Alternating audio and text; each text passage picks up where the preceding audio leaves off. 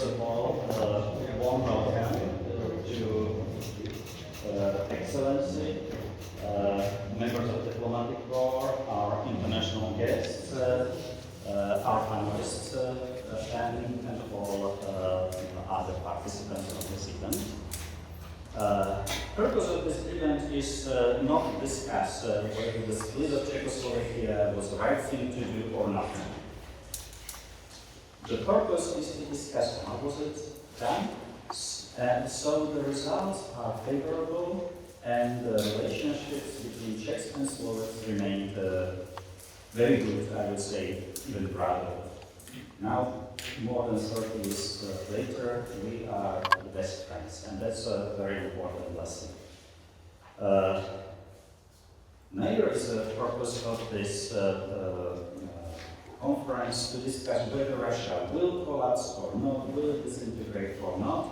No, but we don't have the possibility to look into the future, but we understand that such option is on the table, and that we need to analyze such possibility, because if that possibility comes, then it will be opportunity for Europe and for the peace in the whole world. We know that in the 1980s, all Western analysts, French analysts, British analysts, American analysts, German, failed to anticipate collapse of communism in Europe. They failed to anticipate collapse of Soviet Union. There is no reason to believe that today they are in better cognitive state. So we just must not rely on the analytics provided by these universities of big names. They somehow became the track in the past, in the perspectives of the past. We should learn from the failure of Western academia. The failures to anticipate collapse of communism and collapse of Soviet Union had lasting and, in many cases, tragic consequences. To discuss such scenario for Russia gives us opportunity to avoid such developments. Cognitively unprepared elites will improvise, just like they did 30 plus years ago.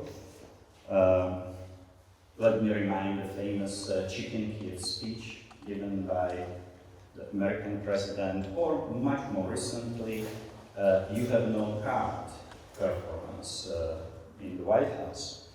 These are all excellent examples of failures, of understanding the situation. But we Europeans have to, first of all, think and analyze what we did. And the reality is that it was us Europeans who financed the remilitarization of Russia, who financed the hybrid war against European democracies, who financed the current bloody war in Ukraine. It was our cheap oil and cheap gas money. That's what enabled Russia to do what they do. Now, after the victory of Ukraine in the war, which we hope and believe will materialize, the new window of opportunity will open for peace in Europe, and let's use that. Let's plan how to de-imperialize, decolonize, demilitarize, denazify Russia and Russian people, and possibly democratize Eastern Europe and north of Asia. So these are my introductory words. My close colleague Reinhard Kloček will add something more. So welcome, and then we start the discussion with the one presentation. That's right. So, good morning, ladies and gentlemen, also from my side. Mesík already mentioned my name, Reinhard Kloček. So you can hear I have some roots in one of these countries we are talking about today. but this family came to Austria about 200 years ago. So I grew up, and this is my connection to Slovakia, and I mentioned that just 1 kilometer on the right side of the Morava river, and from my vineyard I always could look only into the Carpathian Mountains, but I had no chance to go into this country, and you had no chance to come to our side, which was very unnatural for me. I'm the president of the Pan-European Union in Austria, which is the oldest organization for the unification of Europe, founded in 1922, so more than 100 years old.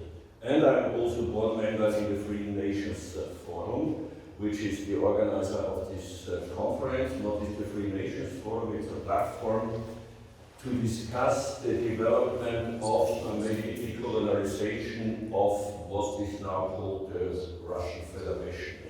It's an all-world federation. We talk about federation when we talk about Russia, because federation normally means that there is some kind of decentralization and autonomy of regions, which does not really exist in Russia. We don't know if it will happen, we don't know when it will happen.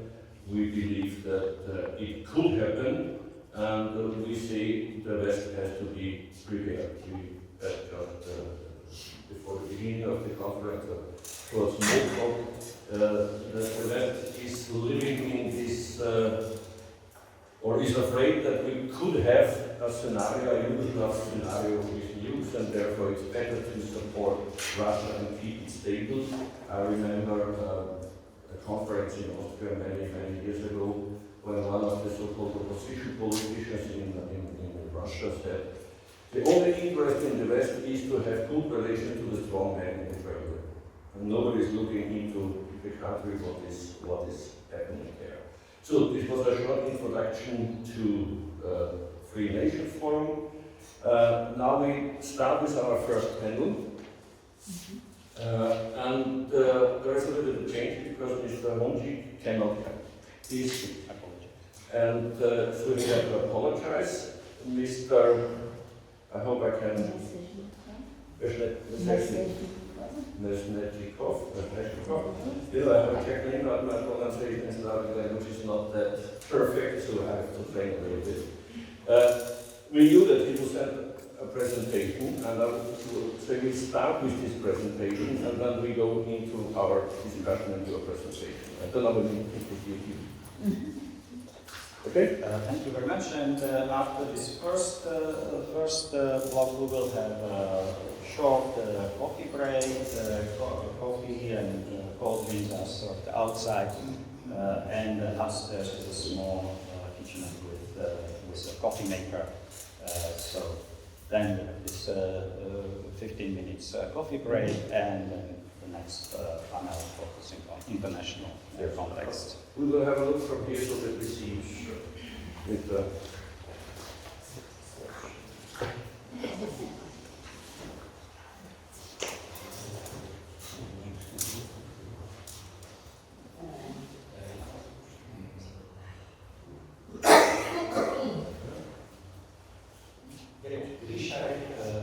Juraj recorded a 35 minutes contribution, which we had to reduce a little bit.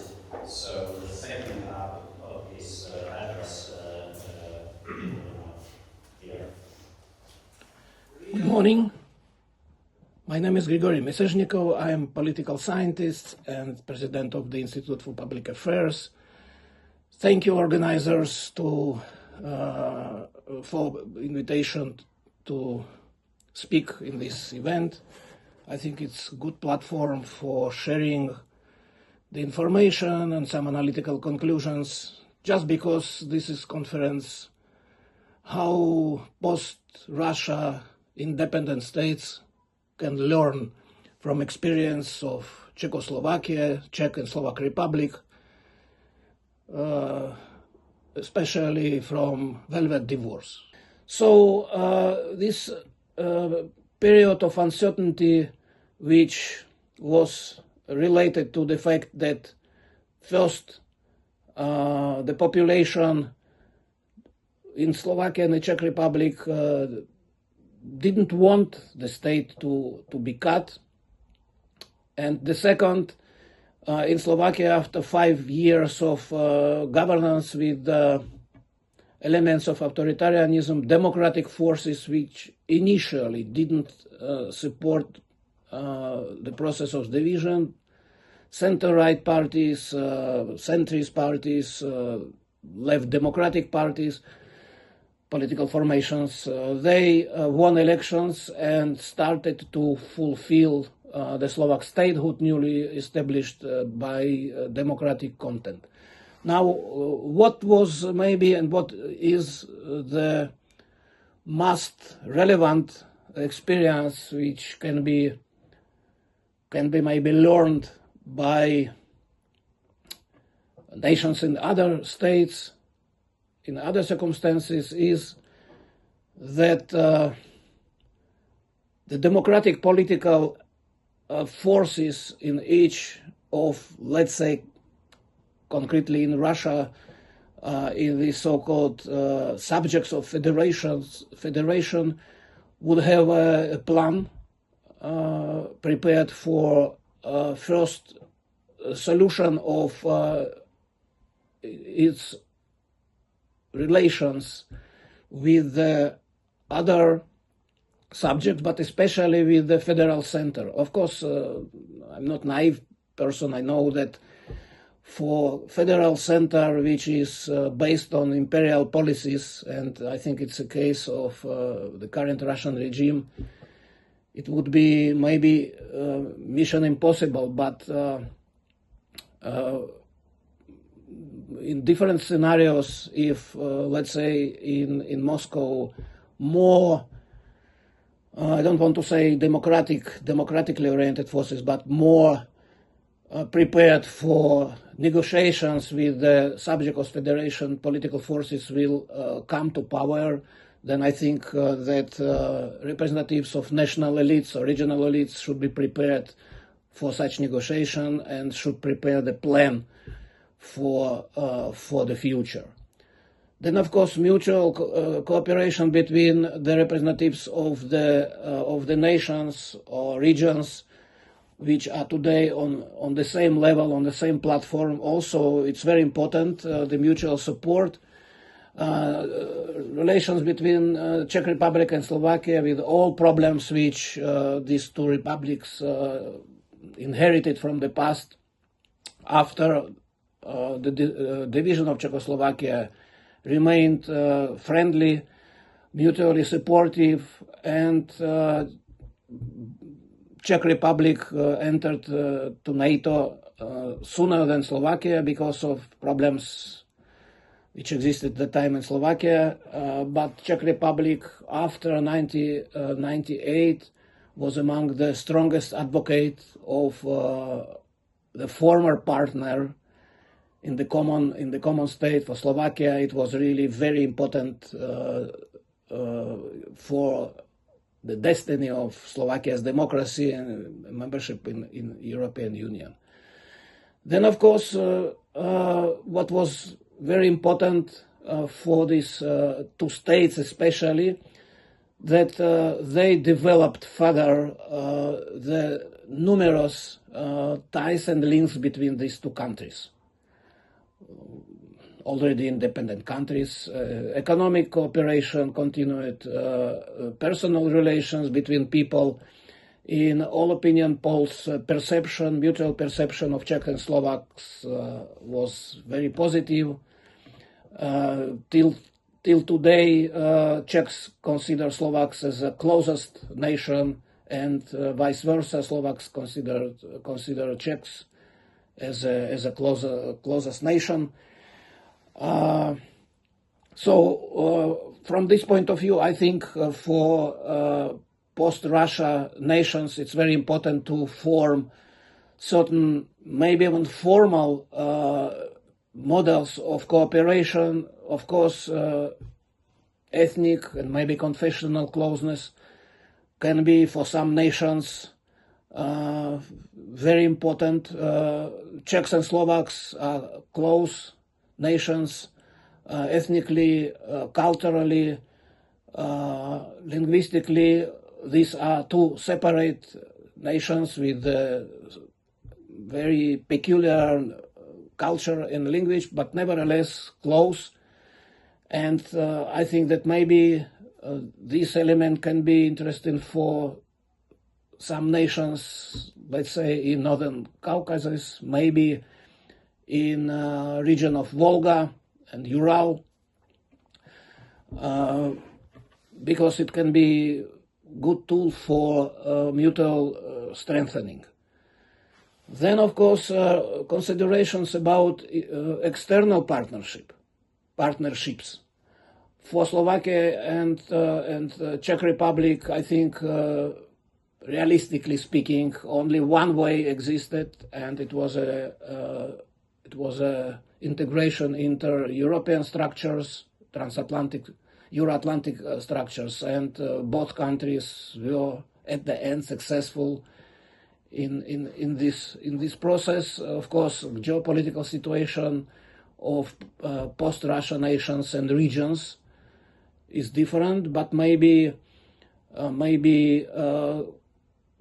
creation of some ties with these two organizations, or at least with the European Union, also can be considered as one of the probable mechanism of strengthening the economy, strengthening the international positions of the state, and solutions of one of the most salient issues, which is, at least now, we see how it influences the situation of particular nations or regions, non-existent of external borders.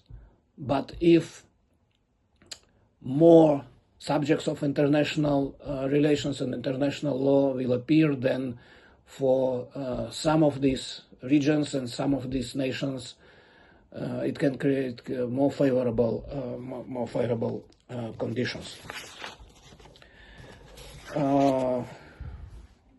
I think that the fact that even in relatively unfavorable situation when Czechoslovakia was divided, unfavorable from the point of view of perception of people and attitude to the own national state, which we were witnessing in the first years of existence of both republic, and especially in Slovakia, it was a very sensitive issue.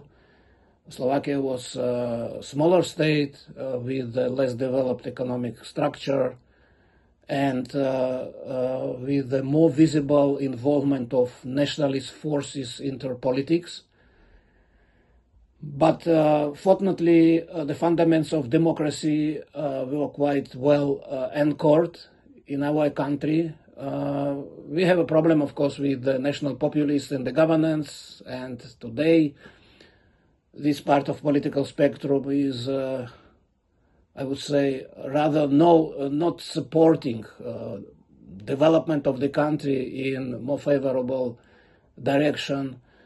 But still, we have democracy. All elections conducted in Slovakia, regardless of their results, which brought either national populist or liberal democratic forces to the government, all elections were considered as a free and fair, and next year parliamentary elections will be held in Slovakia, and I think that there are all conditions for the next elections will be also free and fair. So these were some thoughts about the experience of Czechoslovakia when national elites of two republics came to conclusion that they are not enough compatible for continuation of common state, that they had different socioeconomic preferences.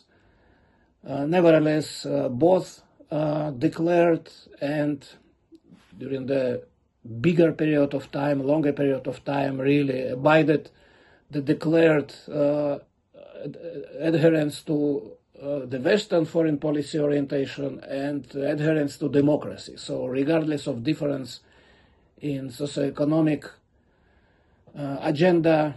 In Czech Republic, that time the winning political parties were more liberal economic ideas, how to develop the country. In Slovakia, more paternalistic, etatist.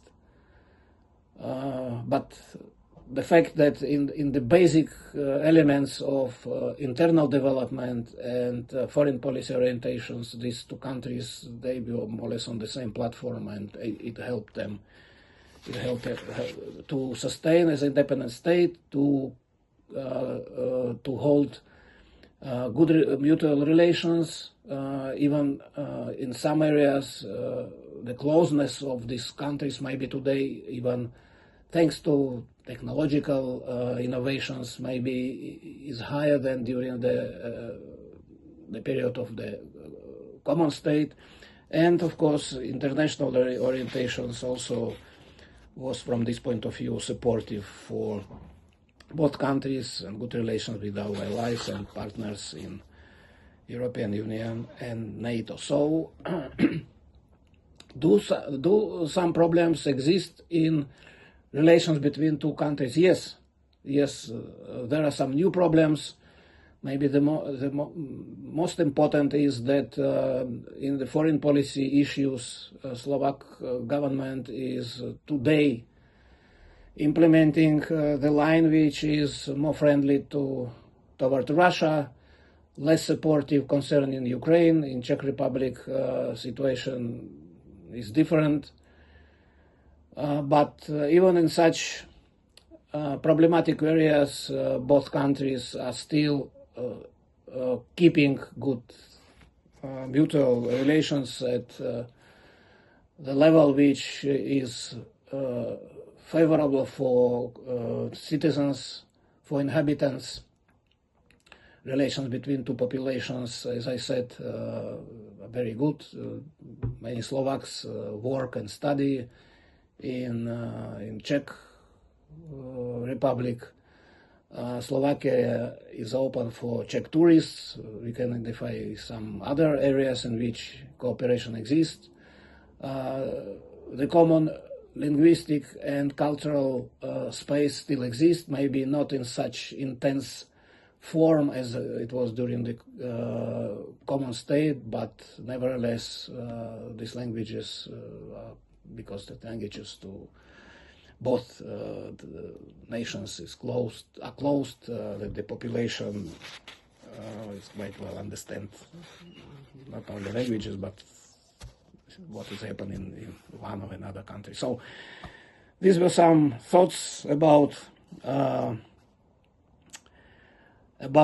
factors of division of Czechoslovakia, about some elements of experience which can be used by our friends in post-Russia nations and regions. I hope that there are some good sources published about Czechoslovakia's division in foreign languages, and our guest friends and colleagues can use these sources. So I wish you fruitful work in the conference. I would like to express solidarity to your fight for dignified existence of your nations and regions.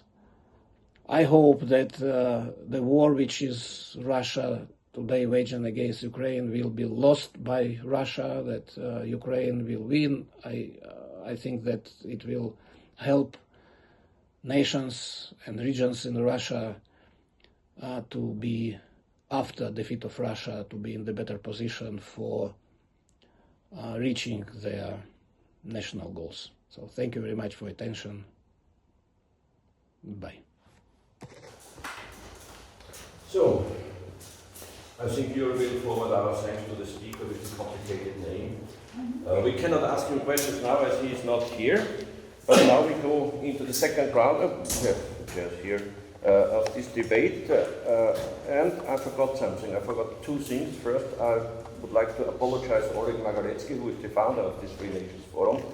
He is at home in Kiev. He could not manage to get his papers to leave the country. You know, there is martial law, and he's over 20 but under 60. Second point is a book. It's a heavy book.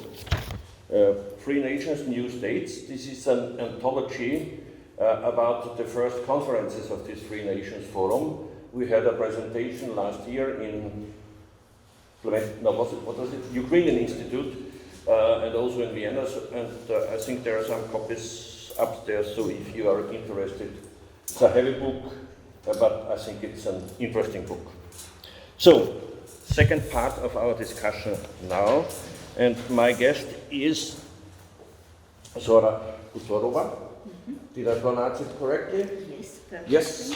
Okay. Well, I have a Slavic name, so at least I should try to pronounce it correctly. She's sociologist in the Institute for Public Affairs, also working on gender and women's lives and gender relations, political culture and value orientation in post-communist Czechoslovakia and also Slovakia, and she was, I think you know her, she was also co-founder of the campaign OK 98 for democratic and free parliamentary elections in Slovakia. As I mentioned in my introduction, I'm from the Pan-European Union. When we created Pan-Europa in the former communist countries, after the fall of the Iron Curtain, we created two organizations in what has been Czechoslovakia at that time. We created Pan-Europska Unia Moravia and Bohemia and Pan-Europska Unia na Slovensku. So this was before the split of these two countries. Maybe this was prophetic, but before we discuss if we are prophets, you have prepared some facts and figures, and then we go into a discussion, and you allow me to interrupt you if I have a direct question to you. Yes. Yes, great. Yes. So, good morning to everybody.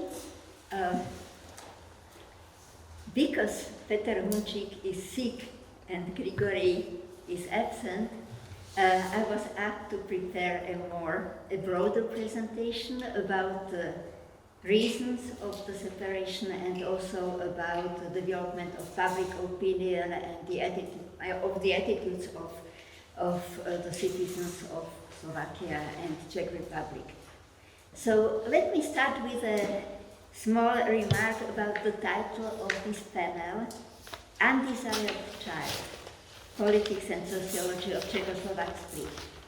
I would say that some people, especially belonging to the official representation of our country, would dislike this title and say that no, it was the culmination of the national emancipation process, what happened when Czechoslovakia separated.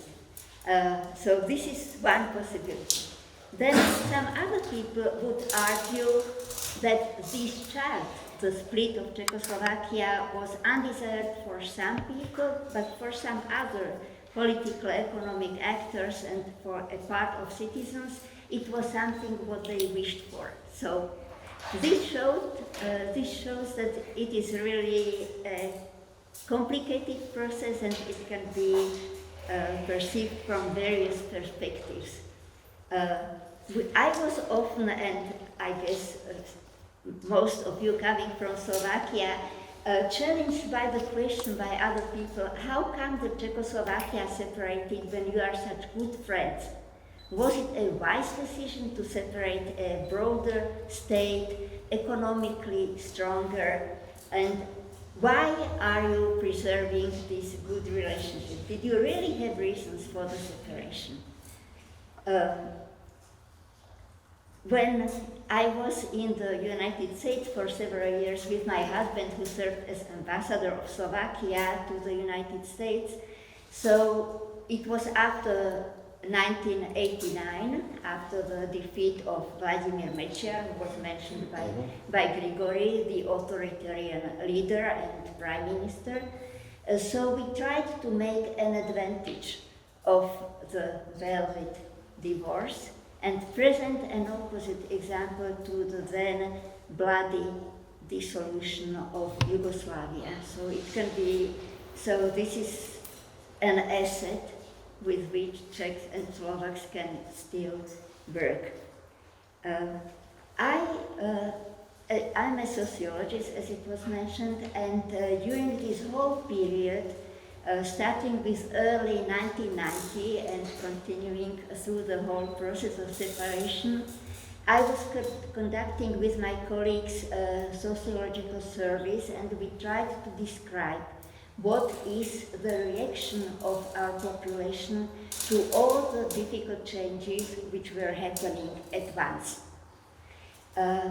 So before I come to the description of how this public mood was changing and how it finally contributed also to the separation, let me mention that there are several narratives which are explaining why Czechoslovakia was dissolved, and it is quite good to realize that there are some deeper reasons for the split, because it is a complicated process. So the first narrative concentrates on the period after the fall of communism, after the so-called Velvet Revolution, when the new power elite, both in Czech Republic and in Slovakia, had to cope with a series of very complicated and unprecedented changes. It was to introduce the system of liberal democracy, to change the basic political institutions, then to bring free market economy instead of the centralized, highly centralized socialist economic system, and then to create a new form, constitutional form of Czech and Slovak coexistence, which would better correspond to the need of equal partnership, which was often pronounced from the Slovak side. The unexperienced politicians did a mistake, a very bad step at the beginning, as it is now in the hindsight seen, but at that time it was not so clear, that they decided that in the short period of 2 years, when the first elections in Czechoslovakia will be conducted, the first real elections, that means in 1992, they will be able to bring the new constitutional arrangement of the state. And it appeared impossible, although there was a chain of various negotiations, both by the representatives of the parliaments of the two countries, organized by the president, meetings of Czech and Slovak government, and so on. In the end, it became clear that they can't come to a consensus, that there are different visions of how this equal partnership should be organized, and they decided that this issue will be solved in the elections of 1992, and the decision will depend on the distribution of power after the elections. So that was one narrative.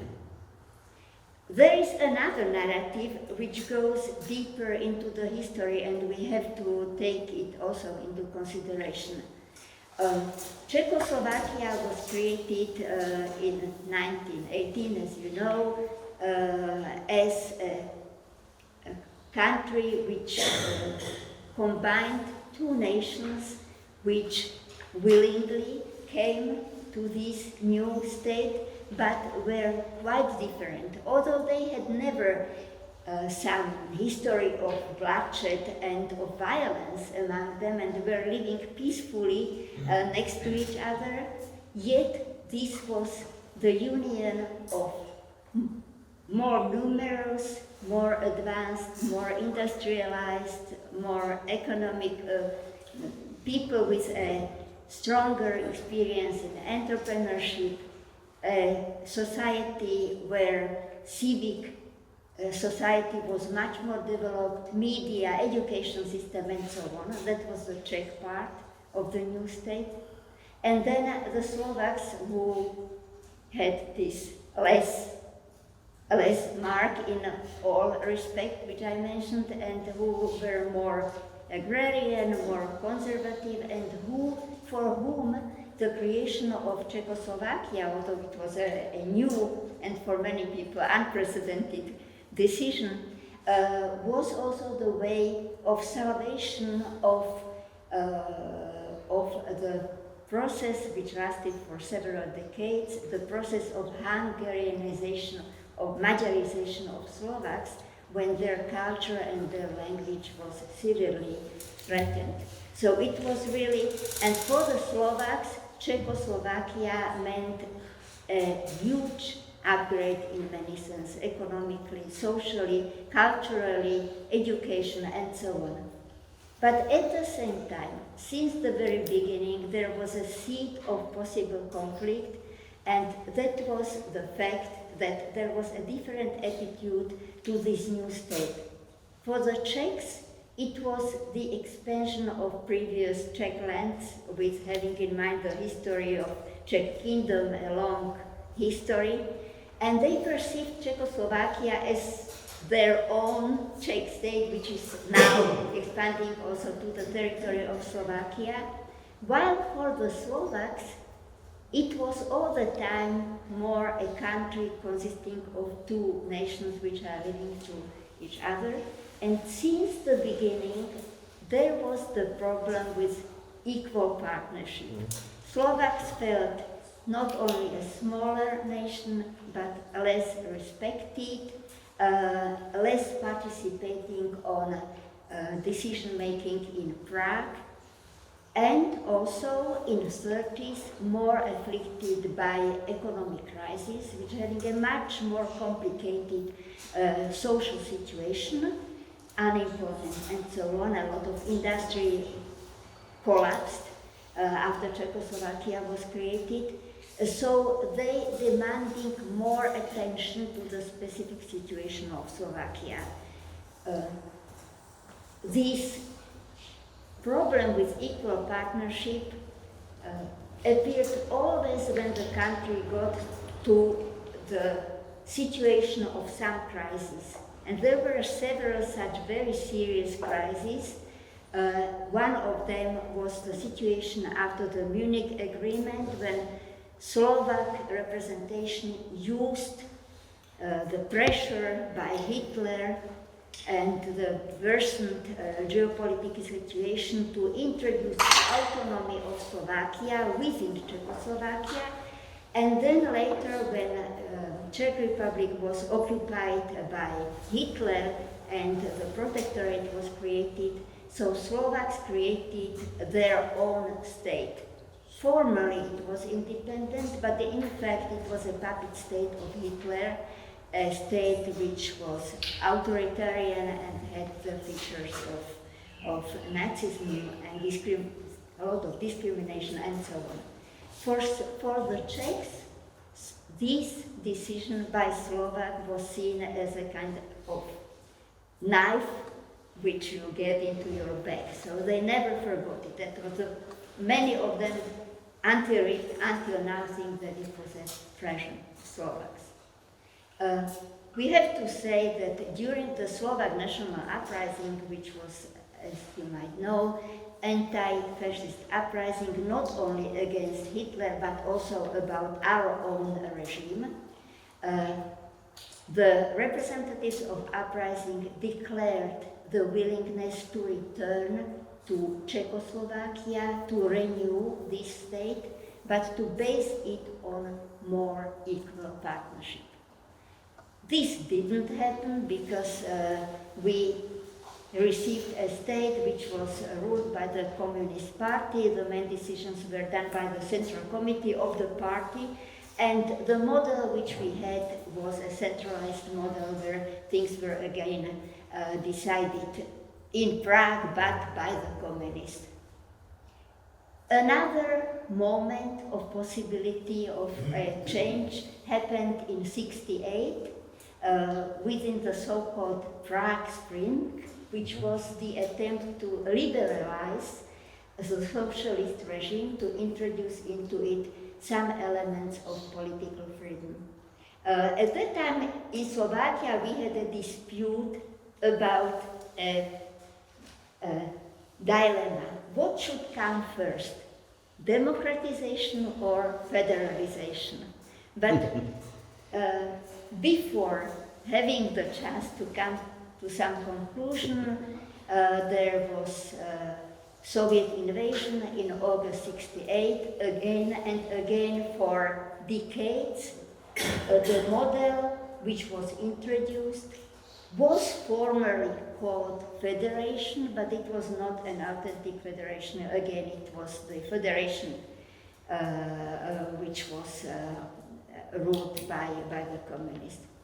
The last possibility before Czechoslovakia separated emerged after the Velvet Revolution. So that was another narrative. The next narrative speaks about the fact that very soon after the Velvet Revolution there was an outburst of nationalism in Slovakia.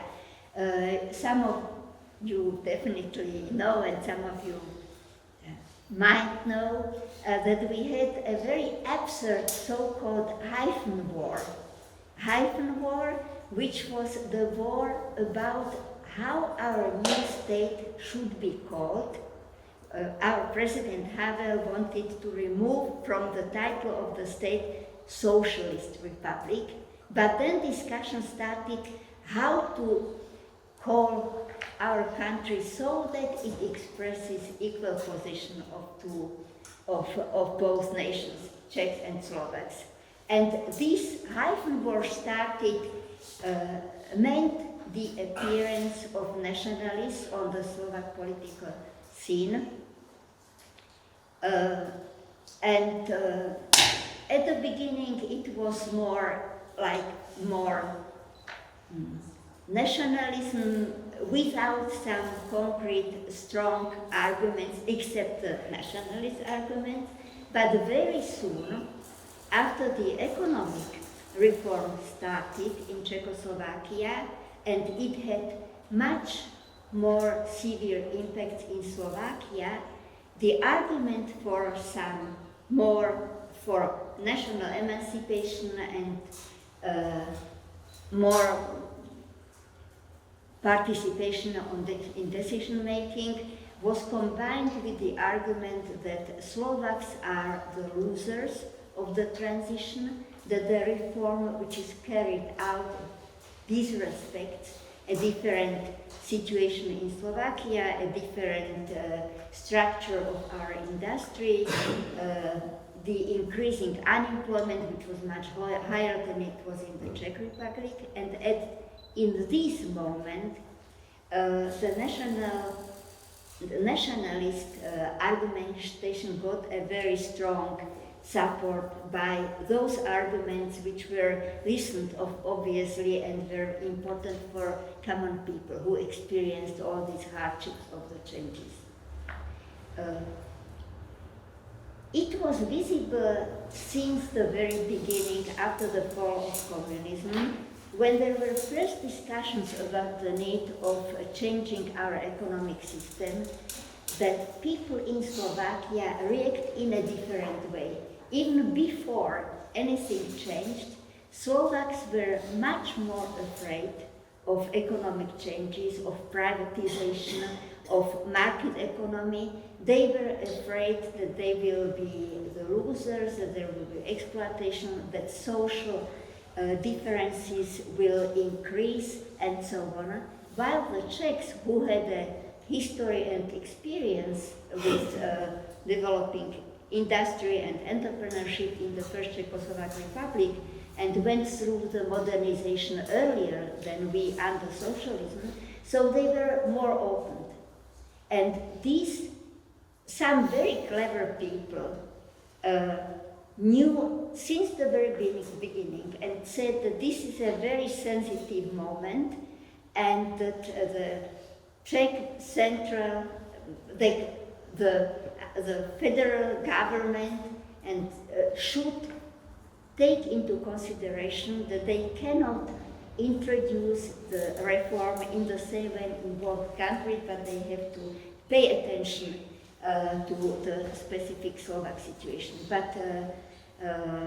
And this became the strength of those politicians who understood that this is how they can mobilize their voters. And this, in fact, meant the opening start for a career of Vladimir Mečiar, who earlier was the member of Public Against Violence, but then he separated, created his own movement for a democratic Slovakia. Interestingly enough, he did not, and his movement did not propose the separation of Czechoslovakia. They were proposing several various models, as Grigory mentioned, and also according to the polls which we conducted, majority of their supporters wanted to preserve common state. But what was also visible from the polls was the fact that the most important social problem for people was not the constitutional setup, but it was the dealing with the economic changes and the need to guarantee living standards which would be acceptable and to prevent negative impacts of the reform. You said Mečiar was not in favor of divorce, but No. finally he was the profiteur of it. Yes, because then, so that was the Slovak perception, the fear of the economic reform introduced from Prague by Václav Klaus, who was the main figure and the conceptor of this reform. While on the Czech side, this is important to say, they believed that radical economic reform done quickly and immediately will speed up the developments, will bring them closer to the West, and they started to perceive Slovaks as those who are somehow slowing down this process and who are becoming a burden. When Mečiar and Klaus, especially after they became winners of elections in 1992 in both Czech Republic and Slovakia, when they started to negotiate, so they very soon came to the conclusion that it is impossible to find a compromise. While Mečiar would like to preserve Czechoslovakia, but with some, as what he called a common state, but that state was a very strange one. It was a hybrid state where Slovakia should have received international sovereignty, and it was more a loose confederation. So for Klaus, this was absolutely unacceptable.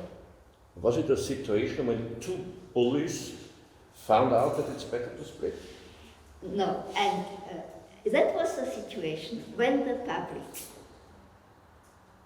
was confused by all these constitutional setup discussions, because obviously they didn't understand, rank and file people, what is the difference between confederation, union, federation, common state, and so on.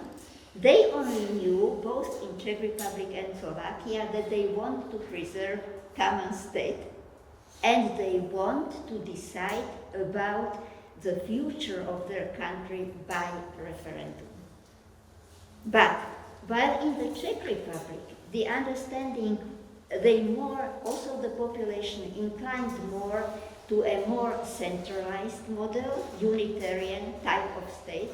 The Slovaks were more inclining to a free union where they would feel more represented, more masters of their own policies and so on. So the situation, there was a blind alley after the elections of 1992 where Mečiar and Klaus, Mečiar pushed by Klaus, who understood that if they want to materialize their visions. So it is better to materialize them in smaller states, each on their own. And he pushed Mečiar to the decision and to the that he agreed with the separation, which they announced. Now there was a problem that, according to the constitution, we should have had a referendum. But the members of the Federal Assembly were not able to find the wording of the question, which would be acceptable both in Czech Republic and Slovakia, because we had different understanding what is common state.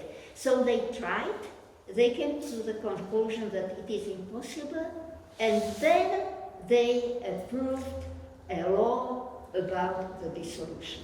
And this happened very fast. The elections were in June, and in November 1992 it was already clear that the state is going to separate.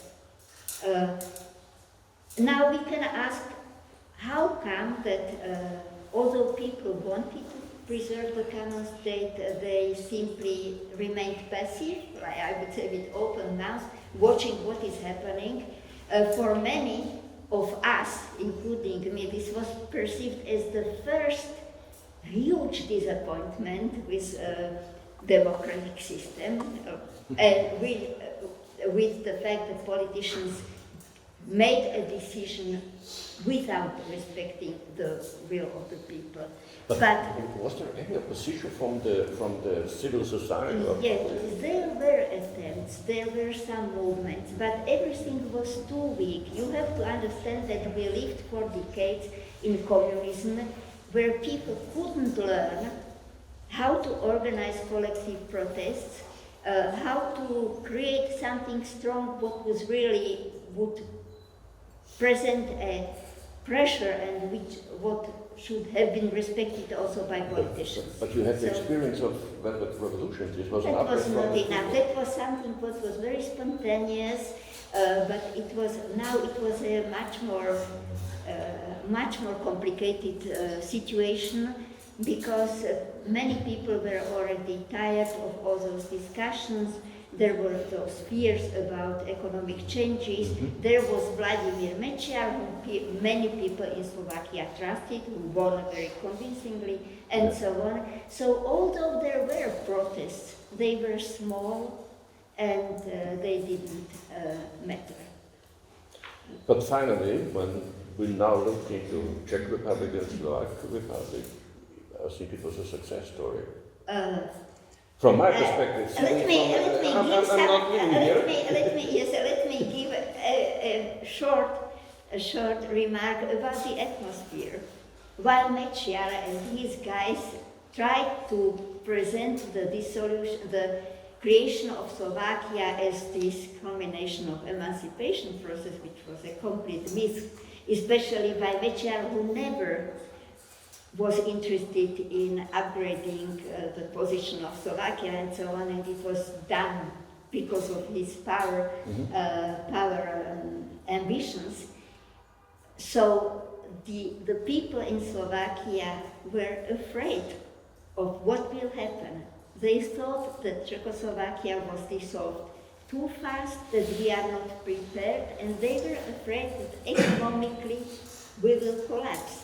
So there was no enthusiasm, and in our polls which we conducted afterwards, where we asked the respondents to answer a referendum in vitro, I would say, ex post referendum, in March 1993, after the separation, we asked people in Slovakia how would they have voted if there were a referendum. Most of people said they would vote against the separation. And the same we repeated in fall 1993 it happened. So it took time until people got used to the new situation, and especially, and when we studied the value profile of the supporters of separation and of those who were against it.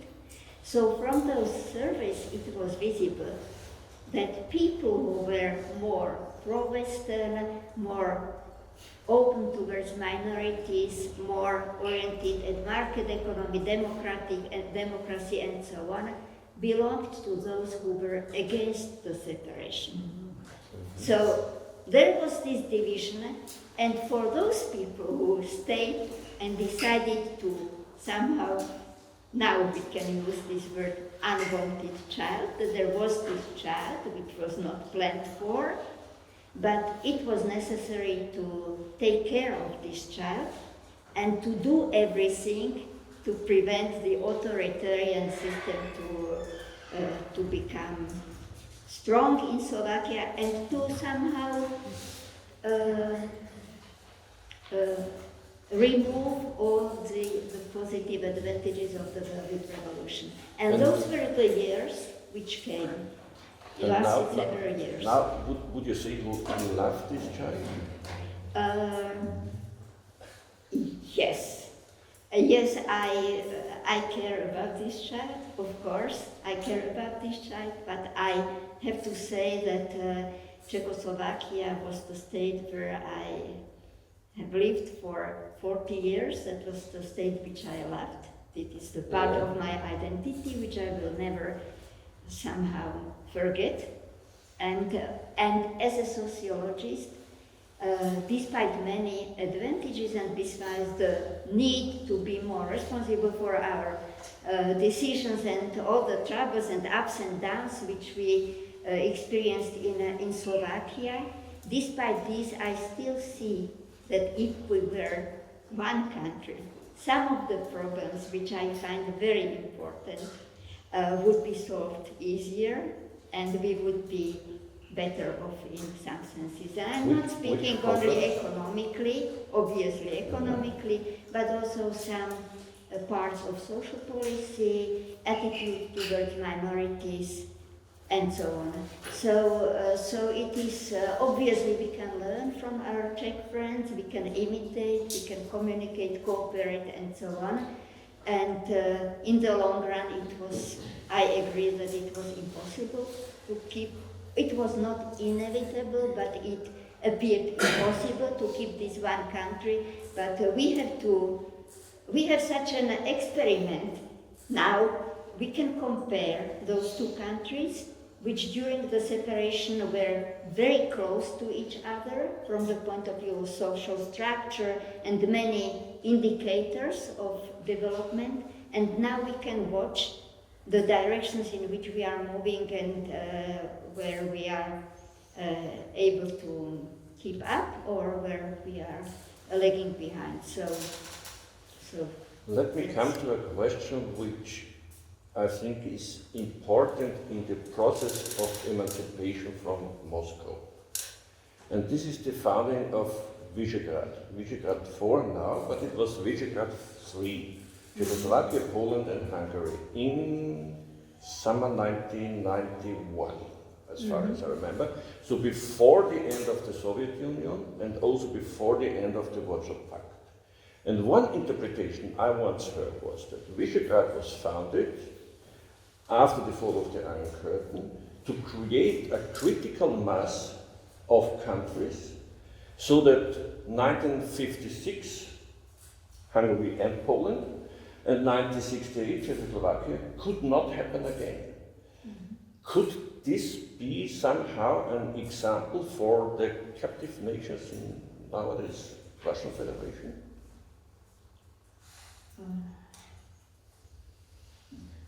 I mean, yes, speculation. Yes, a speculation. Yes, yes, I think yes. The intention was very good, and the truth is that Visegrad, after it became Visegrad 4, after Czechoslovakia separated, You together in Visegrad after the separation. Presented an organization which was very helpful for Slovakia when it had to catch up with the integration processes and so on. So it is, but obviously we have to see also the divergences in the political development in those 4 countries, which make the concept sometimes, but there are always many fields in which those countries can cooperate and they do cooperate. Yeah, of course, finally, Orban used, I would say, misused it as an anti-Brussels instrument. That's why nowadays we can say it failed, this Visegrad Forum. Well, that's my interpretation, I don't know if it's yours. But I would have many questions. We have another 20 minutes in this panel, so if there are questions from the audience, please just raise your hand and ask your questions. If nobody wants to start with the first question, you can also start with the second questions, or I come back to some other questions. You mentioned that already. Slovakia was part of Hungary. When I go back into history, Slovakia never had, as far as I know from history, its own statehood. Bohemia, the big kingdom, and Moravia, they had their statehood. The Austrian emperor at the same time was the king of Bohemia. Okay, he was not crowned there, etc., etc. But it was completely different countries with no real common history. Even the language is not the same. Yes, the language is not the same, although at the beginning when Czechoslovakia was created, there was this concept of one common Czechoslovak nation. You know what a Slovak is? Pardon? You know what a Slovak is?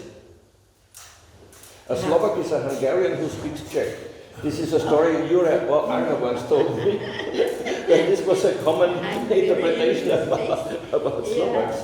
Yeah. But there were, yes, these are similar but not the same languages, and it was, there were many ridiculous situations after Czechoslovakia was created when Czech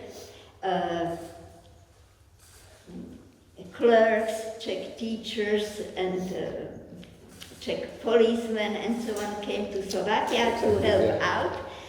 And although we have many similar expressions, some of them are very different, and there was a lot of misunderstanding and fine. General. Good morning, everyone. I'm Pavel Maskov from the British the leader of small democratic parties of civil Slovakia. I will have a short comment and then I will repeat your question to Mrs. Buterla. So if you have asked me whether the Slovakia was a success story after the separation, I would say yes, definitely. Could we have done better? Definitely yes. So it's just us to be blamed that we haven't achieved what we could have achieved if we really utilized the opportunity. The problem is, yesterday was 20 years anniversary of victory of Robert Fico, and we see decline. We had hard start with Mr. Mesík. We had part of our history where the Czechs actually were learning from us. So it was not always us looking at the Czechs. We moved much further. When I came to Heidelberg in 2004, my German colleagues were looking at me with respect. I'm coming from Slovakia. Even the advertisement for Kia company was for the new car was the car from Slovakia, the country where the quality comes from. So I wouldn't be so critical, because if we really look at the whole story, and we are addressing the nations in Russia, which are maybe afraid to take their independence, yes, it was definitely a successful story. I'm proud of it, and I can tell you I was born in Czech Republic, both parents were Slovaks. I served before the separation only in Czech Republic, in Czechoslovak army. I volunteered to come back. I'm proud of what we have achieved. Now, the question again is to you. So, if you look not from sociology point of view on the sentiment in 1993, but look back from now for separation, was it a success story or wasn't it?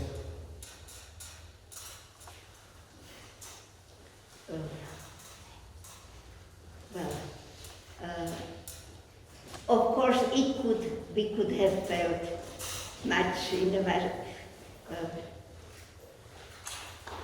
if you asked me this question several years ago, so there were periods in our history after the separation of Czechoslovakia when I would say that this is really a success story. We have overcome some very critical periods and so on.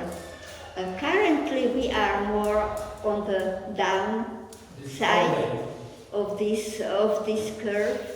So I would say it's also my job to be critical, so I'm critical, and also because I'm studying public opinion, so I can tell you that also citizens of Slovakia evaluate the separation and also experience the pride for being and living in Slovakia according to the assessment of current situation, through the lenses of current situation. So I can't hide fears about Slovakia's future, although I very much hope that the potential will be mobilized and we will be able to overcome also the situation in which we are now. So this is how I would say. The gentleman in the last row, yeah? No, you. Yep.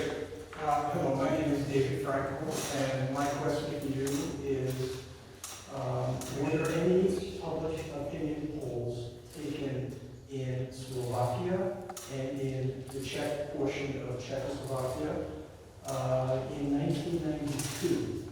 I know you said you did a retrospective in 1993, but I'm very curious what the public sentiment was before January 1, 1993. Yes, of course. I should have mentioned it. There was a series of public opinion polls and surveys done on a very regular basis in the whole Czechoslovakia at the time.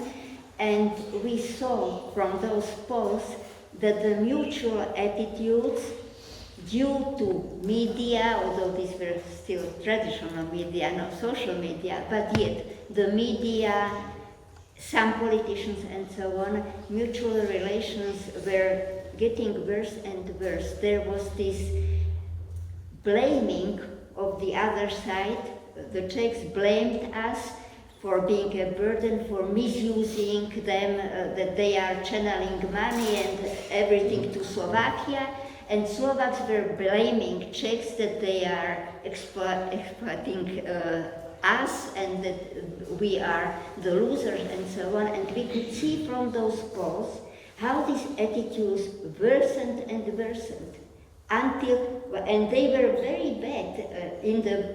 Most of people listened to these prejudices in the very moment of separation. But at the same time, they wanted to preserve common state. So it was so when we are discussing also the future for the nations of Russian Federation, so we have to take into consideration the strength, the power of media, and currently this is a completely different and much more complicated situation. How to somehow resist all this propaganda and all those arguments and pseudo-arguments which are presented in such situations.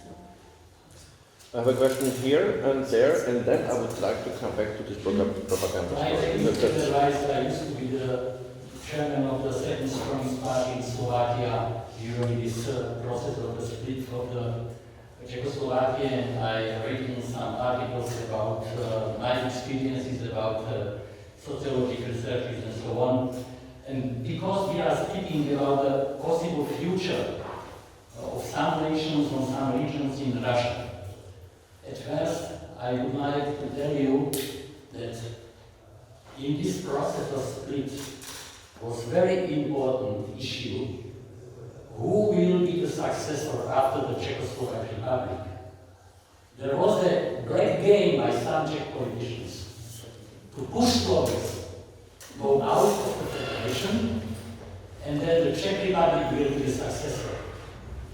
That's because it was very important for you, before the split of the Czechoslovak Republic, under the federal law of division of the federation, there was a constitutional law about the division of the property of the Slovak and Czech Republic. That because we had good relations. Because there were no huge conflicts.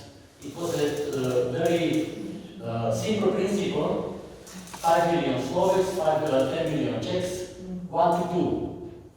There was the division of the Czechoslovak army. Pavel remembers it. So it was simple. There were after some small problems, then we were able to solve these problems. Then it is important to know that the main reason of the split of Czechoslovakia was the different, Mrs. Buterova called it, was a different opinion of the Czechs. What should be Czechoslovakia be like? 30% of Czechs wanted to return to the Czechoslovak Unitarian Czechoslovak Republic with one government and one parliament and one president. And Slovaks wanted to have strong federation. And no question, I was the chairman of the party who asked for referendum. Now I know there was not possible to organize the referendum. Mrs. Buterova said the hatred in the Czech Republic against Slovaks. There is an analysis written by Anna Shabatova, former dissident in the Czech Republic. She made analysis of the writing of 4 Czech daily papers. 2 weeks before the elections and 2 weeks after the elections, 1992. Thanks God, we've made this split, because my perception, after my political experiences, would the common state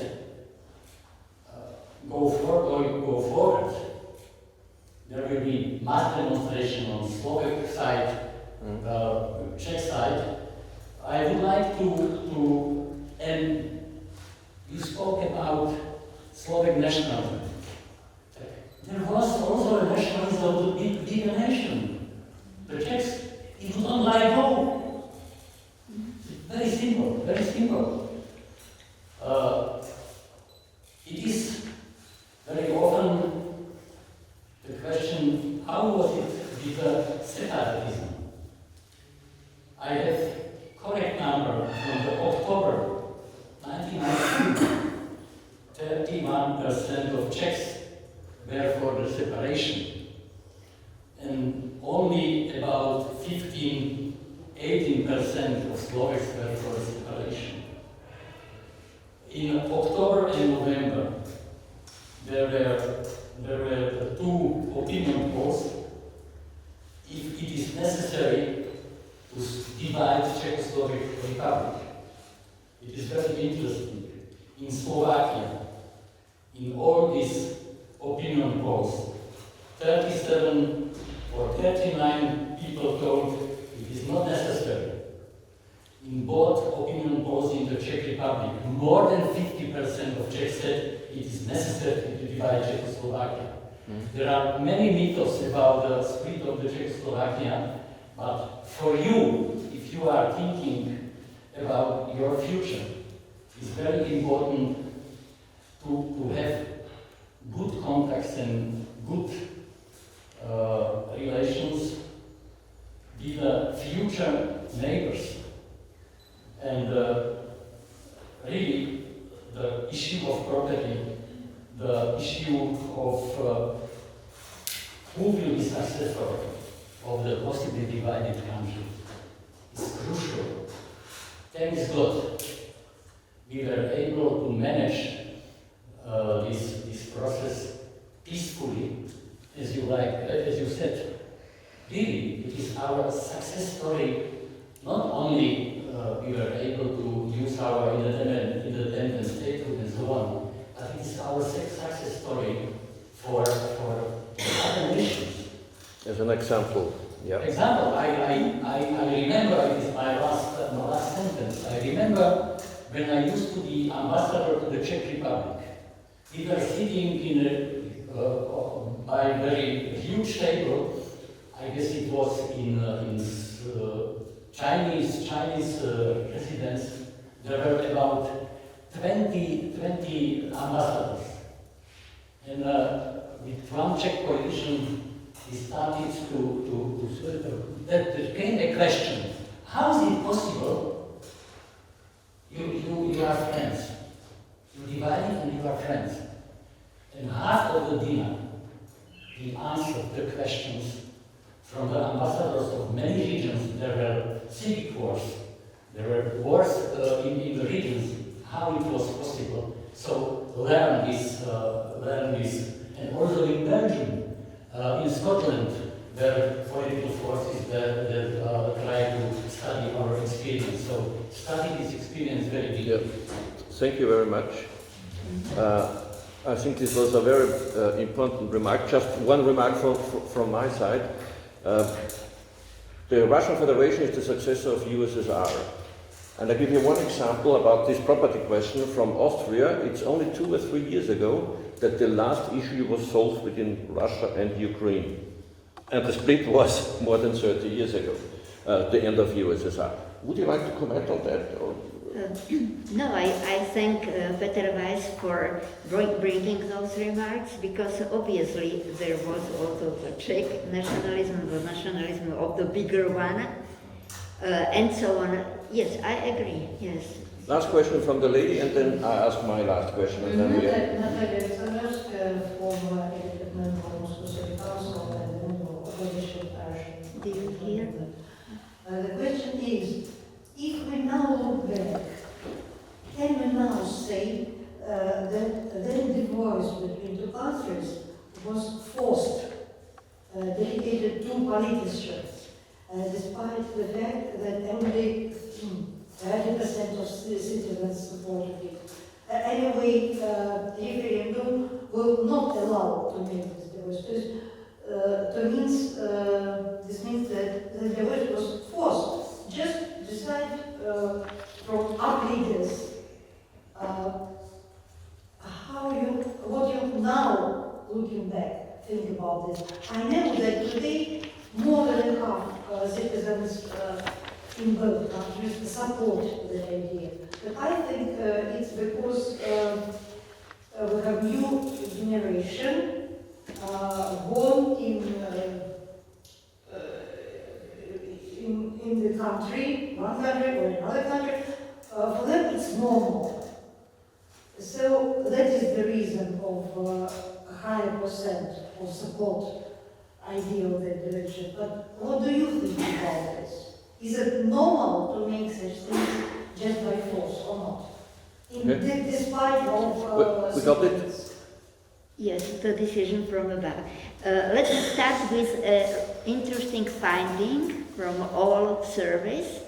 When people are asked how they evaluate the separation, they give a more critical answer than when they are asked what do they think about the creation of independent states. Mm-hmm.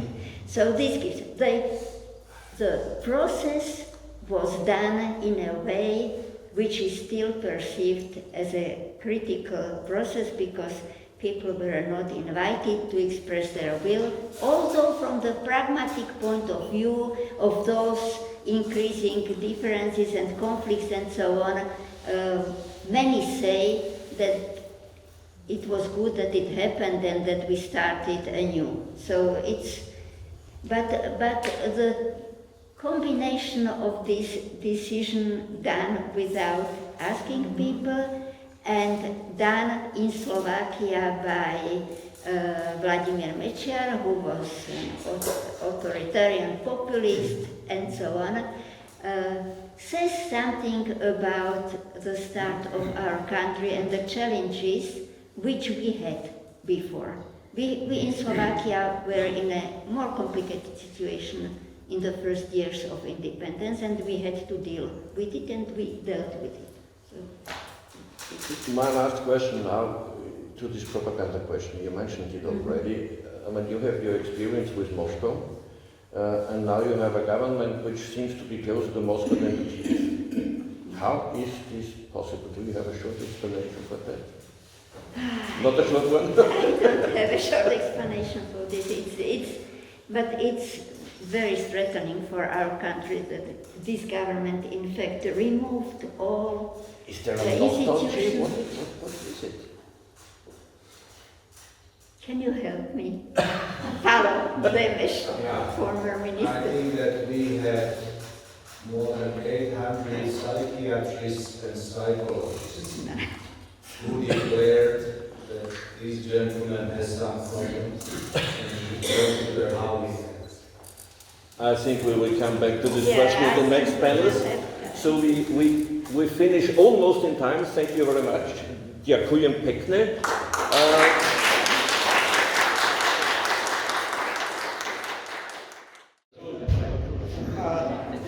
Good morning, dear ladies and gentlemen. Let me open our second panel of our seminar. The title of second panel, the topic of our second panel is Building International Recognition and Relations. Also, it is based on the experiences of perception of the Czechoslovak Velvet divorce.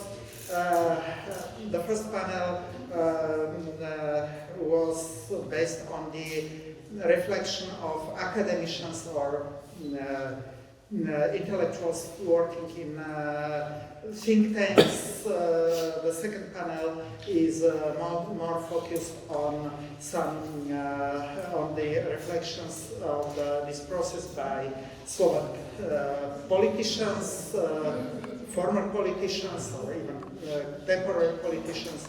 So let me introduce the panelists. So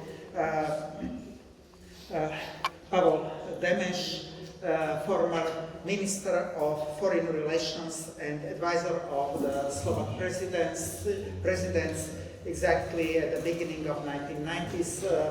Mr. Demes was also an advisor of the first president of the Slovak Republic, Michal Kovács, and his reflection will be also of this process of so-called velvet divorce will be very interesting also because in these critical periods from 1991 till 1992, he was Minister of Foreign Relations of still not yet independent Slovakia.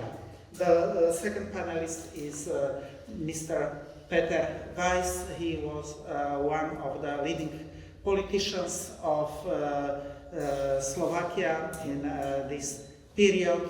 So he was chairman of the Democratic Left Party, so the Social Democratic Party, but also the successor of the former Communist Party of Slovakia.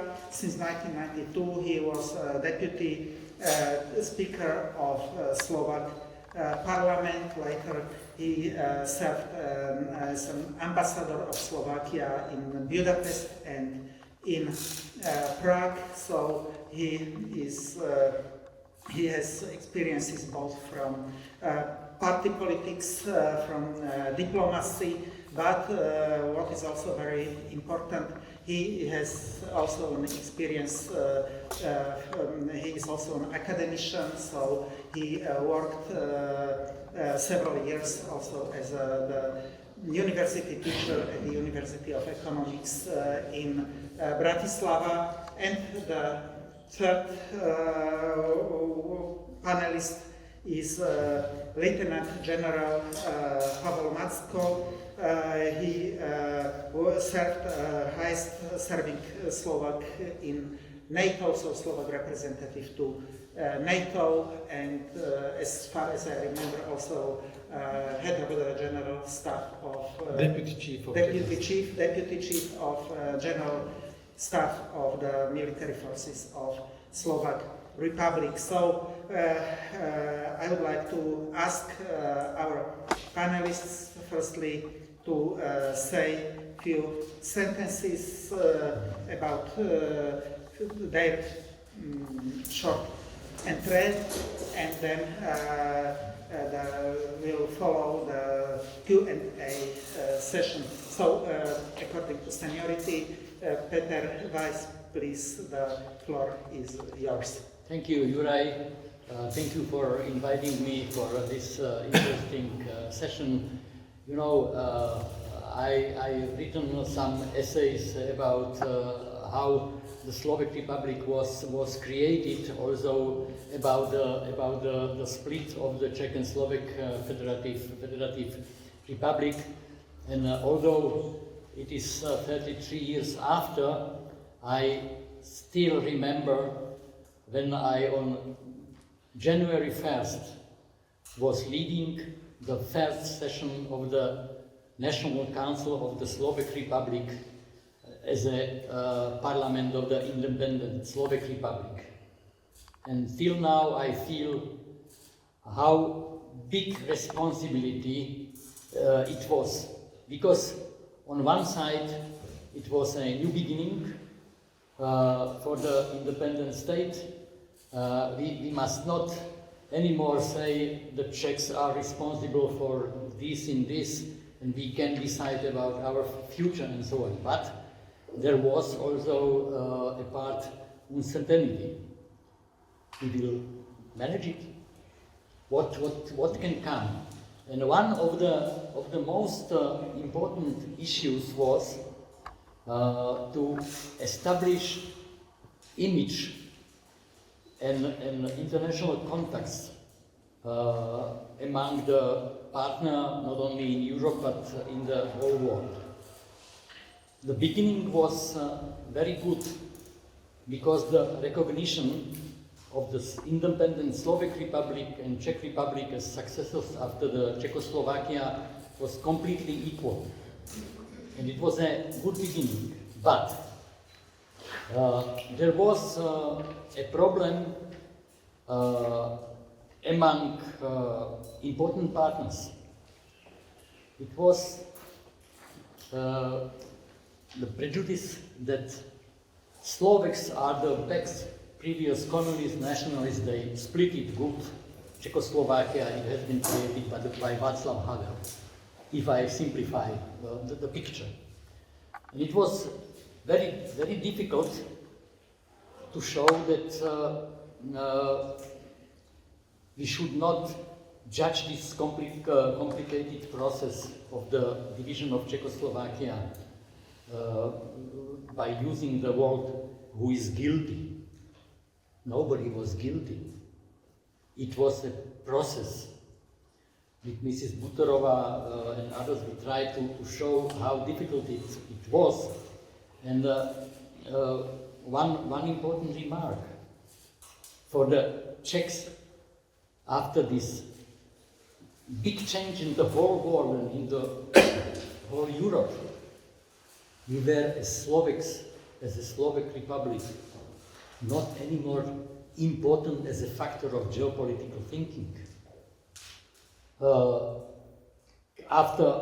Before the split, in 1988, started the process of conversation of heavy arm industry of the Slovak Republic. Mr. Václav Klaus didn't want to pay for this recovery of the Slovak, also light industry. I met one important Czech politician in April, I guess. He told me, I remember it very, very, very well, this 1st January 1993. He told me and my colleagues, Mr. Chairman, do you think that we Czechs will come and fight for you when the Ukrainians will come? For some politicians of the Czech Republic, we became a buffer state. So it was very complicated, and in this situation, For us, maybe the first important question of to be recognized as a democratic country was the fight about the Slovak past. Because after the political changes, the emigrants, they were active in the fascist regime of Josef Tiso in the time of World War. The Slovak state came and asked the people, the follower of this independent Slovak Republic. And there were two answers for this. Because not only in the Czech Republic, it was seen very badly. Yeah? Slovaks are going back to the fascist Slovak independent state. It has been created by Hitler and so on and so on. And also abroad, when we met politicians, they saw that you are coming back. It was the general perception. I used to visit it as a first vice chairman of the deputy speaker of the Slovak National Council in May after the election 2002. Italy. It was the main question by Italian Democrats. You will follow the fascist Slovak state, and that because on one side the Slovak historians made a huge performance attacking this mythology of these emigrants, false historians, that we should see the Slovak national uprising as a black day in the Slovak history. They were able to show how was it going with the Slovak Holocaust and so on. They won in the public opinion as well, but it was necessary also a political response, and I am till now proud that with my colleagues from the Party of the Democratic Left, after 2 attempts, we were able in September 1992, some days after we agreed with the new constitution, that's 29th of August, the day of the Slovak national uprising, will be recognized as a national day of the Slovak Republic. We built the Slovak Republic on the not only national but also European tradition of the anti-fascist resistance. It was very important. Pavel know it very well. He will tell you some maybe details. When President Kovac visited on the invitation of Bill Clinton, United States, it was one of the most important questions. How do you see this past? It was the opening of the Holocaust Museum, and we could really say we have the National Day, Slovak National Uprising. And then, when there was 50th anniversary of the Slovak National Uprising, it was the formal political recognition of the Slovak in 1994. It was the formal, informal political recognition of the Slovak Republic as a democratic state. It can be integrated into the European Union. Naturally, there were also some other aspects of this building of our image abroad and building context, but it is for the first word I have enough. So Pavel or Pavel, please. Okay, thank you very much. It's my pleasure to be with all of you, and before I will make my opening remarks, which will try to be practical, addressing some lessons learned, what some of you from current Russian Federation dreaming once to have some space or freedom. Would you please just raise your hands how many of you are from countries or parts of Russian Federation? Austria surely not, Slovakia not. So who are the, I just need to see faces. Where are you from? From Armenia. From Armenia. And you too? Okay. And where are you from? Russia. You are Russians? Okay. Russia, Armenia. Where? St. Petersburg. Okay.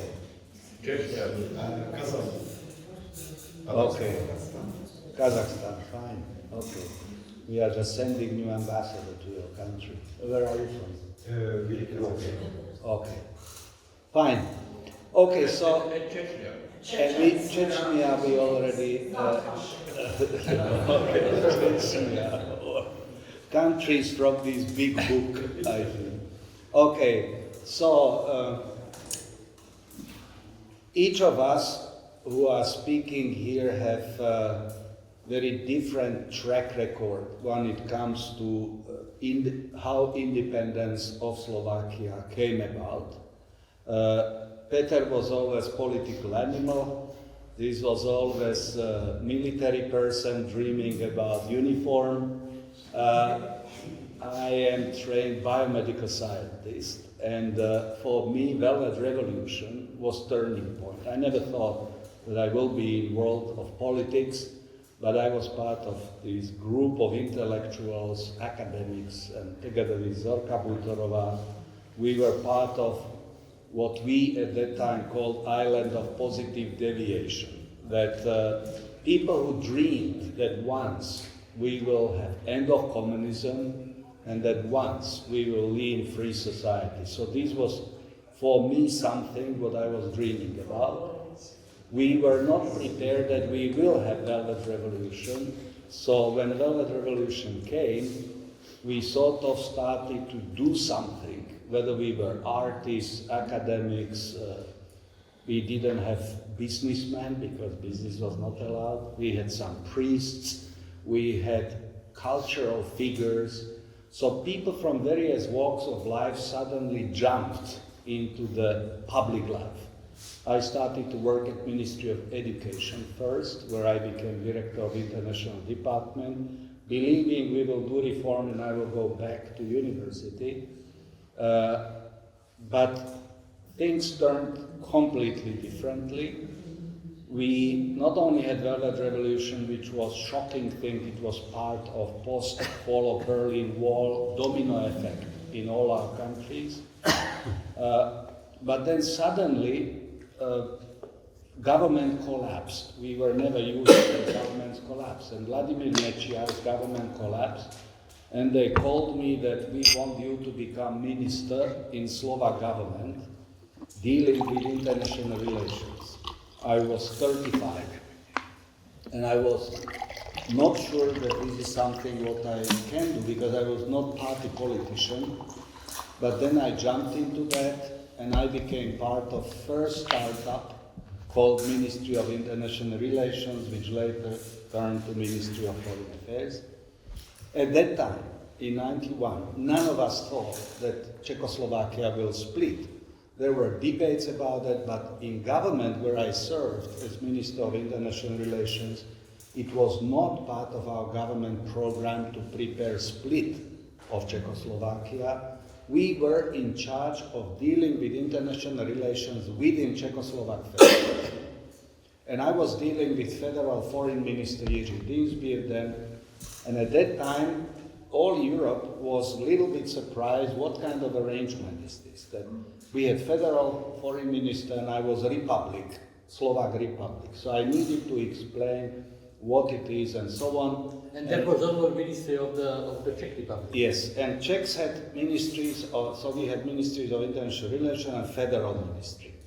So it took us some time to explain what it is. And Václav Havel was sensitive enough that when he went to first official visit to the United States in fall 91, he took me, I was part of his delegation. So he had few ministers from federal government and he took 2 ministers from republic governments.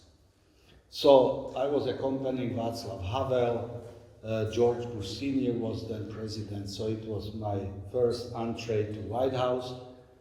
And just fast forward, 2 years later, I was accompanying Slovak president to White House, when Bill Clinton became president. And just as part of storytelling, when I became minister, my first foreign visitors, whom I was in charge to prepare, was Prince Charles, today's King Charles III, and Princess Diana. And I didn't know what to do with them because within our team there was no British embassy here. So I had to call to Prague and ask, do we kiss hand or should we hug her or should we give flowers and so on. So I needed to issue a government, don't kiss, don't hug and so on. Then, since my first encounter with Russian politics was when Boris Nikolaevich Yeltsin arrived. He was on visit in Prague. And at that time, we tried that every foreign visitor who went to Prague, we tried to bring them to Bratislava, sort of to educate them that Czechoslovakia consists of two parts. So Boris Nikolaevich Yeltsin came. It was one of the hilarious visits because they arrived earlier. And we were waiting at the airport with Olga Keltoshova, and I am calling Prime Minister who was supposed to meet him at the castle, ran to castle because they landed from Prague earlier. But they told me, but Prime Minister still has some visitor. Oh, and they told me, go as slow as possible. And I was sitting with his security, Korzhakov, head of security, a guy who then wrote book about his encounters with Yeltsin, and he had all his map as security, and I gave command to police that go as slowly as possible. So we were stopping at traffic lights, and he was furious because we went like funeral procession, and I was telling him that we obey traffic law and so on. So at the end we ended up at Bratislava Castle. And at that time, Boris Nikolaevich Yeltsin had some locomotion problems also when he was coming out of plane, which we knew that we need to take care of that. But then Korzhakov was super angry with me because he blamed me that we are going so slowly. So anyhow, I could tell you a zillion stories about how it felt to be part of federal state. But there are a few things which I'm not going into storytelling, but try to give you few hints, because then Czechoslovakia once debate about who is paying whose bill. How should we, once you start debating who is paying whose bill and so on, you are at the beginning of split. Whether it occurs or not is different story. There are internal and external factors which can influence it, but there are few things which you need to take into consideration. First, you need to learn English. I think that Russian is lovely language, Armenian is lovely, and Chechen is lovely language. If you want to make it, you need to learn English, and you need to do everything to help those who want to be leaders, that they are English speaking. Second, you need to explain who you are. When I became minister, there was not a single text in English, the history of Slovakia. And wherever I went, they asked me, who are the Slovaks? You are Czechs and you are Havel, and no, we are not. Havel is our president, but we are not. We have our government, parliament, and this or that. But there was nothing in writing. I did one experiment that I opened up national competition for short history of Slovakia on 20 pages, and I gave 5 weeks for that. Historians told me, you are crazy. How anybody can write within 5 weeks short history of Slovakia? Such a great nation with more than 1,000 years history, heroic nations, no way that anybody can do that.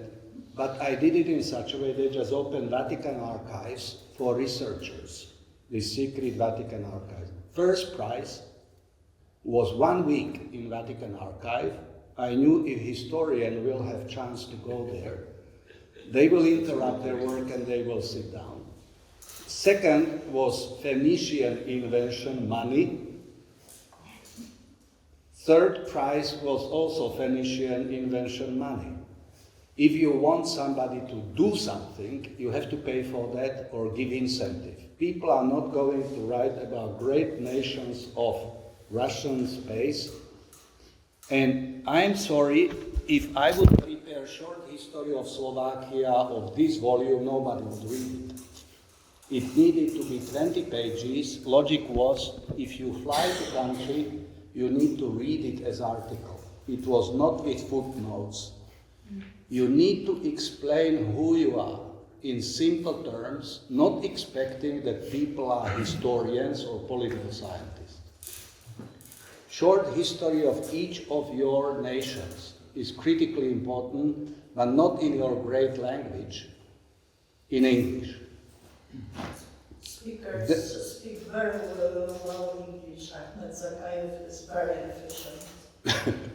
Then, others as well. Then what I did, I asked Karol Karlaj, well-known photographer who was part of photographic group in Germany. And I invited for 1 week 10 excellent photographers from Germany. We covered their stay and they photographed based on their profession, and we published a book, Unknown Slovakia. They gave it a name, it was published in Germany. You need to have outsiders who would come and look at you, because always you are emotionally attached to your country or part of country or whatever we would call a unit. You need to have people from outside to look at you, take pictures of you and explain what is fantastic about you and what is not so fantastic with you. I was shocked when I saw final product, book is excellent, but they put Slovak Roma in very unfavorable conditions. No Slovak would ever put poverty into the book. No Slovak would put some graffiti on the walls. You want to put only beautiful things. But if you are a good photographer, you can do good mixture of greatness, but also a few things which are not so great. So I would suggest that whatever you are trying to tell about who you are, we Chechens are like this. We Armenians or we whoever, Dagestani are like this. You need to have inside description and you need outside description. And then I created, again, one thing which you could use very easily. 11, like football team, has 11 players. And I did nationwide selection, top 11 team. And this was artists, this was on given year. You need to show your country through extraordinary people whom you have. And these people could be somebody's extraordinary politician, somebody's extraordinary cultural figure, somebody's extraordinary businessman or journalist. You need to show your country through images and stories of your excellent people who are contributing, whom you are very proud of, and that you would like world to know them. And I think that all of these combined then worked quite well when Czechoslovakia split. And again, I never thought that what we were doing is to contribute to split. I was just doing my job to show who Slovaks are, what is great about us, what is less. And my first speech at Woodrow Wilson Center in Washington, I stayed after I traveled with Václav Havel. I stayed extra few days. And I gave speech at a time when the US was quite nervous whether Czechoslovakia will not be like Yugoslavia or like Soviet Union. The Western world was a little nervous whether we will not create tension with Hungarians or with somebody. So I labeled my speech at Woodrow Wilson Center, "What do the Slovaks want? Because this was the question which we were getting from foreign media. What do the Slovaks want? They have such a great president like Václav Havel. Prague is just beautiful city. What the hell, you know? And you have your government, you have your parliament, and you have in federal government also your representatives. You need to hit nail directly and try to formulate what do you want, not what you feel. For what you feel, you can visit exhibitions, you can listen music, but what you want, it is extremely important that you rationalize it and explaining it based on facts. And these facts is like what Zorka Butorova was telling you, it's not so easy to write it down, because one, and I will finish with that episode, when this hyphen war started, when we Slovaks suddenly didn't want to be mixed with Czechs and wanted the world to know that there are Czechs and Slovaks, and we need to change the name of country, Czechko hyphen capital as Slovakia. This was because we were mixed very often, and this emotional thing, we want to be seen, and the hyphen mayhem. There was a journalist from New York Times who came here and was interviewing plenty people, and he sort of understood the reasoning, but not exactly, and particularly for Americans who live in 50 states and suddenly, you know, there is one country of 5 million and they want to have, 15 million, 10 plus 5, and they want to have the hyphen, and the name hyphen war, it was so attractive. So he described for readers what those Slovaks and why this name, and at the end of that article, he put there one line, that these Slovaks are interesting people, but they have great sense of detail and absurdity. And you know, and it was just showing that even with rational explanation, at the end of the day, world is driven by emotions. And the better you are prepared, you never know whether and what will happen with destiny of your country. But if you want to become a leader, or if you want to help your nation to become known, visible, and so on, I think that you need to learn how to build professional networks of people from various walks of life who will work for the common purpose once you define it. Then you need, as I mentioned, to learn English, then building contacts with like-minded people among yourself and among those who would like to help you. And it is not easy, but you need to do it in a measurable way. You need to show how many contacts with those who have influence, impact. And you need to know how to communicate via media, and today via social media. I think that unless you do this, you are daydreaming about future of your nation, but you are not going to be impactful. And I think key is to work together and develop common purpose, and you never know when and how things can happen, because this is something very unique. But what we see now in Ukraine, and this is my last point, we never thought that Ukrainians will show such a strength, bravery. No other country in the world today has more recognition for maintaining and fighting for their country and their nation as they do. And they do it already for 4 years, and it is go beyond logic of psychology even, that you don't have any vacation like Zelensky and all of these government. We are dreaming where we are going in summer. They are not allowed to do that. They are paying the highest price, but they feel that they are community, they work together, divided the roles, and they know exactly what they are doing. So I think that out of post-Soviet space, if you want to study how to do things to achieve what you want, I think that far better than Slovaks we can tell stories, and we managed, and we became member of EU and NATO and so on.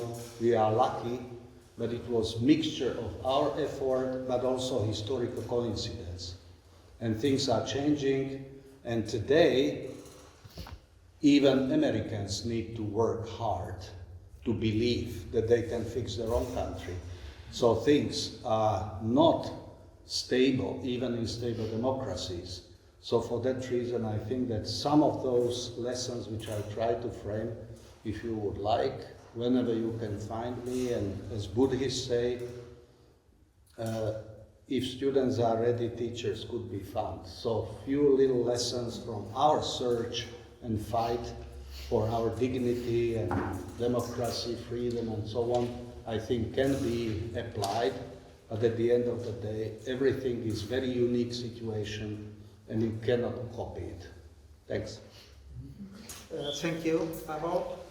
And now, Mr.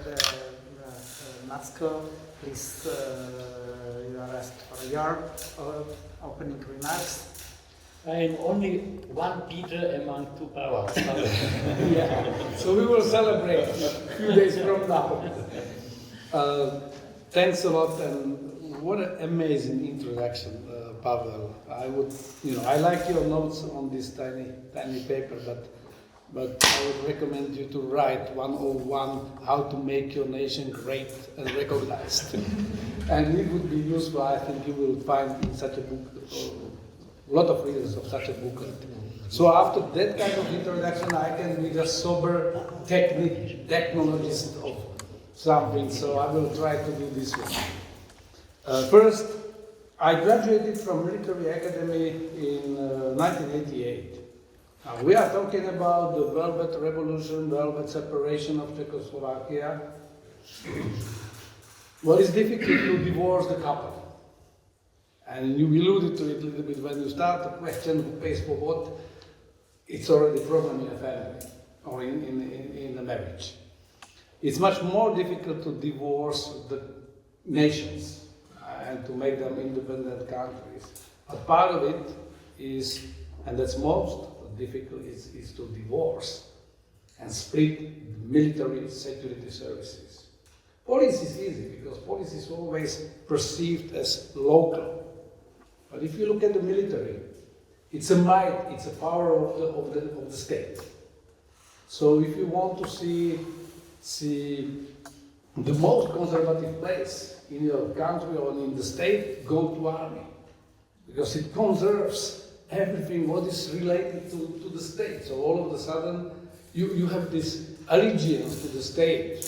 There is not just oath by the officers and soldiers, but it's all your life you are built that way that you must be allegiant to your country, you must be ready to lay your life for the country, and all of a sudden the process comes and you are separating the country. If I look at the Czechoslovak army, it had its heritage.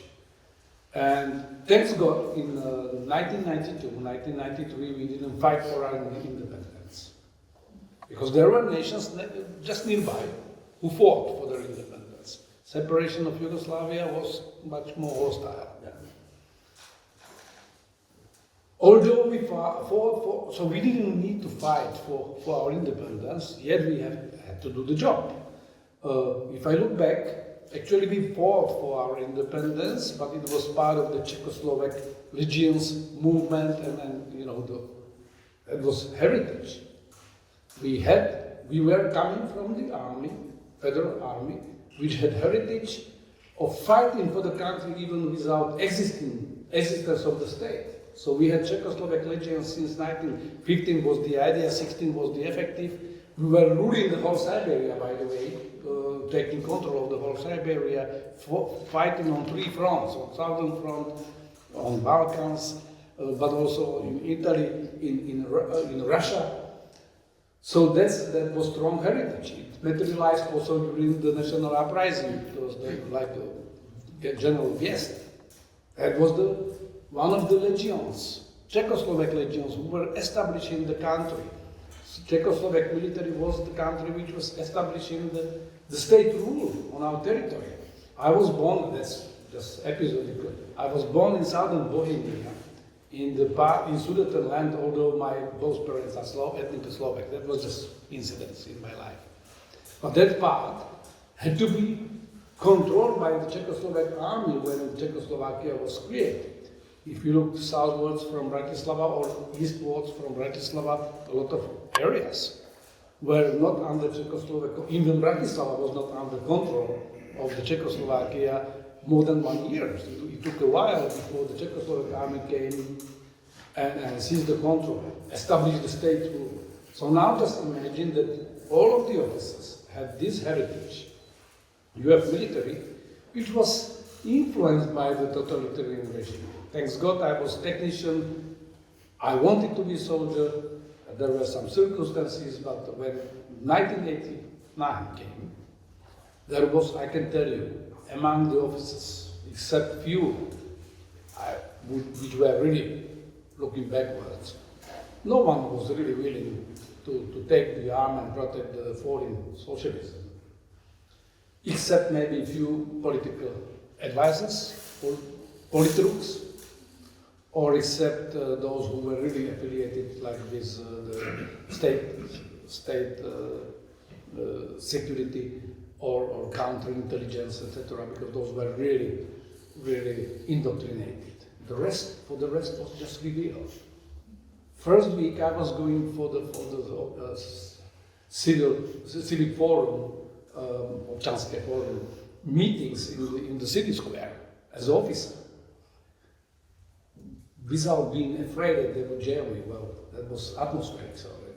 So that was easy part, because we actually saw the change coming, and we saw it everywhere. So it was welcome. We have seen fall of apartheid, Berlin Wall, etc.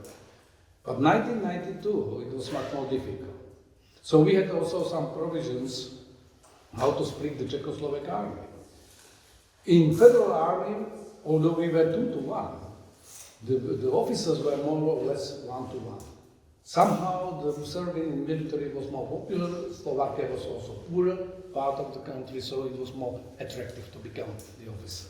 That was also my case. So I served in Czech Republic. I was captain and I started to work in Bratislava at the office of the Federal Ministry of Defense, because still we didn't exist until the 1st of January. So legally, we were sitting in Bratislava in the office of the Federal Ministry of Defense.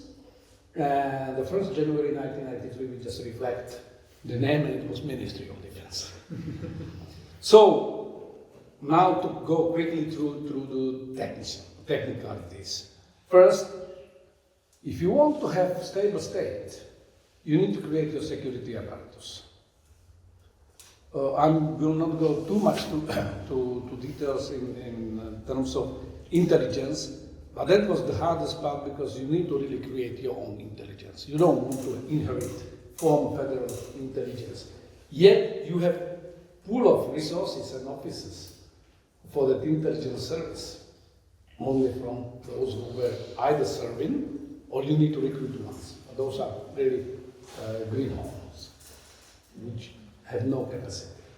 So that was first a difficult part, and we had these hiccups, and we still have the very poor credibility of our intelligence service. And there is a period when it is credible, and then there's a period when it is misused, because that's probably part of having new nation and establishing new security apparatus, trying to build a democratic society at the same time, having people who started to taste the power. And once they smell and taste the power, they have always tendency, if you don't have checks and balances, they have tendency to misuse the power. With the Federal Army, the rule, that was good, and the law about the split was excellent. So in the autumn 1992, I was by the time a teacher at the military academy, so the recruitments, I mean the leaders of future independent military came, and they were trying to attract some of us to come back to Slovakia. Because by the time, 90% of all military and almost 100% of combat power was west of River Morava. In Slovakia, there were more training centers, few, I would say, the second echelon combat units, but most of the military was in Czech Republic. So first was that there was a rule that we will split the military, all estates, all material equipment of the military 2-1, which was not easy in some instances. So there were commissions made on both sides and we split. And obviously, in the moment, regardless how close we were one to each other, in the moment you are splitting, you are responsible, you start to suspect the other side. Okay, it's 2-1, but this is new and this is old, so you don't want to get 1/3 of an old stuff.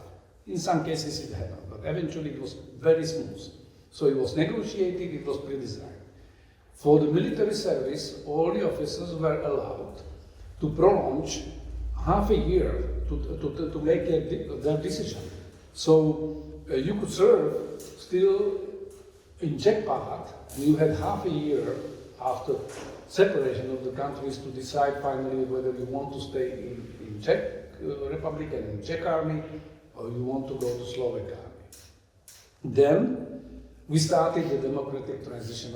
It started already during federal state, but the real was only after the separation of the countries. So thanks God, in 1994, we were one of the first countries who actually accepted the Western offer for partnership for peace. So we started to make the compatible, democratically controlled armed forces of Slovakia, the same was in Czech Republic. Unfortunately, in 1997, we were not invited for the NATO enlargement due to the Mesík and his period and lack of democracy and transparency. And thanks God, later we rejoined. But in the meantime, the conditions for extension of NATO have changed. The first three nations, Poland, Czech Republic and Hungary, they were accepted based on the political decision. But there were lessons also with integration of the former Soviet-style military to the Western institutions. So they eventually made more strict rules, and we had to pass membership, interoperability checks and membership action plan, and we had to deliver upfront. Before we were invited, we had to show that we are capable and competent to become the allies. So, in your questions, I may go back to details. What I would like to say is that if you want to survive as a nation, you need to make a reasonable separation also of the services. You need to create your security services, but at the same time you would have to live with acceptance that a lot of Czechs are still serving in Slovak armed forces until now. A lot of Slovaks are serving in the other side. So the basic rule is the allegiance and the loyalty to the state. And you have observation time. When you have these people in your armed forces, you see what they really do, not where they were born, because it would be difficult. And I will stop with this. Friend of mine, he's now in Haifa. And he was my schoolmate in Washington, D.C. years back. He was Ukrainian officer. He was Russian-speaking Ukrainian officer. And he felt Ukrainian, he lived in Ukraine, he served in Ukraine. His brother is, they were coming, one part of the family from the father's side, from Smolensk area. But they were ethnic Russians. So the other brother is still somewhere in Russia. Sergei the third, when he retired, he's 65 now. So when he retired, he was living with me when the war started. We were trying to help, to advocate for the Ukrainians to gain the assistance. So it's not the nationality, ethnicity. In your cases, it will be always mixture, because you were mixed in the federal state of former Soviet Union. You were so mixed, so you cannot have prejudices and look, okay, you don't have our blood, you are not our good citizen, we don't want you.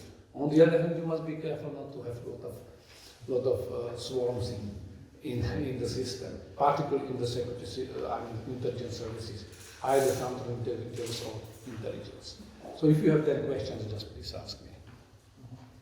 Okay, so just one addition with military, when Pavel was mentioning that what was fascinating about our split, because we did it from Velvet Revolution to Velvet Divorce, which was incredible fate, because even term Velvet Revolution, revolutions are messy and bloody. And if you call it Velvet Revolution, it was sort of strange name.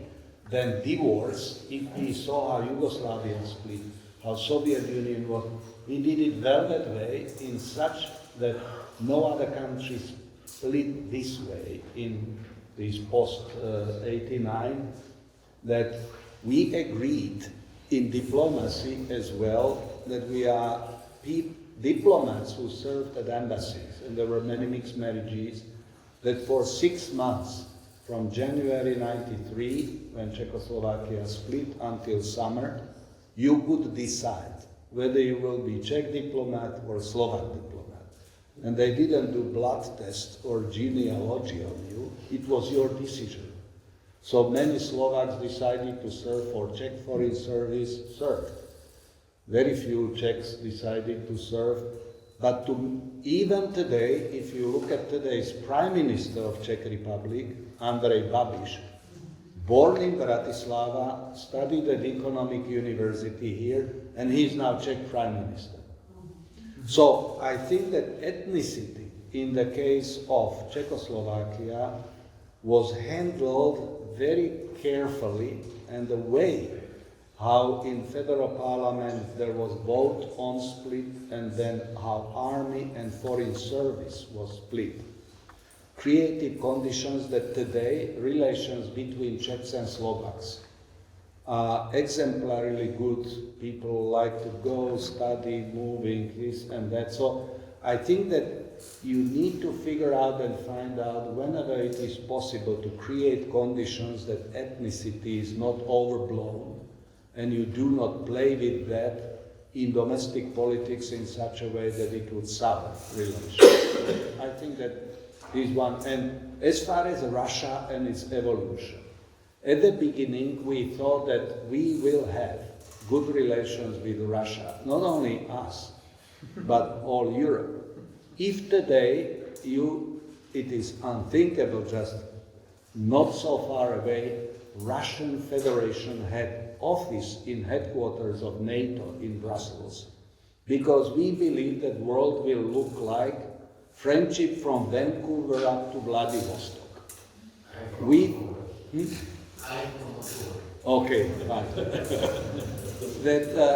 At that time, I was board member of European Foundation Center, and Khodorkovsky invited whole board to Moscow because he created Open Russia Foundation. If Soros can have foundation, I am wealthy, I will create foundation. So we thought, or I've been several times to St. Petersburg because there were conferences of international community and so on. So I think that at the very beginning we thought that with Russia we will create just completely normal relations, and with Russian diplomats, I was meeting as advisor to President Kovac. Sergei Yastremsky was Russian ambassador. This was a highly intelligent person with whom I had one-on-one regular lunch. Today, 3 years ago, we expelled 33 Russian diplomats from Russian embassy because they were doing unacceptable things here. And what we see how Russia has changed and redesigned completely position of Russia in the world, and creating out of this metaphysical war with collective West, undermining Russian uniqueness and all of this. You know, at the time what we are describing, how we came to being, we thought that Russia will be just friendly country with which we have many historical ties related to 19th century, then liberation of Czechoslovakia, Slovak national uprising. So I think that this is just to show that big countries like Russia or big country like United States or China and India, if we would compare just these big states, what happened in last 20, 25 years is showing rapidity of change, and for us individually we need to work more on psychohygiene and prepare ourselves, but those things which I was referring to, the skills and formulating things and so on, you need to be ready because you never know when and how things can turn out, or how you can help your nation in whatever constellation you are, that there are few preconditions which you can do in order to be effective and at the end also happy. May I add something what Pavel said? It is about the building of the pillar of the independent statehood, and that's foreign service, diplomacy, Ministry of Foreign Affairs. We started on the green grass. Some diplomats came from Czernin Palace in Prague. I don't know if it was majority of the Slovaks working Sure, in Prague. I know, these were minority. Okay. But it was necessary very quickly to have an efficient foreign service. And now, when Pavel was with me, there was celebration of 100 years of the Czechoslovakian, Slovak and Czech diplomacy. Our Czech colleagues were very surprised what high quality of foreign service the independent Slovak Republic had. They told us, you are better than we. It was a big recognition, and I guess another very important political issue, if you start build your own statehood, is to build consensus about the foreign policy orientation, about security orientation. Pavel started as a Minister of Foreign Relations to build concept of the Slovak foreign policy before the split.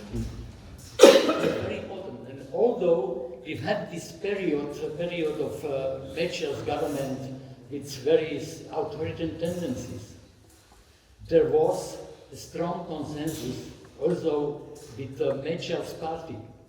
We would like to be in the European Union, in NATO. He was not against this consensus. He made big mistakes. It was not possible to join with the Czechs and Poles and Hungarians, the NATO, in the same time. But there was this consensus. What is now in my country very dangerous is that we don't have consensus. That because we have these stupid tendencies. The Prime Minister said when NATO is split, we will make referendum if we should not have the security coming from the east. There are several aspects of building context and recognition, but I don't want to speak too long.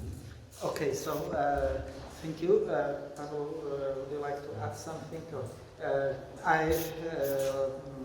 I would like to ask the first question, and then there will be a space for questions from public. So, once again, I would like to express my thanks for your really very insightful remarks. You also mentioned not only successes of this division of Czechoslovakia, but also some challenges. And there was also one challenge that was not mentioned. So it took about 6 months from 1990 1992 national elections in Czechoslovakia. Almost very short time, the decision about the dissolution of the previous federal state has been adopted, and how this decision became interpreted to the foreign partners, how the foreign partners were prepared that since in few months there will be not one state but two states already, and how they were because of course as all panelists mentioned, there was a threat that Czechoslovakia will follow the path of Yugoslavia. Also, the split of Soviet Union was not so bloody as Yugoslav split was, but it was not so velvet as the Czechoslovak one. So this threat was widespread also because of the historical experience from Central Europe. So what was the message of political elites, a message of diplomats, but also a message of political elites delivered to the political partners about the split of the country? Yeah, I think that the way how countries split in civilized way, and also both Czech and Slovak governments and diplomacies were preparing international community that this is not going to be chaotic, it will not destabilize Central Europe, that these will just smoothly go and both countries will renegotiate. We immediately adopted association treaty with European Union, which Czechoslovakia signed. So both Czech and Slovak republics were recognized immediately January 1st plus first days of January as independent state. There was no question that Slovaks will be treated differently by international community. So you have powers, big countries and UN and all of sort of recognition was immediately. Flag raising ceremony in front of UN, flag raising ceremonies wherever. So I think that it was very deliberate, conscious effort by both representatives of the republics that we were recognized immediately. And European Union, the text of association agreement which we signed with EU about future membership was basically just taken as it was. We didn't start to fiddle around that Slovaks will want to have something different and so on. So this dream about joining European Union was widely shared, and all European partners were then helping us to explain the rest of the world that this will be going on. In the United States we had, and this may be also important for you to consider, it is good if you have among political elites in international big players some people who are recognized, knowledgeable, trustworthy. Václav Havel was superstar at that time, but suddenly his country is splitting. So some people were nervous that what's going on, that Slovaks are, no, and at the end it was sort of kind of explained, and Václav Havel together with Michal Kovács, they immediately showed that they are good partners. And we started the tradition that first visit by new president goes to Prague and vice versa. So it was interesting that we organized immediately visit by first Slovak president who came only after voting parliament in spring, not immediate. Mečiar was head of state until Michal Kovács was elected in parliament as our first president. But when Michal Kovács became president, first visit immediately to Prague, and he and Václav Havel. So what happened that Czechoslovak national anthem was played the reverse way. Because we always, Czechoslovak anthem was Czech and Slovak part. And now it was played reverse. All of us were looking at Prague Castle like, what kind of sort of mix-up melody is this? And then Václav Havel and Michal Kovács developed very unique, special, cordial relations. So when we went to already mentioned, Bill Clinton invited us to opening of National Holocaust Museum in spring, so it was short couple weeks after. At that time, we didn't have even embassy in Washington. So I had to travel 1 week earlier to prepare everything because we didn't have ambassador in Washington. We had Chargé, one of the diplomats from Foreign Service. And so I had to prepare everything, but Americans right away said that, okay, Slovakia is a state which is linked, and this is what was mentioned.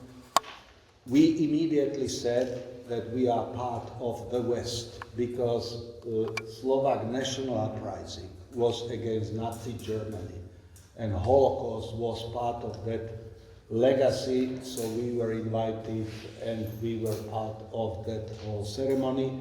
And in '95, when there was 50th anniversary of D-Day, when Queen Elizabeth II invited leaders of anti-Nazi, anti-fascist, but at that time Hungarian president was not invited. Angela Merkel wasn't invited. But Václav Havel and Michal Kovács were invited, because Slovak national uprising became part of recognized move by Slovaks, and not a Slovak state which was puppet state. So I think that you need to clear right away your position and explain properly. This is when I said that you need to prepare these texts, what do the Slovaks want? And you need to have short history of your country. And if it is shared, then it is adopted by political forces from right to left, because they become part of your symbolism, legacy, and belongingness. Where do you belong? So from this point of view, I think that it was very important that we up front were, that the way how we split and how we were recognized and how we worked together with Czechs right away after split. Your brief remarks. First remark, you know, our advantage was by building the foreign service that the Czechoslovak embassy will be divided also in the principle 2-to-1. So small Czechoslovak republic, if you compare it with post-Soviet republics or post-Yugoslav republics, had everywhere embassy. We had not to buy a house and so on. So it was big advantage by this recognition. Second remark, I used to be as a Slovak politician with many contacts with foreign diplomats, foreign politicians coming to the Czechoslovak Republic. And their first concern was they would like to have Czechoslovakia, but they saw it is going on to this way we described, but they had fear Czechoslovakia will be like Yugoslavia. And when we didn't, so they were very happy of this. And there is another problem with the Slovak recognition. It is the relatively big Hungarian minority in the Slovak Republic. Those times there were about 10% of the Hungarians, and we were under the pressure of Hungarian state. They came with solving the Trianon trauma, and they wanted that Hungarian minority in Slovak Republic will have collective rights. But you know the history of the Second World War. Collective rights for German, collective rights for Hungarians and others, and at the end there was war. So we were strongly against And it was a long fight, political fight between Hungarian state and Slovak Republic, because they tried to persuade foreign partners that Slovakia is oppressing Hungarian minority. There are bad Slovak nationalists. We have fight them, but the bad, great Hungarian nationalists were not so recognized because Hungarian state, Hungarian diplomacy was stronger than the Slovak one. And this fight was finished in 2013 at the European Court in Luxembourg. Please. Just a short remark. Military was different, but obviously what played a role was the reaction of the Czechoslovak and then separated military and also the approach of the West. When the Velvet Revolution happened, the military didn't play a role at all. Czechoslovak military was, during the Cold War period, quite a respectful military. It was 240,000 active force, well equipped, on the border with the West, and mobilizable up to 1 million, with all the equipment ready and the reserves trained. So the first, and we were completely unknown for our West partners, so the first encounter was in the Gulf War, when the Czechoslovak unit came in and then became the part of the coalition. So it's also the practical knowledge for the partners. They start to build the trust. Very, very short story. My former commander was US Star when I was in Heidelberg, and we were sitting, and one evening at the pub with our guests, we were talking, and he asked me, "Pavel, what you were doing by the time during the Cold War?" I said, "Sir, I was on the Czech border with Germany, watching your regiment from the other side of the border, but I'm so glad that we are sitting now here and are partners. So you need to be ready." The West reaction was they didn't want to leave in the Central and Eastern Europe the vacuum. So, and they saw that the separation of dissolution of Warsaw Pact is coming, that came. So there were immediately ideas of what to do in order not to have suspect just across the border in unsecure and uncertain area. So the Partnership for Peace by the time, and immediately the mutual exercises, training, working with the former foes as the partners was critical. This is something not for the side of the Russian nations, this is for our side. To look at it also this way that the common suspect could happen and should happen your partner, because otherwise we would squeeze the nations to a very ugly situation that they would be isolated. Okay, so thank you for introductory remarks. Now is time, short time for the brief questions from public and brief answers by panelists. Thank you for all the insights you gave us. It was already mentioned that some people expected or had the fear of a Yugoslav scenario. From my reflection at that time, I was already politically active. Although both countries, Czechoslovakia and Yugoslavia, were results of World War I, the split between Czech and Slovak Republic was seen as an internal question of Czechoslovakia, whereas the split of Yugoslavia was seen by some Western countries, to name France especially, as now we are going to lose World War I, which makes a big difference. And even now, how many years after the declaration of independence from Kosovo, there are countries, not to name Slovakia, which still did not recognize the independence of Kosovo. And therefore now my question is, going back to this idea of free nations and decolonialization of Russia, what would you say? What would be the reaction of the West if nowadays, as it happened in 91 with Chechnya or 92 with Pakistan, one of these Russian Federation republics declares its independence? Would the West react positively or say that's an internal affair, don't will not recognize it. Yeah, I think that nowadays situation is completely different because geopolitics is different. At that time, I think that from this point of view, we can share some lessons and guess and so on, but today, what you see that Russia turned to neo-imperial power and is using... Russia was always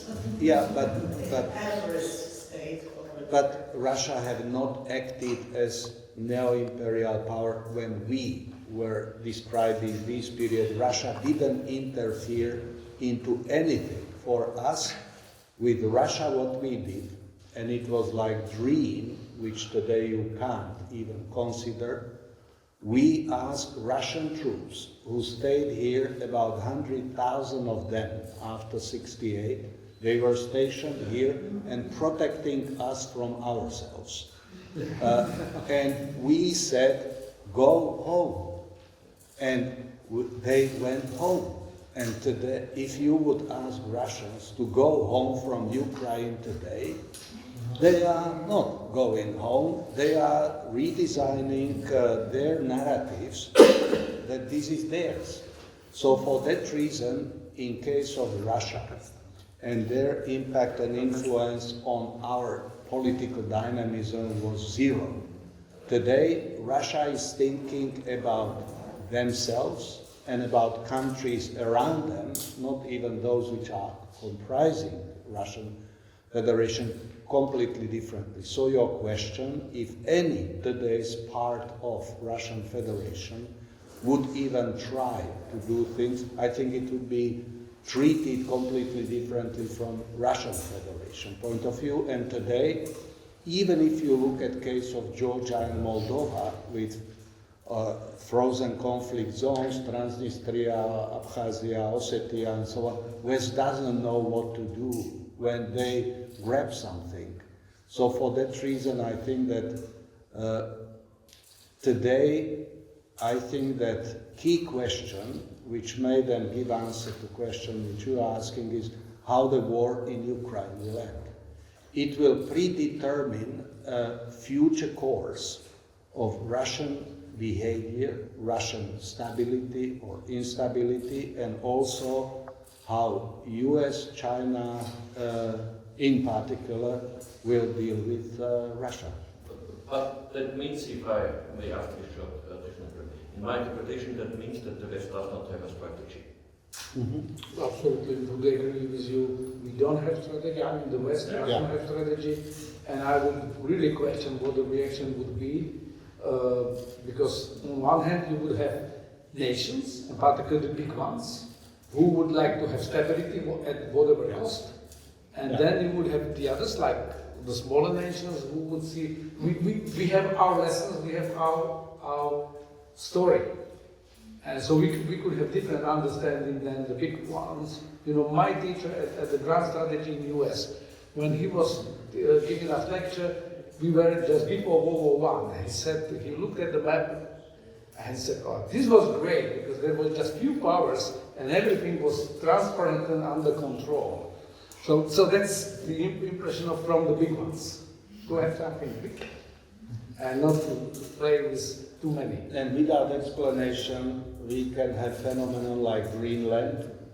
Who would guarantee freedom of Greenland, okay? Mm-hmm. Yeah. I read the speech of the Russian ambassador Andreev by the occasion of the Russian Day. I sent my comments to daily newspaper SME today. Read it. Mm-hmm. It is a manifesto of new Russian imperialism and colonialism, because Putin in 2021 said he will have Europe as it used to be in 1997. Such a power relations. You know what we are independent of the success of Ukraine.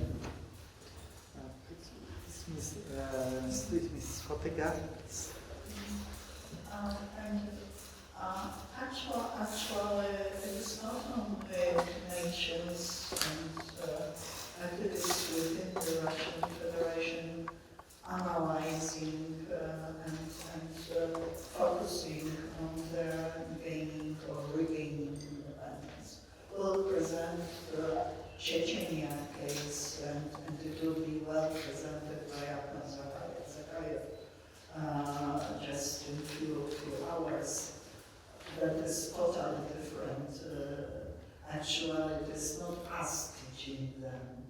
We should learn from them, and we have something to learn, because it was us neglecting them and allowing independent state to be considered for our own convenience, to be treated as internal issue of Russia, because of thinking that, okay, Russia may be modernized. Yes, I agree that actually a lot depends, if not much, if not all, depends on the result of Russian aggression on Ukraine, and it is not what we consider Ukraine winning. It means that Russia is not going to abandon what considers its interest voluntarily. It is simply to be defeated in order to allow nations, and we do not speak only about those who are imprisoned within Russian Federation and aspirations of regions, but also of dismantling the Belarus-Russia union. Some things happen already, but only some. Of course, we lack Belarusian opposition here, of course.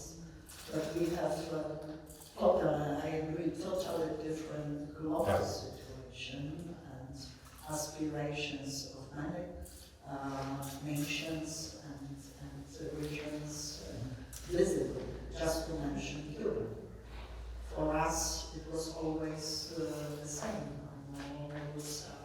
Polish solidarność from communist time. Therefore, I see this as one global issue. But I'm sure, like Janusz Bugajski, who foresaw collapse of Yugoslavia, he also just before his death foresaw quite soon next stage of dismantling of the Russian Federation. An empire with the variety of periods, sometimes more intense, sometimes less intense, but whether Tsarist Russia or the Soviet Union or Russian Federation, yes, it pursued imperial or near-imperial policy. And that's it.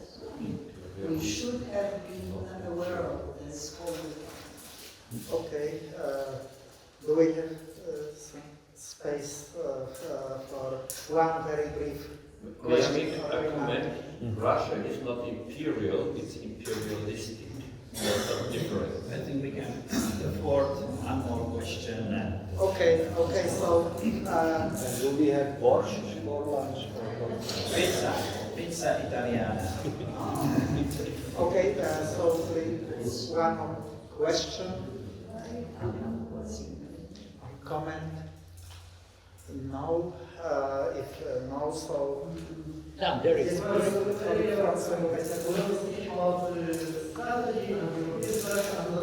is no strategy, and everybody is waiting how can it not actually be the strategy to make sure that Ukraine wins the war and can this not actually be the strategy to do it, to make everything possible?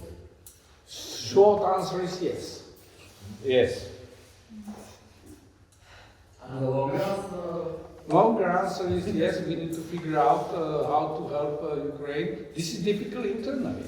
Even if you look at Slovakia, it's so difficult to explain that the war in Ukraine is about our future. It's not just about Ukrainian future, and it will have consequences, and it's not just Russians on the border, because they still claim their sphere of influence. So it's not just having, us back out of NATO, but it's also them deciding what we can and what we can't do. And that's something which we don't want. Russians are threatened by Ukraine because successful Ukraine basically shows the example and makes a mirror picture of the Russia.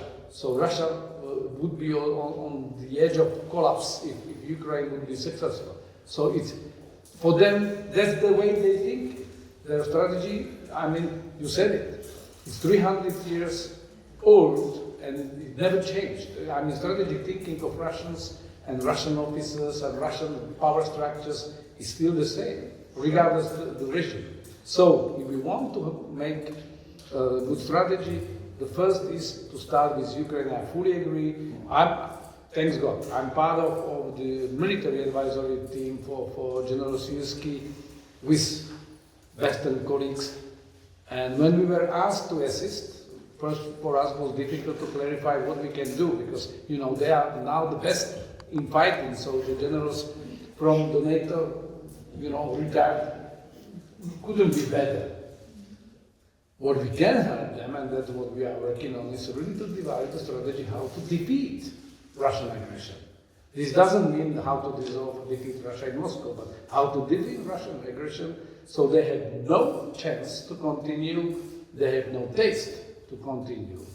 And then they would have to back at home draw their lessons, how to change their strategy, because obviously, first time after a while, they will run into problem or situation where they will realize that their strategy is not working. So that's the whole core about assisting Ukraine. It's not just to weaken Russia, etc.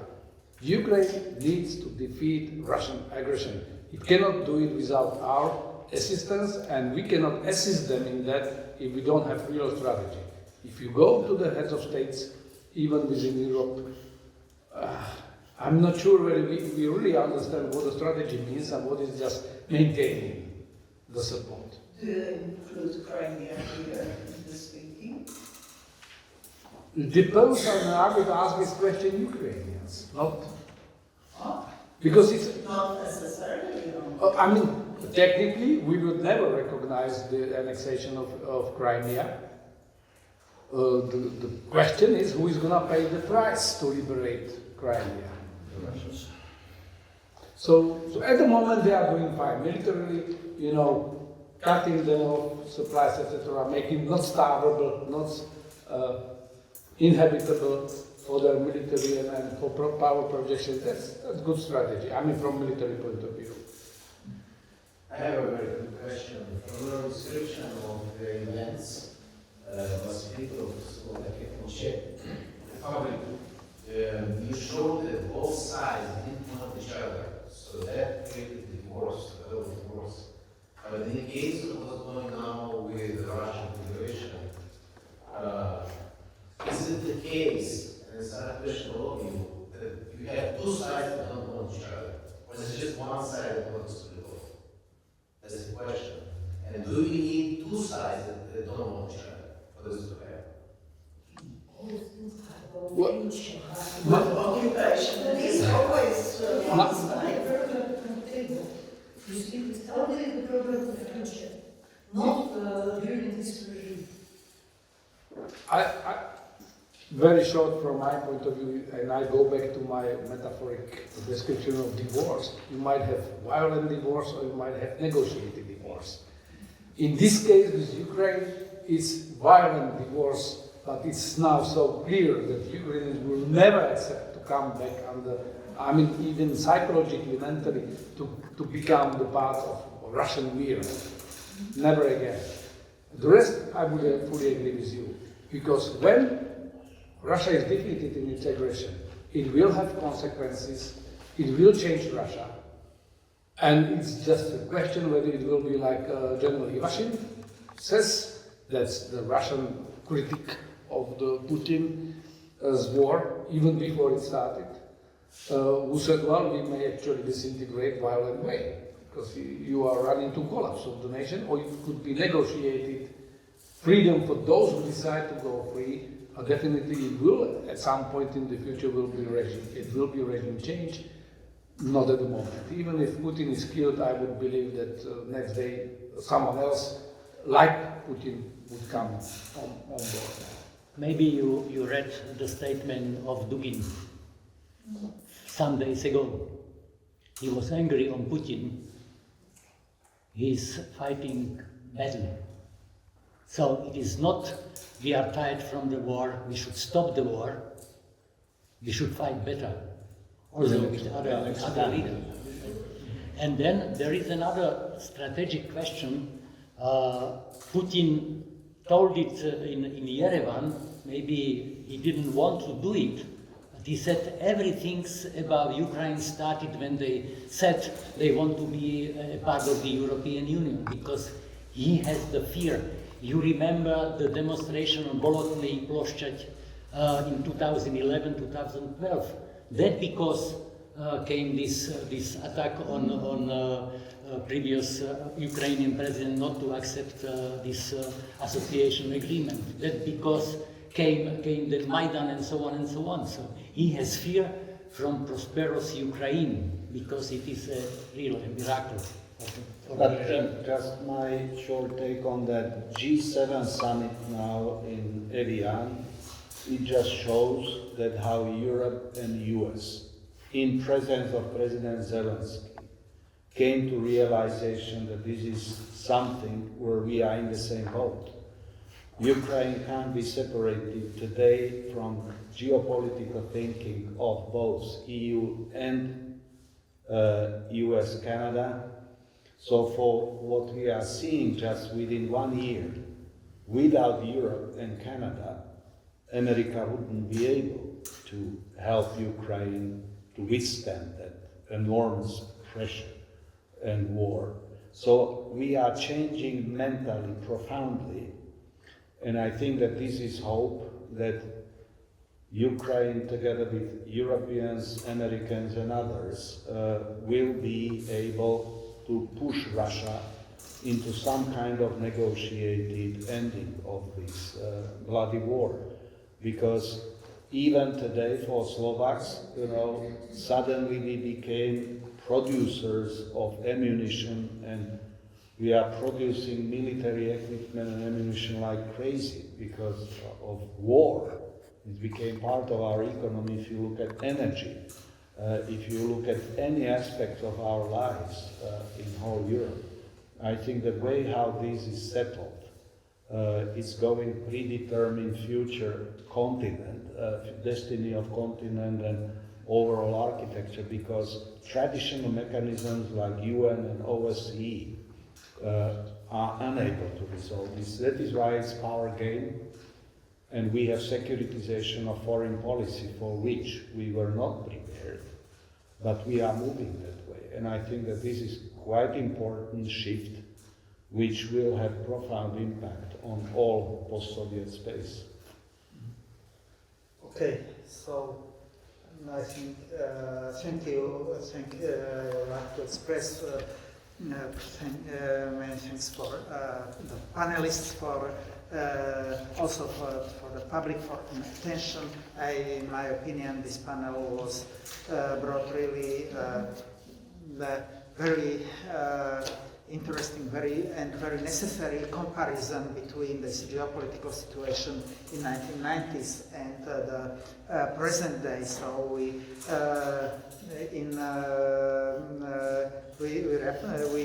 moved to the recent situation in the post-Soviet area, or to the situation in Russian Federation. And now, in the name of organizers, probably I would like also to express thanks for all of you.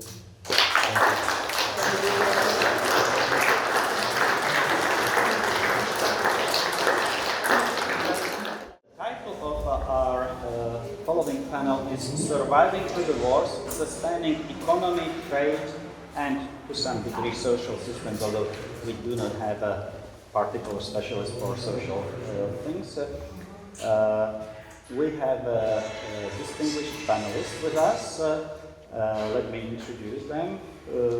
On my right hand is Ivan Miklos.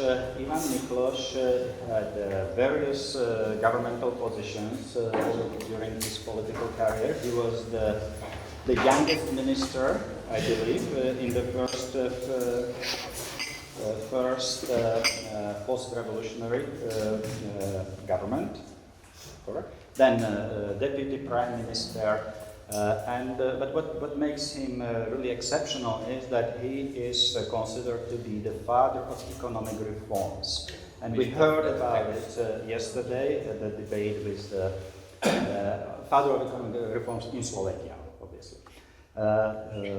We heard about him yesterday at our closed session with several current MPs who referred back to the early years of independent Slovak Republic. Next to him is Eugen Juržica. Eugen Juržica is also economist, I believe by training. I believe too. He is, among other things, that he is former member of the board of National Bank of Slovakia, and Minister of Education, one of the governments, and also member of European Parliament. And next to him is our third panelist, Ivan Štefanec. Ivan came from the business area. He was director of Coca-Cola. I always confuse Coca and Pepsi. Apologies for that. Which was an important foreign investor in Slovakia. So while we consider Coca-Cola as something, a good of everyday use or every other day use, from the economic perspective, it was a symbol of arrival of one of the symbols of arrival of the foreign investors, and he was a plenipotentiary for the introduction of the euro in Slovakia later, and he also served as a member of European Parliament until quite recently. So these are our three panelists today. I asked them to prepare a brief 10 to 15 minutes introductory note, and then we will have discussion. So similar format as the one before. Ivan, please, the floor is yours. Thank you for inviting me. As Juraj has mentioned, I started my political career as just from the beginning in Czechoslovakia in June 1990. At that time I was advisor to Deputy Prime Minister in Slovakian government who was responsible for economic reforms. At that time Czechoslovakia was a federal state, which means we had three governments: federal government in Prague, Czech government in Prague, and Slovak government in Slovakia. And then I became also Minister of Privatization in the Slovak government.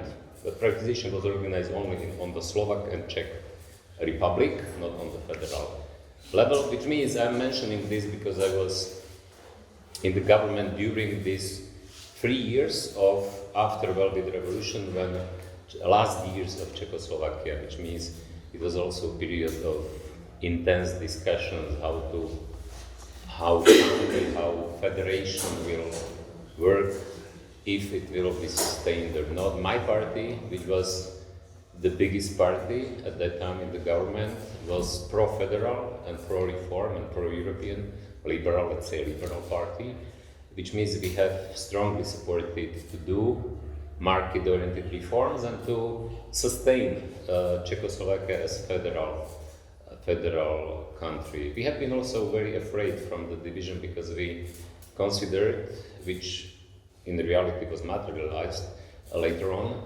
that after the division we have been afraid if federation will be divided, what will be the future of the country. What is maybe the most important lesson from, or conclusion for other countries, for future Russia, is that it is my conviction, it is hypothesis, I don't have evidences for this, but I think if Czechoslovakia could have chance to functioning and to be democratic, liberal democracy with market economy all the time from the creation in 1918, then maybe Czechoslovakia could be sustained and maybe could exist even now. But after 40 years of communism, after 40 years of dictatorship, authoritarian regime, where also political and economic institutions have been deformed deeply, it was simply unsustainable and it was simply impossible. Now I have to say that also our effort was it was impossible to hold the country together because so many problems, so many needs, differences, expectations, misunderstandings have been accumulated during these 40 years of communism, that then the space for demagogy, for populism, for separatism in this regard was very, very big. Which means, but one very important thing is necessary to recognize as difference between today's Russia and at that time Czechoslovakia, because Russia is jail of nations, but Czechoslovakia, despite the 40 years of communist regime, was not jail of nation. Czechoslovakia, on the contrary, for Slovak Republic, Czechoslovakia was fortunate also at the beginning when Czechoslovakia had been created, but also after breakdown communism. Maybe some historical anecdote is that when after World War II, communism won in Czechoslovakia, communism won in Czech part of Czechoslovakia, not in Slovak part. Because in Slovak part of Czechoslovakia, Democratic Party won in elections in 1946, but then victory of communists in Czech part of Czechoslovakia overwhelmed everything is. But not to speak too much about history, but about maybe what I see now as kind of conclusions and maybe also lessons for Russia, is that first is that, and what is the same or similar, what was in Czechoslovakia is in Russia now, is that is unsustainability after fall of dictatorship. But very important word is after fall of dictatorship, because of course we know that Russia is held together mostly because authoritarian regime.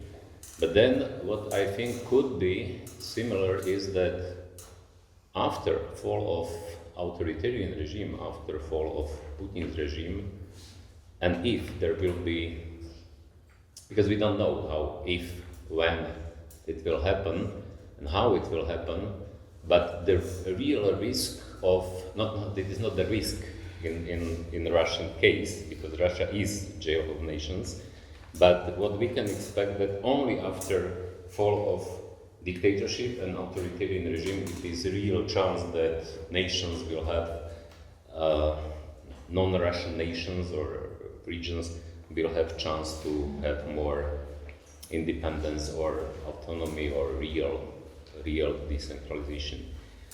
But then, of course, it is very important to recognize that today's situation, unfortunately, is very different as it was at the beginning of 90s. Why? Because at the beginning of 90s, it was much more favorable situation for creation of a new independent state. First one, because it was the start of globalization, unprecedented period of 30, 40 years of opening the world, reducing global tensions, and economic growth, which was very high and sustainable, and so on. And for countries like Slovakia, like not only Slovakia, but all post-communist countries, another important incentive was potential future membership of Europe in the European Union.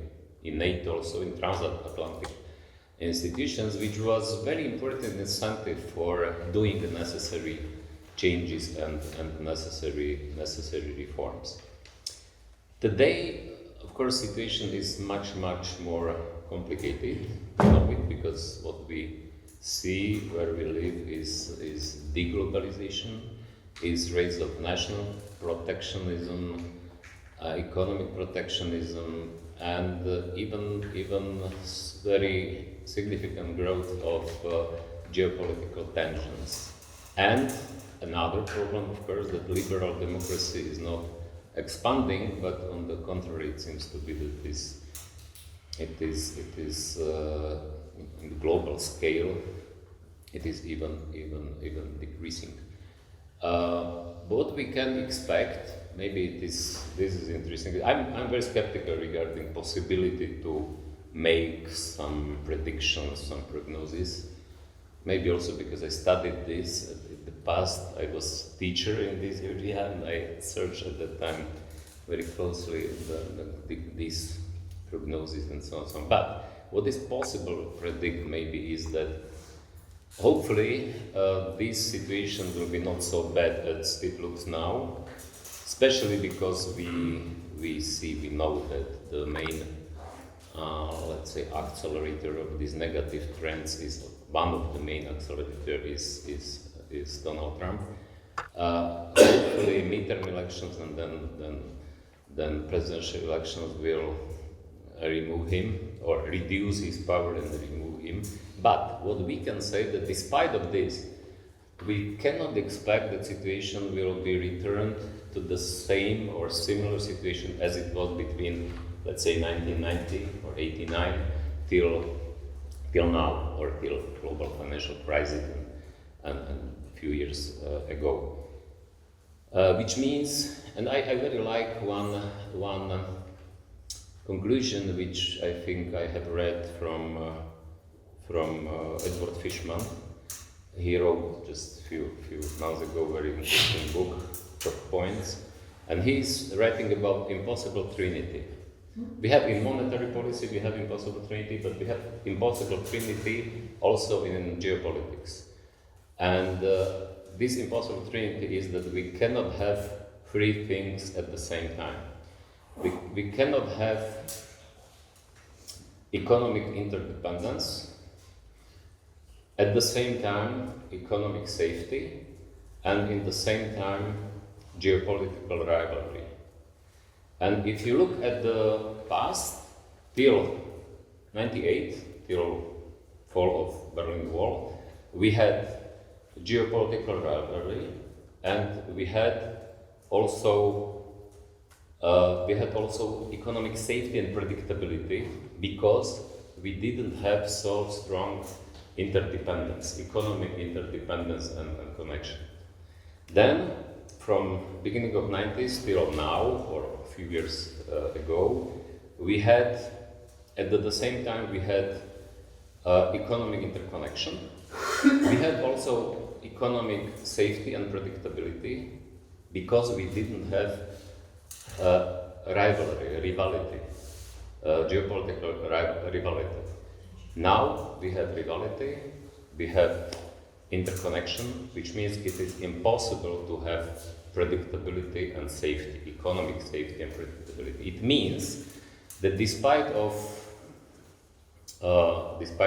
potential fall of influence of Trump and maybe better American policy, we cannot expect that we can return to the situation of economic safety and predictability, and saying by another words, we cannot expect that external conditions will be such favorable as they have been when Czechoslovakia was divided and when Slovakia was established and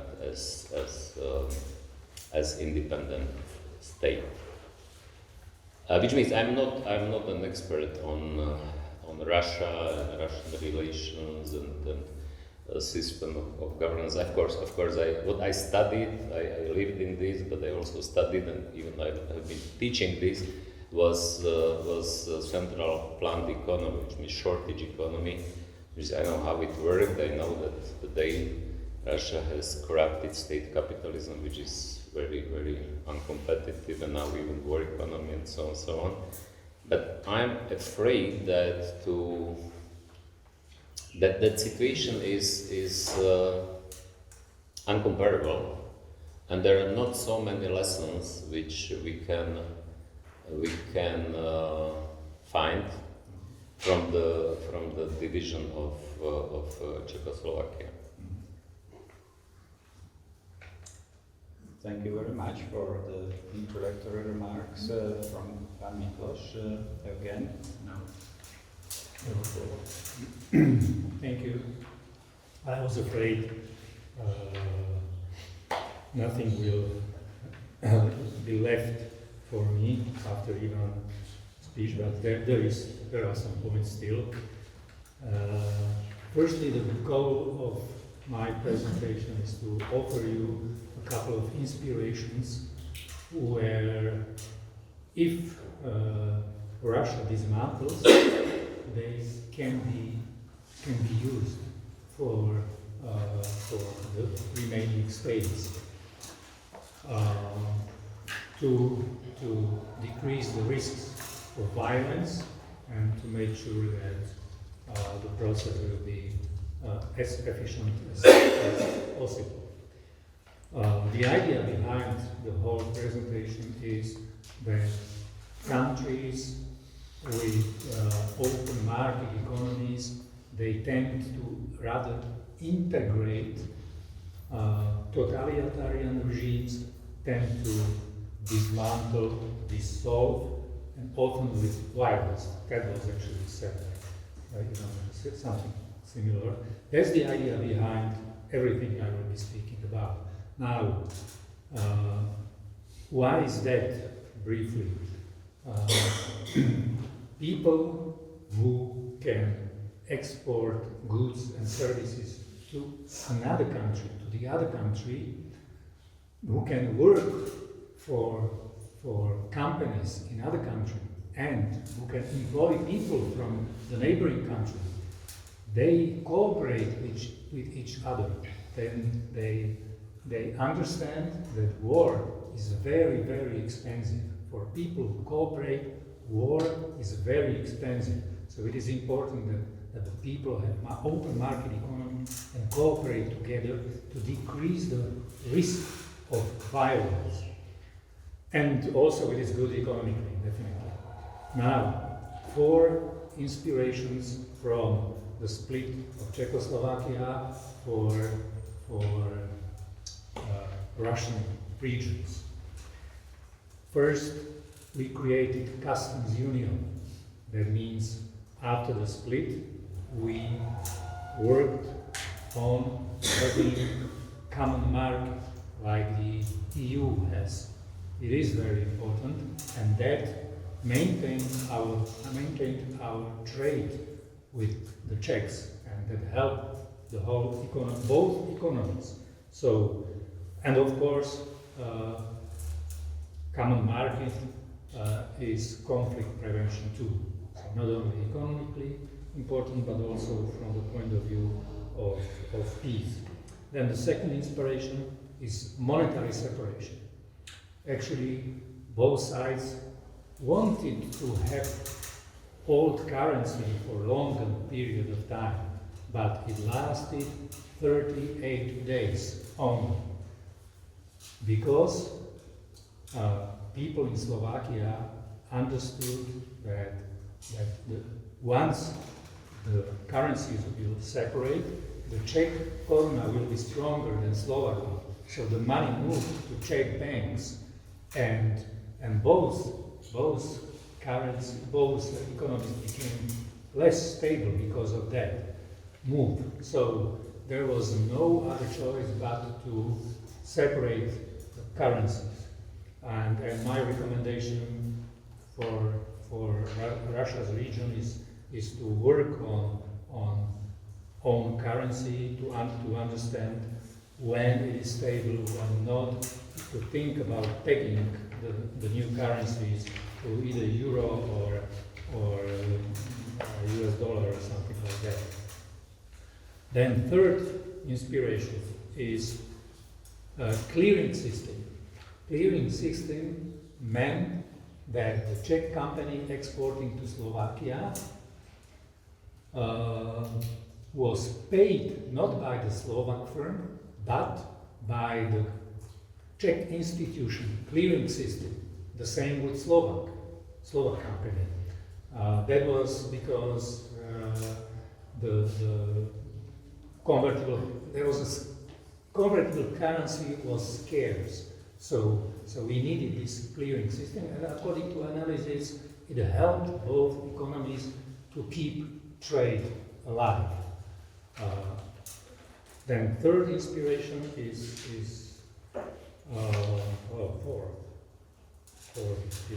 inspiration is fiscal triage. After the split, there was a problem with money.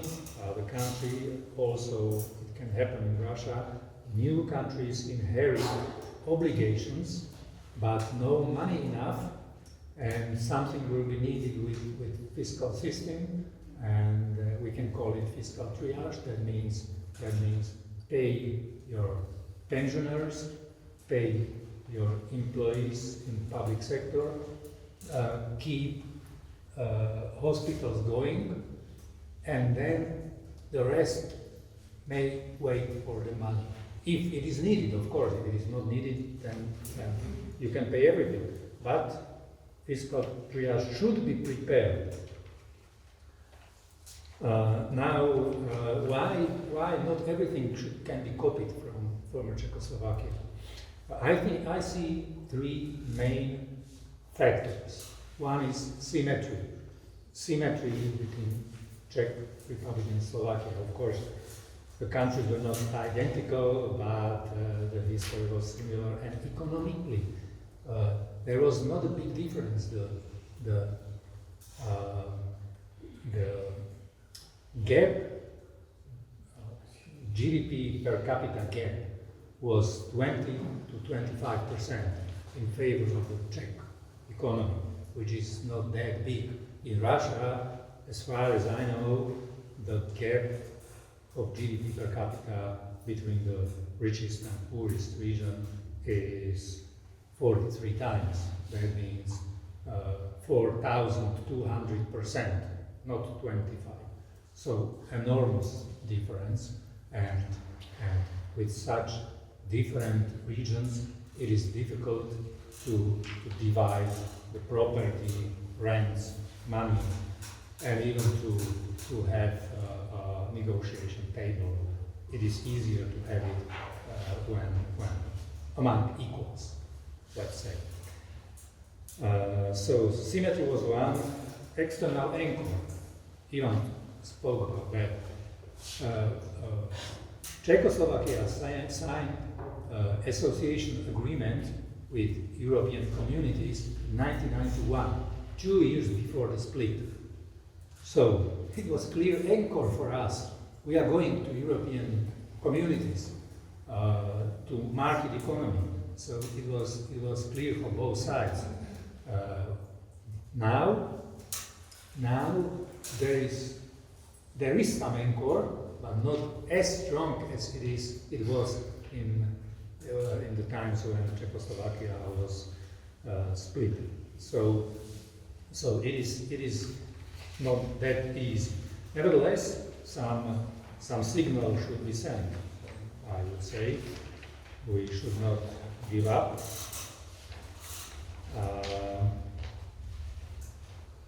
And send a signal that integration is available to states that choose democracy and markets.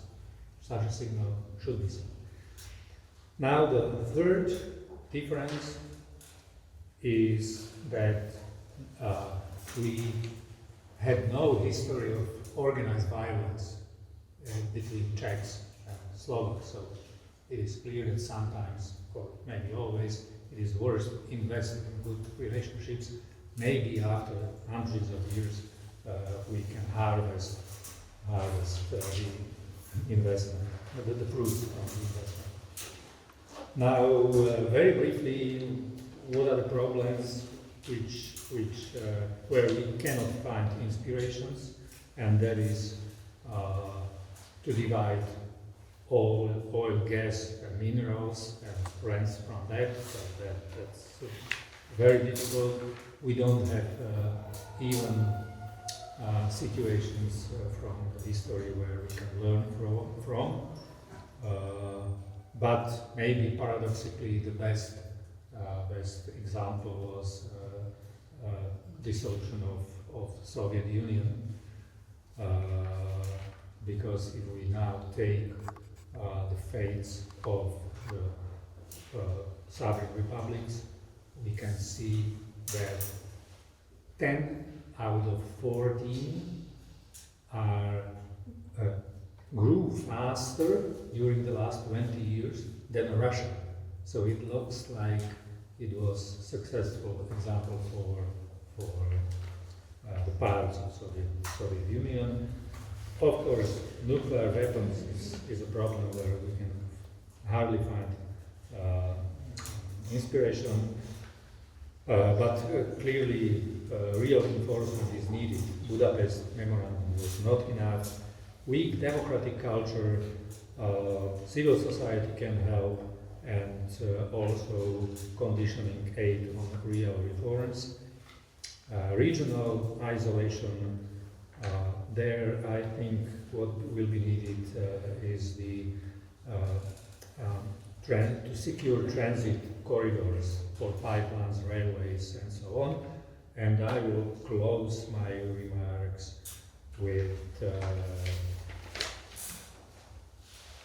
recommending 3 groups of recommendations. First, prepare technical tools, monetary templates, clearing systems, customs union models, and fiscal stabilization plans. Second, we from the Western world should send a clear signal. Integration is available to states that choose democracy and markets.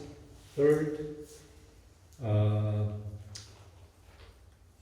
we should support economic integration between successor states to have common market. And the last idea is that the Velvet divorce was not a miracle, it was the result of conditions built over decades.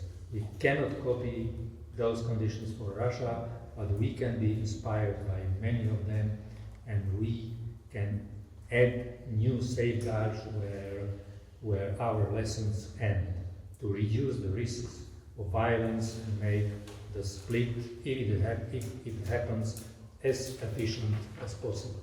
Thank you. Thank you again very much. And the last panelist to make his introductory points is Ivash. A lot was said already, but I'm pretty sure you have some other things to add to. I'm happy to add some points. Thank you very much, Juraj, for a kind invitation. It's a pleasure to be with you, dear friends.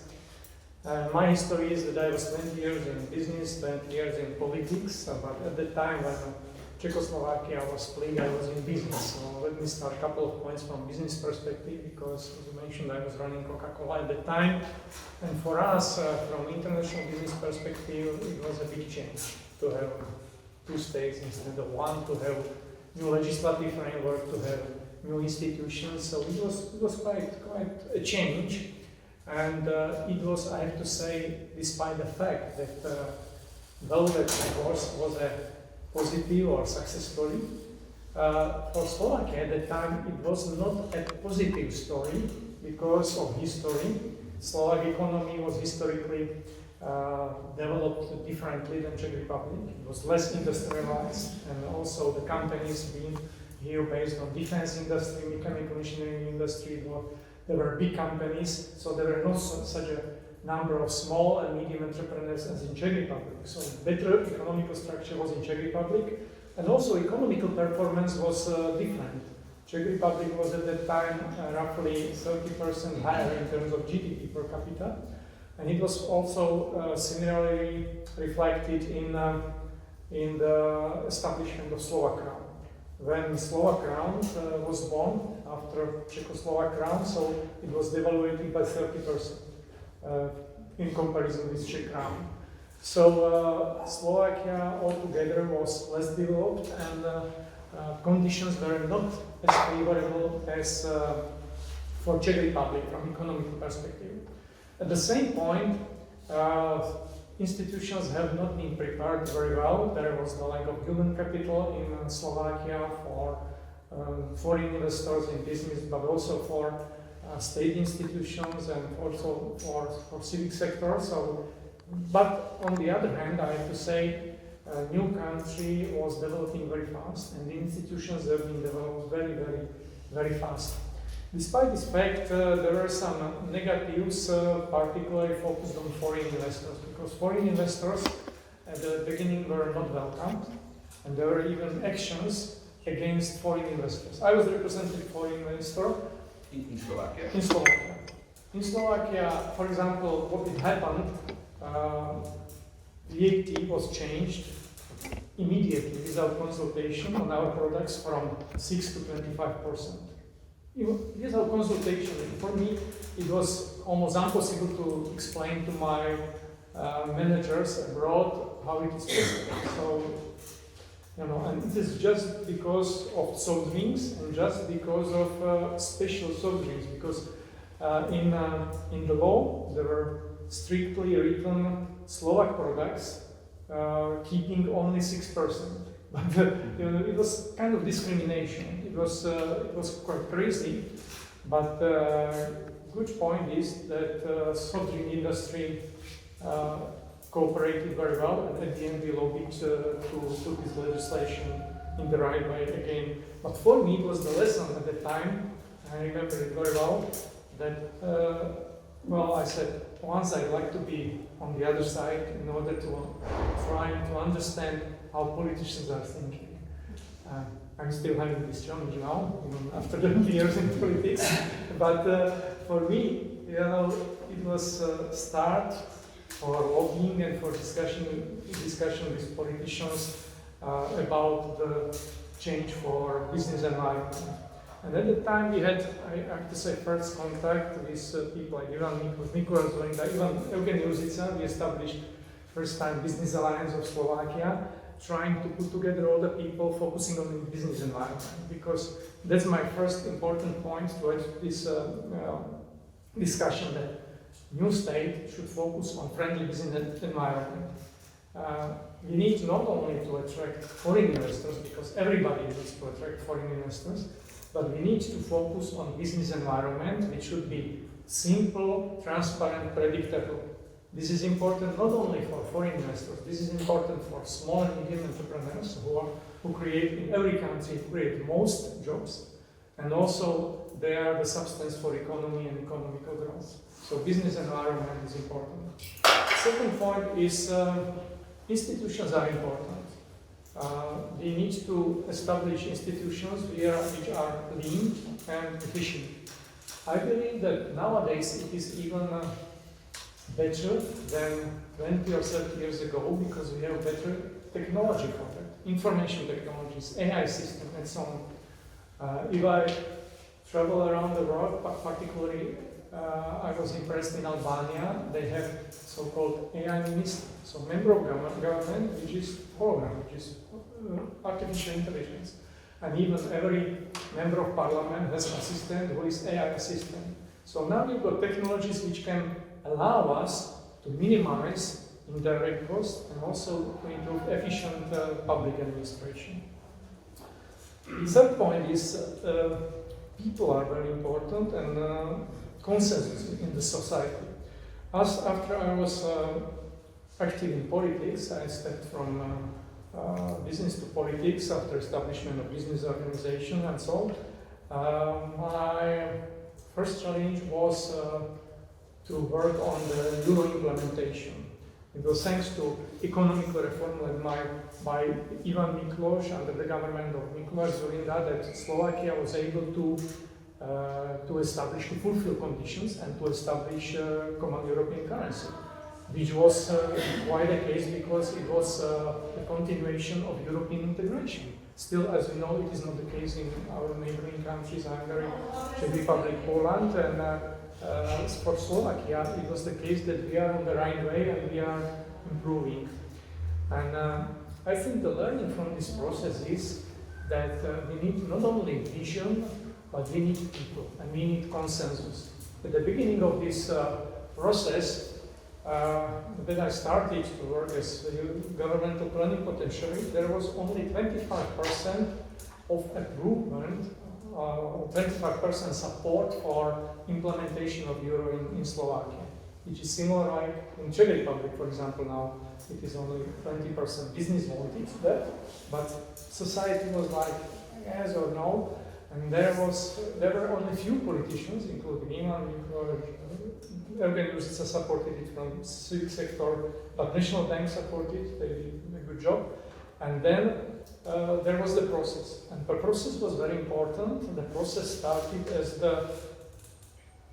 the communication between employers, employees, trade unions, church, academic sector, NGOs, which reflected in a change of this perception that after 1 year of this communication, which was called like Euro Convention, after 1 year of this communication, there was 75% support for Euro, from 25 to 75%, measured by Eurostat.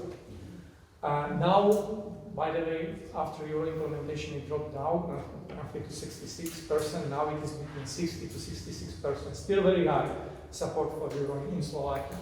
So the learning, and I think this is the learning for everybody, for every new state, is that we need vision, we need people, and we need a process trying to get national consensus for it. At least even consensus in Slovakia, Euro implementation is quite success story because consensus was like, as I said, 75%, but if it is not 75%, majority is important. But we need to get citizen support for all the changes, and communication for those changes is very important. And just to summarize it, maybe the learning together with business and politics, that in order to be successful economically, I fully agree with the point of Euro coordination and integration, because no one state can be successful separately nowadays. We need to be part of some economical space. So we need cooperation, but we need the vision, we need to establish lean, efficient public sector, and focusing also on business environment, which is crucial for economic performance. Thank you. Thank you. Now I give you opportunity to reflect, if you wish, or to add something what was said by your colleagues, and you may feel that you would add something. And after this, we will turn to the audience and ask questions. Maybe if I may, think about what was the most important lesson, not only from Czechoslovakia or Czech Republic, Slovakia, not only from the division, but from this post-communist transition. Because we have, as it was said, if I remember correctly, 10 out of 14 countries of former Soviet Union are growing quicker. The most important conclusion is that the most important precondition for success have been two things: reforms and integration, integration.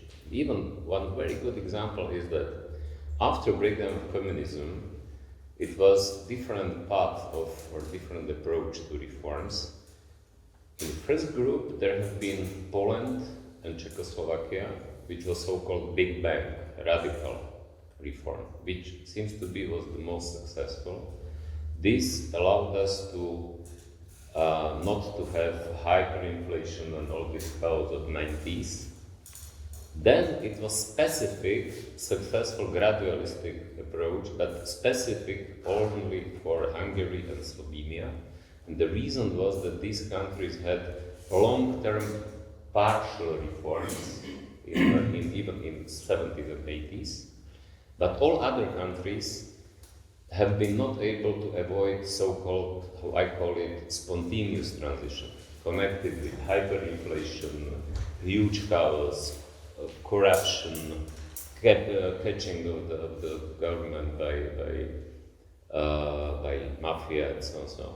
But then integration, EU integration was the most important because, for instance, Bulgaria and Romania was able to escape from this thanks to integration. But countries like Ukraine, Moldova, Russia, others, not. Very good example, really good example in my opinion, is Ukraine and Poland. At the beginning of 90s, Ukraine and Poland have been very similar comparable countries by size, by number of inhabitants, by GDP per capita. It was the same. In 91, 92, GDP per capita in Poland and Ukraine was the same. Then we had reform and integration path for Poland, and in Ukraine, unfortunately, creating of the oligarchic corrupted system. And then before war, before Crimea was annexed, Ukraine had from 3 to 4 times lower GDP per capita than Poland. Which means also, this is very important also for any other new country which will be created, is to make reforms. And Ivan said about friendly business environment, which is very important, but maybe if I'm asked what are two most important preconditions are macroeconomic stability and law enforcement and institutions, functioning of institutions, yeah?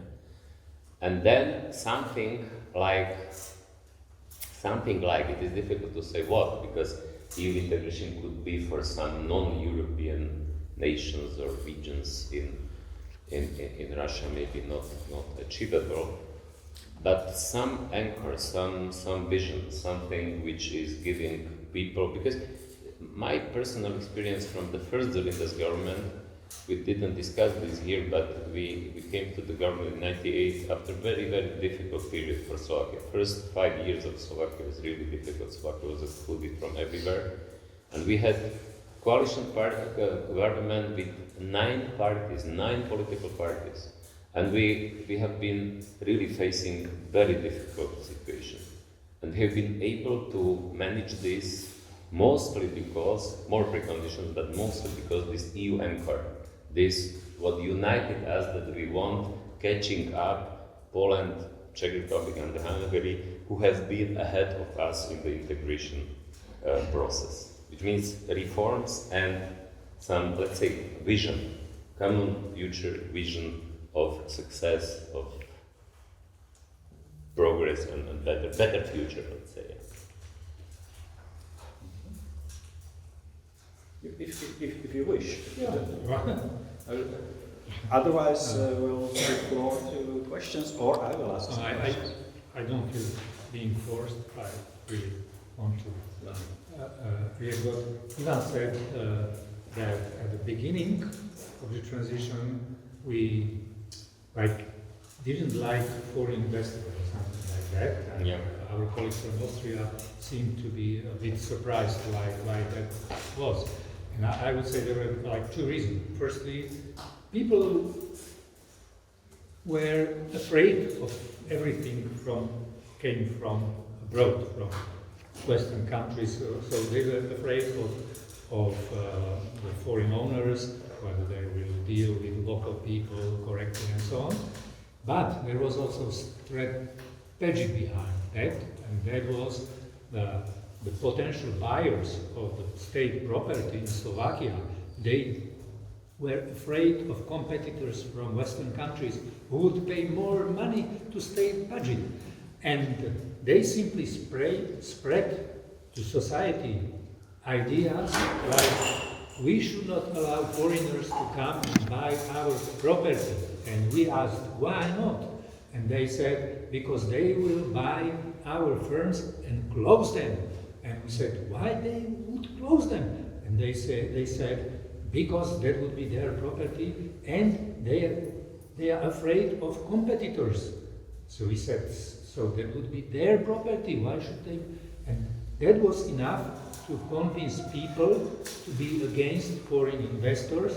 And what happened then was that Slovaks bought many companies, state owned, and then sold them to Westerners for bigger money, and the profit was there instead of the society. Yeah, if I may, just to continue to Eugen's remark, it was exactly like that at the time foreign investors were not welcome, and Slovak investors, basically created by so-called wild privatization, direct sales of state equity to private hands, which were received by people who were very close to government and to political parties at the time, most important political parties. So they were favored. So I think the learning from the situation is that it's very important to split people who are doing business and people who are doing politics, because the overlapping is quite dangerous and it creates a oligarchic structure, which was the tendency at the time, but fortunately it is not happening in Slovakia to this, only to some extent. So the learning is really that business is different than politics and it must be watched. Transparency is very important. And just a small remark to the sentence of Ivan Miklos, I fully agree with this vision perspective and European integration, which was a big vision for Slovakia. But for other states who do not share this vision, it might be also helpful to share European legislative framework, European values. It is important. It is even more important than European integration, membership in EU. And sometimes it is reflected in quite interesting cases, like, for example, Kosovo and Montenegro. They use euro currency, even they are not member of European Monetary Union. You know? If you share this value system, you share a rule of law system, as it was said, I think sometimes it is even more important than membership. Thank you very much. Now,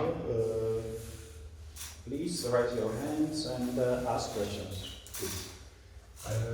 The liberalism is bad word in Russia, but what, in your opinion, are the reasons of the decline in the popularity of liberalism in Slovakia and in Europe? Yeah, just one thing. Please introduce yourself, name and where are you from, so they know. Who you introduce yourself. Who you are? Who you are? Name? From where you are? My name is Mesík, Великий Новгород, Russia. From Russia. Live in Warsaw. Yeah, of course it is a very complex and difficult question how liberal democracy is decreasing, at least power globally is decreasing. I think that it has a lot of reasons. One reason was mistakes which have been done. I will just mention one, which is evident, and it is underestimating of the danger of the illegal immigration, which is clear in Europe, for instance, but also in US, as you know, because one of the basic function and responsibility of every government is protection of the external border from illegal immigration. I stress illegal immigration. And we can see that this was something which state failed in many countries, in almost all Europe, US, and so on and so on. And then, of course, the people's dissatisfaction with this was growing and growing and growing. And we can mention also other areas like that, which means one group of reason is mistakes in the liberal democracy, in the systems. Yeah. Another reason, surely and definitely is, and now it is more and more evident, is the role of social networks and internet and AI, even now strengthening, which are really intensifying and increasing the hate, polarization, and which are strengthening this also populism and demagogy and so on and so on. But it is much more complex question or complex problem why it is. But still, what is maybe the most important for the future? At least I am deeply convinced that despite of everything, this of the weakness, of mistakes, of everything, still necessary precondition for the long-term prosperity and high quality of life is political and economic freedom. I'm deeply convinced about this, because if you look at there are empirical evidences for this. There are few exceptions, but really just few. Maybe only one is Singapore, which is only partially free politically and one of the most free economy in the world, and which is successful. But all other countries are good evidence that it doesn't work, at least from the long-term perspective. Of course, put aside of the oil countries, but other countries which are dependent on the functioning, competitiveness, everything, it is simply true. One of the main reasons is that power is corrupting, and absolute power is corrupting absolutely, and corruption is a really big obstacle for competitiveness, and then also for economic growth, and also for quality of life and living of standard. Which means, in this respect, I hope, and I'm convinced as well, that this is just temporary decrease, and that finally, if the majority of people will see that it doesn't work, that despite of weaknesses and problems of liberal democracy, it is still the best system for long-term prosperity, that it will be sustained and it will be strengthened for the future. In history, we had a lot of periods which was really turbulent, and also technology is playing a very important role, as I have mentioned, social networks, AI today, which means it will be challenging, but I still think that it is only, let's say, necessary precondition, political and economic freedom, but also institutions which are enforcing the rules and protecting this freedom. Thank you. Nobody has questions? I have questions. There is one particular niche issue, but I think it might be very relevant to many regions of current Russia, and it was highly relevant, at least for first decade of the independent Slovakia, and it is the military industry. Russia is being demilitarized by kinetic sanctions of Ukraine. Nevertheless, there is plenty of monogorodki, the towns which are dependent on one industry, and many of those industries are often military industries.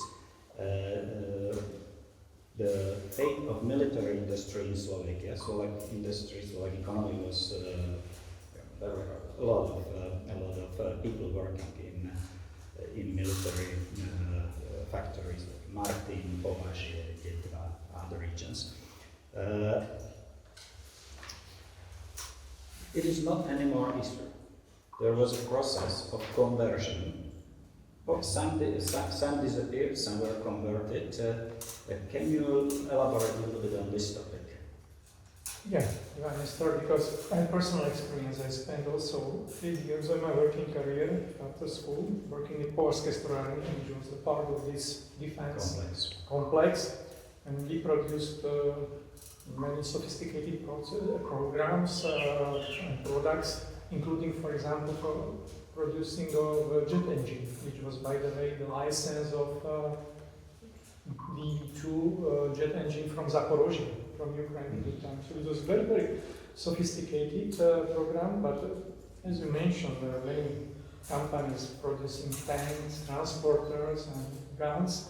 In Slovakia, basically, it was a political decision to focus this defense industry in Slovakia for all Warsaw Pact at the time, for all surrounding countries. First point is that this industry collapsed with the collapse of Warsaw Pact. This was clearly the conclusion, or basically it was the impact of the collapse of Warsaw Pact, that there was less demand for that, and companies were falling down. The challenge for them is the second point, that it was quite difficult to transform immediately because there are huge companies. As I mentioned in my first input, in comparison between Czech and Slovak economy, the structure was different. In Czech Republic, Czech economy was based on small and medium enterprises. It was not the case in Slovakia. So there was a challenge to transform. It took longer time. But at the end, it was transformed into automotive industry because of labor force. In this defense industry, it was quite skillful labor force, which was primarily used for automotive industry, which was advantage at the time. Volkswagen, and Kia, and Jaguar, and all the stuff, they welcomed that because it was not this condition in other countries. For Slovakia, it was competitive advantage to have this skillful labor force. Another point from this exercise is that now it looks like the defense industry should be established again in Europe, and there is a lot of potential. So there is some potential also in Slovakia and in other countries because of raising demand, and to some extent it works. For Ukraine, they are one of the major suppliers of ammunition from Slovak former companies which are now rebuilt. But important change is that demand on the five places is different in comparison with the 30 years ago. We clearly see how drones have changed the battlefield and how small companies are needed for more innovation. So for defense industry, if we speak how to rebuild defense industry in Europe, we will not rebuild big companies, but we need to build more innovative small companies. We need to invest into research and innovation using artificial intelligence and new technologies. So I do believe there is a potential because it's a green light in Europe to build this defense industry, which will be, by the way, supported by European budget as well, under the management of Andrus Kubilius, first Commissioner for Defense and Space. So definitely there is some new challenge for defense industry also in Slovakia, but structure will be completely different. But 30 years ago, the way of transforming this defense industry was that one important stream of workforce was from the military industry to car manufacturing. Right. That's right. Yeah, but it took time, and as I said, one of the reasons of division of Czechoslovakia and the different situation after a breakdown of communism was that, for instance, in the first year of transition, average unemployment rate in Czech Republic was 3%, in Slovakia was 11%, which means almost 4 times higher because structure of economy. Not only because of military protection, but also because Slovak economy was much more oriented to Comecon, to eastern markets, which collapsed after breakdown of communism. And Western Czech Republic was more oriented on the western market.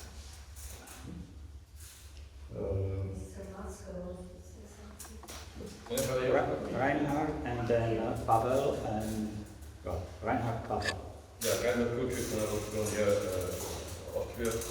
Thank you for your remark on the drones. I remember a story a friend of mine told me from when he joined the army for 2 years, from his 58th to 60th birthday. And he was in the first drone unit, and he said, our generals told us we don't need these wedding crowns. 5 years ago, but this is just a proof how economy works. We need a free market economy where people are interested in innovation so that they can bring it into a process which then develops an industry. A second remark too, as you mentioned, Mr. Vickers, Singapore, they have what we call rule of law. They are not a democracy, exactly. But they are respected because of this rule of law. And this is why it is exception. They don't have corruption despite not having political freedom, full political freedom. Exactly. But my question is, because you all mentioned the importance of the chance to join the European Union. When we now talk about these captive nations in the Russian colonial empire, I would say there is no chance for them at the moment, or even in the near future, to join the European Union. You mentioned Kosovo and Montenegro, who have the euro already as currency in their country as they took over the German Denmark, and but they also have this perspective of joining the European Union. From your experience, how important was this chance to join the European Union? And what lessons can we learn for these captive nations from these facts? It was very important, it was precisely important. This is what I mentioned also in case of Bulgaria and Romania, which despite of these difficult 90s, they have been able to do everything because of this anchor. This anchor was decisive, and I agree with Ivan that for countries which from objective reasons cannot to be part of the European Union, it is necessary also to find another example of the successful country which did economic reform, which came from very poor. By the way, we spoke about Singapore, Taiwan. They have been 60, 70 years ago, they've been very, very poor countries. Yeah? But thanks to reform, high level of economic freedom and reforms, and also rule, as again, macroeconomic stability and rule of law are the key here. And by the way, if we will speak about newly created countries, post-Russia countries, it will be extremely important to have really competent and responsible fiscal policy, monetary policy to avoid inflation and disorder and rule of law. Which means this could be very, very, very important. That's the reason why I'm saying for countries which don't have possibility from objective reasons, because not only membership, but potential membership was the anchor, yeah? Which means possibility sometimes. For instance, when Montenegro started to use euro currency, they haven't been even candidate country. They did it, yeah, because it was a strong anchor for avoid inflation and instability and so on. So that vision is important. To have leaders, to have politicians who have strong political leadership, politicians which have vision, will, and courage, which want to do what to do, which are convinced about this, and which can effectively communicate, also sell this story, this vision for the future. This is the key. Absolutely agree, if I may. One point is important, that everybody needs some cooperation. So also countries and nations in the Russian Federation need to cooperate somehow. Not only in terms of economic cooperation, but in terms of political vision. I think cooperation is very, very important because no one can succeed separately. Honestly, I don't know what is the issue. You know much better, and it will be developed. But some common vision, as we said together, is important. And secondly, this let me say this legislative European framework based on European values is also very important. And it's not necessary to be a member of the European Union, but it's important to be at least closer and to share the same values. I can give you an example. When we worked in the European Parliament, it's my distinguished colleague as well, I was a part of working group on Artificial Intelligence Act. It was first legislation for artificial intelligence in the world. No one has it. No China, no US. Everybody was looked at European Union, what we are doing. And if I go to, for example, Kenya in Africa, Japan, everybody said, it's good, we will copy it. We will, because we share your value. We share democratic value, we share this objective to protect citizens' rights, to protect privacy, and we have the same value system. So if those countries who are transformed, nations who are transformed, will share the European legislative frameworks, I think it will be a lot. They can come closer and closer to this democratic world. Just briefly, I said not that send a signal to Russian regions that membership in EU is available, but deeper integration is available from tomorrow. Okay. Pavel, please. Partially it was asked and answered. I would have before one remark. I fully subscribe what you said about the defense interest with one exception. Actually, it was declining before the political decision. And the reason was first the decline in the market.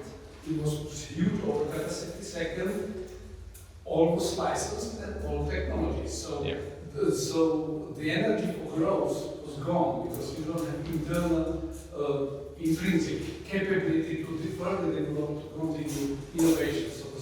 So this kind of incentives for development is necessary.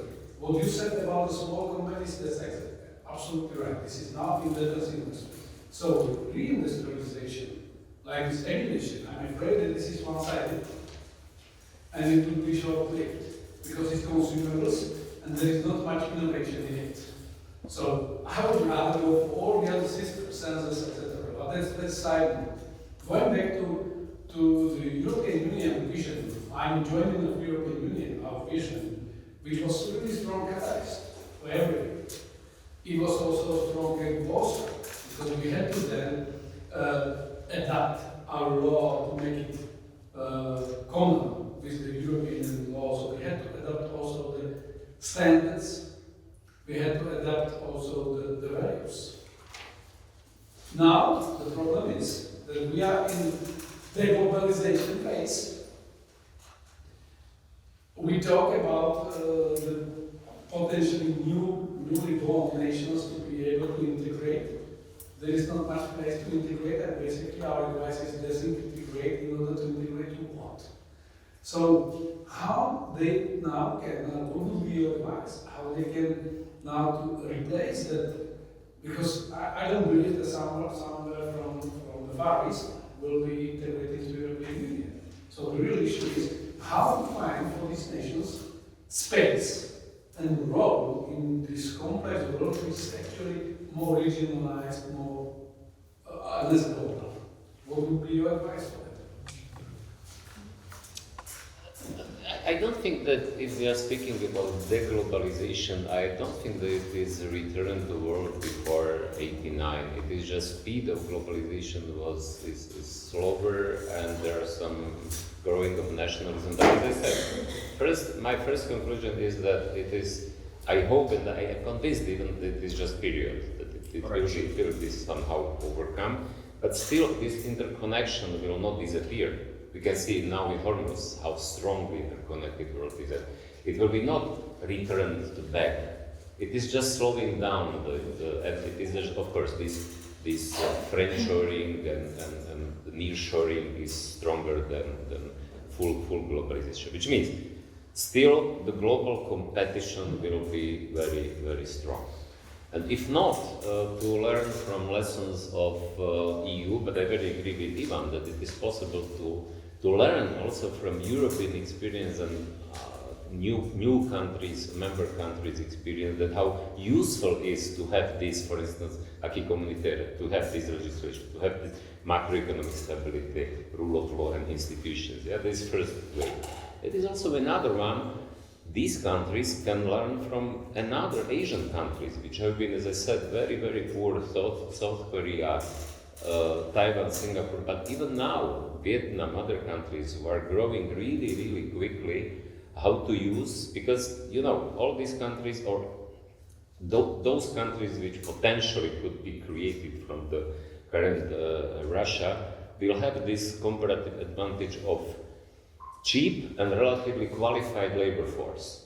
It was also our biggest advantage. And if this potential is used by real reforms, which are creating institutions, which are strengthening political freedom, which are attracting investment because of comparative advantage of these entities, then of course it is possible to have high economic growth. But as we said, institutions, rule of law, macroeconomic stability, responsible policy, good image based on this, and good investment opportunities also for foreign direct investors based on this. It is difficult.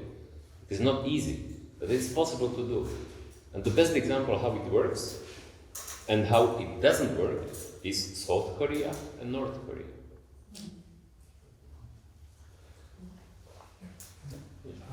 Just a little fact, which is that it is not that clear that there is deglobalization going on, because if we take a total amount of world trade / world GDP, it's more or less stable the last 15 to 20 years.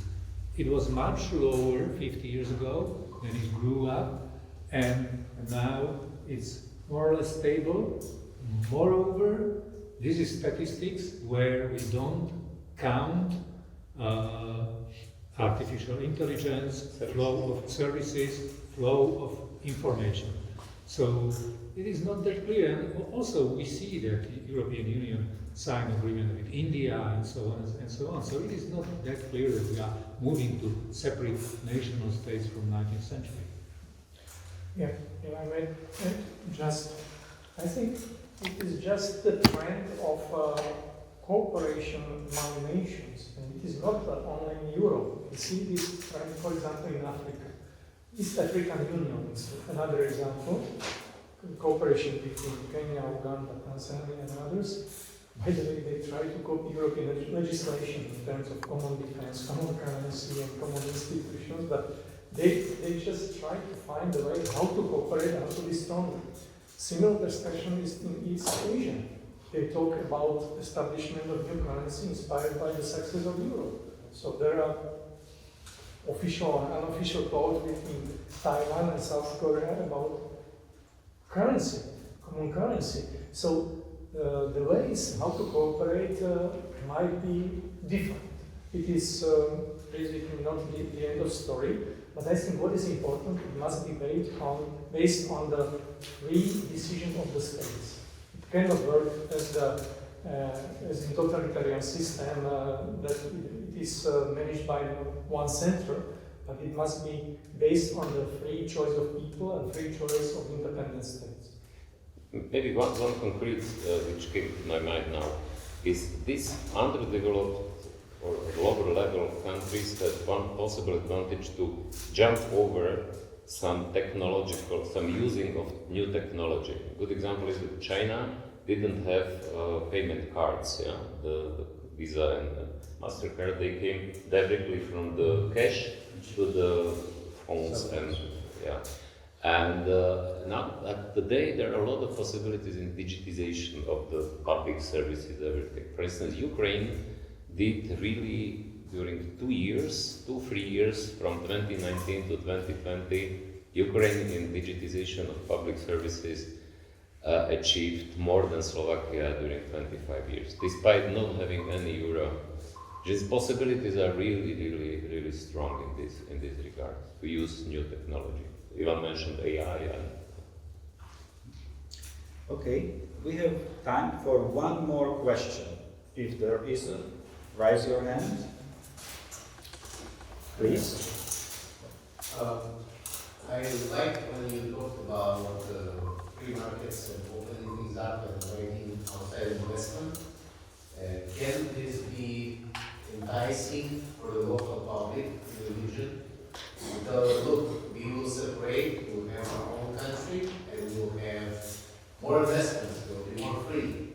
But then you also said the other side, that the concern was that people had, well, now these investors are going to take everything from our country. You know, how do you explain to people that it's not going to happen, that investments are actually good? First part. The second part, how do you prevent the perception of this new state to be like a money laundering hole that now is created, people can wash money to this place, not actually going in there, not doing it there, just incorporating, creating the shell companies and pumping on money for it. Because if it freedom now allows that. Now, I'm not personally against it, but other countries, particularly, let's say Russia, will be very excited, will be against it, all this freedom, and it's going to try to calm it down. So, it's important. Yeah. Yeah, that's the reason why it is not so easy, but you can again learn from other countries. Estonia, Latvia, Lithuania have been created as small independent countries. They have ruble at the time, it was over inflation, hyperinflation at the time. They strictly cut themselves from the ruble and they created institutions. And it will be necessary also in other newly created nations or countries to build as soon as possible institutions to cut themselves from the ruble, for instance, and monetary and so on. And first, which means it will be difficult, it will be possible to misuse this freedom, but that's the reason why it is necessary to have institutions from the beginning, to be prepared in advance that we will need to build these kind of institutions. And regarding foreign investment, you know, maybe I hope that today's situation is different a little bit, because at that time, you know, it was new. These communist countries have been totally closed, which means it was really new now, this openness. I think now in these Russian regions or nations, it is maybe not so, not the same, but even if it is, I can tell you how it was solved in Slovakia. Finally, it was solved by experience. Finally, it was solved by the people, ordinary people, saw that if companies have been sold out by peanuts, by symbolic prices to the cronies, Mečiar was prime minister at the time, it didn't work. It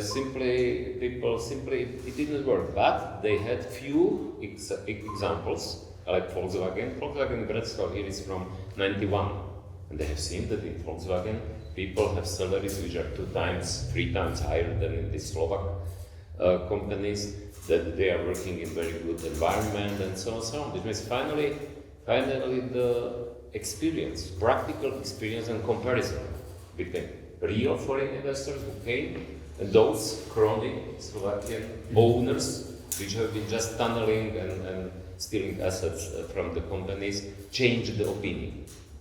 But even this is not such easy, because till now, me personally, and we are accused that we sold out family silver and so on, which means some kind of perception that it is bad if we lost this exists and will exist in every country, which means it is not exceptional for Slovakia. That we did it despite of this risk, political risk, because we have been convinced that it is better than to stay in state ownership and to be stolen, because it was practice. When mostly, not of them, but mostly, if these companies have been privatized by crony oligarchs or others, mostly they haven't been developed, and they have been simply tunneling and stealing assets from them. Yeah, just fully agree. I think to explain that foreign investments are necessary for economy is a never-ending story, but it's a common challenge for politicians and for entrepreneurs as well. They need to explain it together. I fully agree that the best, the most useful learning is by example, that people basically earn much more and they have more transparent environment, but also I think education is important. Education about investments and the impact of foreign investments on the economy, so we have to teach that in the schools as well, and to educate also public. And second point, the state and money laundering, it leads me to the point that I think it's very, very important also the establishment of the civic sector, and to have free media, to have free NGOs which can be watchdogs, which can follow also all the decisions by the government, and they have the space to represent their views. I think the civic society establishment of civic society is also important for the success of the state. If there is a difference between what people think they need and what they really need, populists give them always what they think they need. Therefore, it is hard to beat populists in discussions, because they give people what they think they need. But they lose because they don't deliver results. Sooner or later, they will lose.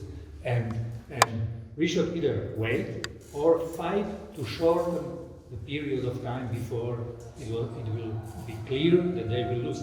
That's, by the way, the situation now in Slovakia, that we are learning that really the populists do not deliver the results. So sometimes it takes time. Thank you very much. We started 5 minutes later, so we have 5 more minutes. And I would like to use, as we were broadening the discussion, and now I would like to narrow it down and ask each of you to give 2 or 3, not more, most important recommendations for post-Russia. You already mentioned them, but you can summarize that just to add accent to the message. So 3 most important lessons learned and recommendations for the future independent post-Russia states. Okay. The first very important is to be prepared in advance. What is the key challenge and what is the key task which have to be done? If we look at the past, countries like Poland and Czechoslovakia have been prepared because there have been very narrow elites who have been thinking about in advance and they knew what to do. This Big Bang reform, this package of reform, which really worked. In majority of countries, countries didn't have this capability. They haven't been prepared, and then it was chaos, hyperinflation, corruption, everything. Corruption was everywhere, but much bigger. Yeah? Which means to be prepared in advance, to have elites which are even now working in preparation. What shall we do? What if the window will be open?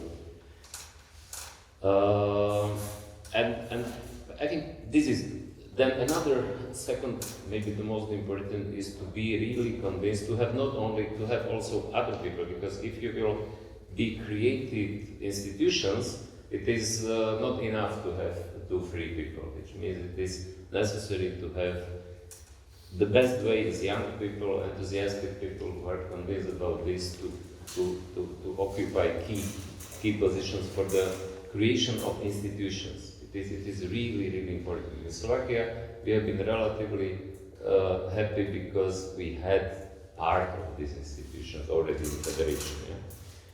And then third is to be really deeply convinced, to have clear vision, what is necessary to do, why it is necessary to do, and communicate with public. What you are doing, why you are doing this. You will have to fight, of course, with opponents, with populists, demagogues, who will want to misuse the difficult situation, because it will be a difficult situation. Which means I think these 3 things are key. Okay. Be prepared technically, and we talked about that, what does it mean. Then be aware of the fact that integration is available from tomorrow. Integration is available. And then be integrated among your regions, among your states, future states, maybe. Yeah, definitely to have people to be prepared, to be ready for the change, but also do not forget to have friendly business environment and to focus on lean, efficient institutions and to adapt new technologies for them. Thank you very much. Ivan Štefanec, Eugen Juržica, Ivan Miklos were our guests. I think they deserve our applause.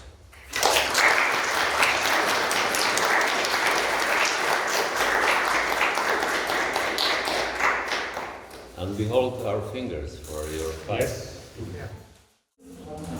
Ladies and gentlemen, can we start? Now, I'm sorry, may I speak while sitting? Do you hear me? Okay. This panel is different. After so many really professional presentations by important figures, predominantly from our host country, Slovakia, and speaking on their own deep experience on Velvet Revolution and then Velvet Divorce. So the peaceful, amicable divorce between two countries that are until today engaged in close cooperation, enhancing their chances in very complicated contemporary world. This panel is also difficult because we have to use a variety of methods in order to communicate. Please excuse my English. Some of our panelists are going to speak Russian, including the keynote speaker before this panel, and that is surprisingly the Prime Minister in exile of the Chechen Republic of Ichkeria, His Excellency Ahmed Zakayev. This panel is also slightly difficult as we have towards the end to answer a very important question. Do we have common manual, joint manual for gaining or regaining independence? And here I would like to be clear. When we speak about Russia, Russian aggression on Ukraine, in particular the full-scale aggressive posture, it is not divorce. It is pure criminal aggression on the sovereign independent country and occupying part of its territory. So, of course, taking into account history, we may speak about a variety of issues, but that situation is clear. When we speak about eventual rupture or dissolution or second stage of dismantling of the Russian Federation after Big Bang, it may be difficult nowadays to think about, but in my opinion it may be difficult because of the great myths that we, the collective West, created ourselves, actually. Because when we look also on the recent experience of full-scale invasion of Ukraine, I remember very early morning of February 2022, listening to radio and hearing news of the invasion, and then listening to whole range of analysts telling us 3 days, 10 days, it was going to be a success if they deter Russia for 10 days. What happened? A long time? Was Kiev taken over? No. So Russia is not so invincible. For quite a long time we used to discuss, not myself actually, honestly, because my personal history is totally different. But yes, it was a prevailing view on Russia. When we remember time in preparation in Russia, in preparation, and it was well known. Analysts, in particular in our region, in Central and Eastern Europe, used to tell us about stages to prepare. We were not sure which target was to reach, whether Ukraine or NATO directly. Yet preparedness was there and very visible, including changes to economic rules and practices, way of modalities, mode of operation of the internal economy of Russian Federation, changes, transformation of military sector, and transformation of administration.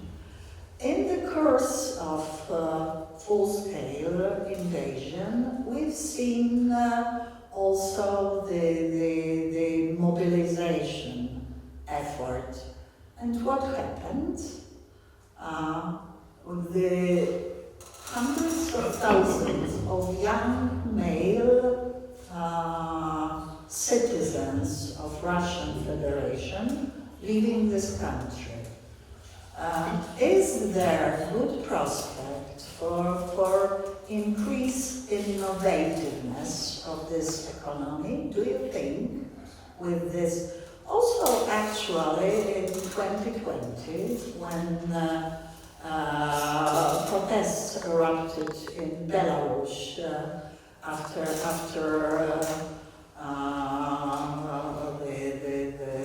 the faked victory of Lukashenko, it was a real exodus of young, most innovative, including in information technologies, young people. They are in the West, all of them, nowadays. Of course, the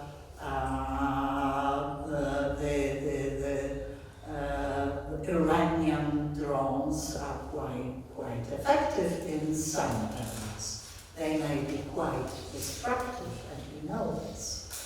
But potential that Ukraine gained of innovativeness, to modernize not only methods of combat, but also economy and technology, despite shortcomings that are well known to us.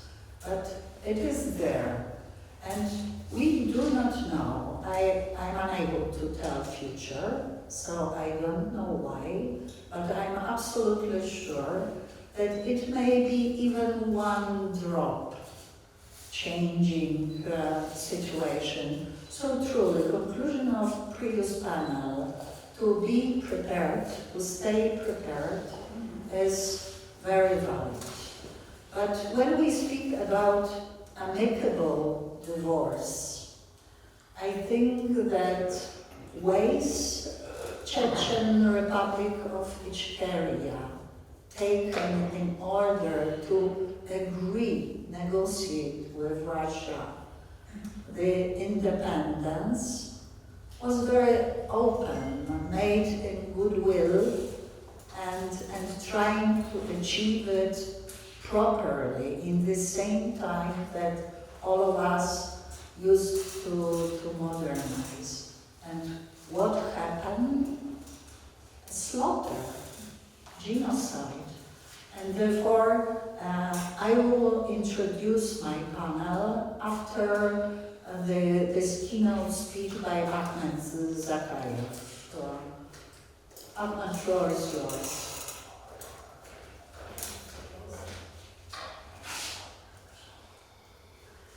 Дорогие друзья, коллеги, представители свободных народов, уважаемые участники данного форума.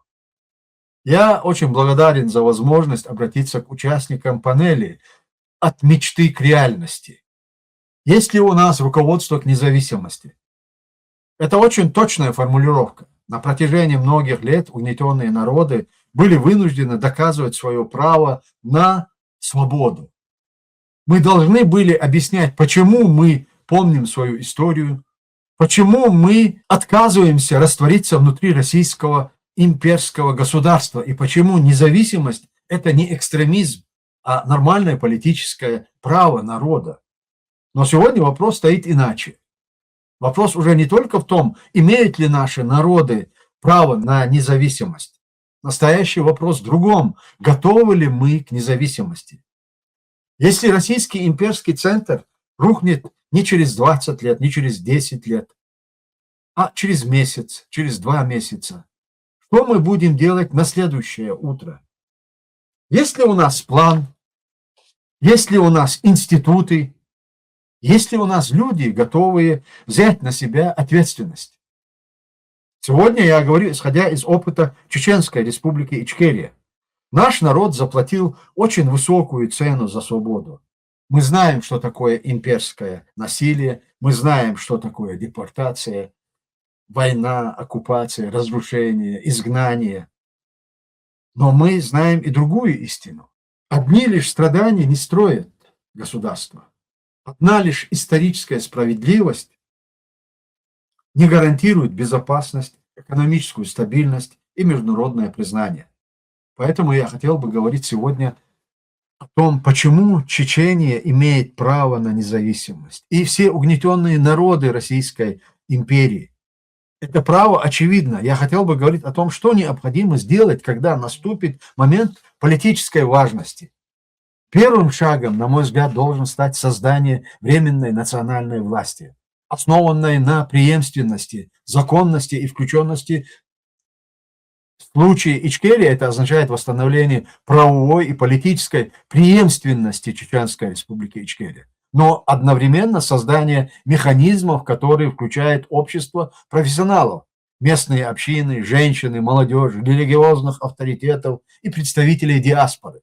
Но временная власть не должна превращаться в постоянную монополию. Ее задача ограничена – стабилизировать страну, предотвратить насилие, восстановить публичное управление, подготовить выборы и открыть путь к конституционному демократическому государству. Без безопасности не будет независимости. Но безопасность не должна означать неконтролируемые вооруженные группы. Она должна означать законную монополию на применение силы, подотчетные командные структуры и немедленные меры по предотвращению грабежей и политического насилия. Первые 100 дней должны включать создание Временного национального совета безопасности, профессионального полицейского командования, механизмов охраны границ. Бывшие участники вооруженной борьбы должны быть включены в законные структуры.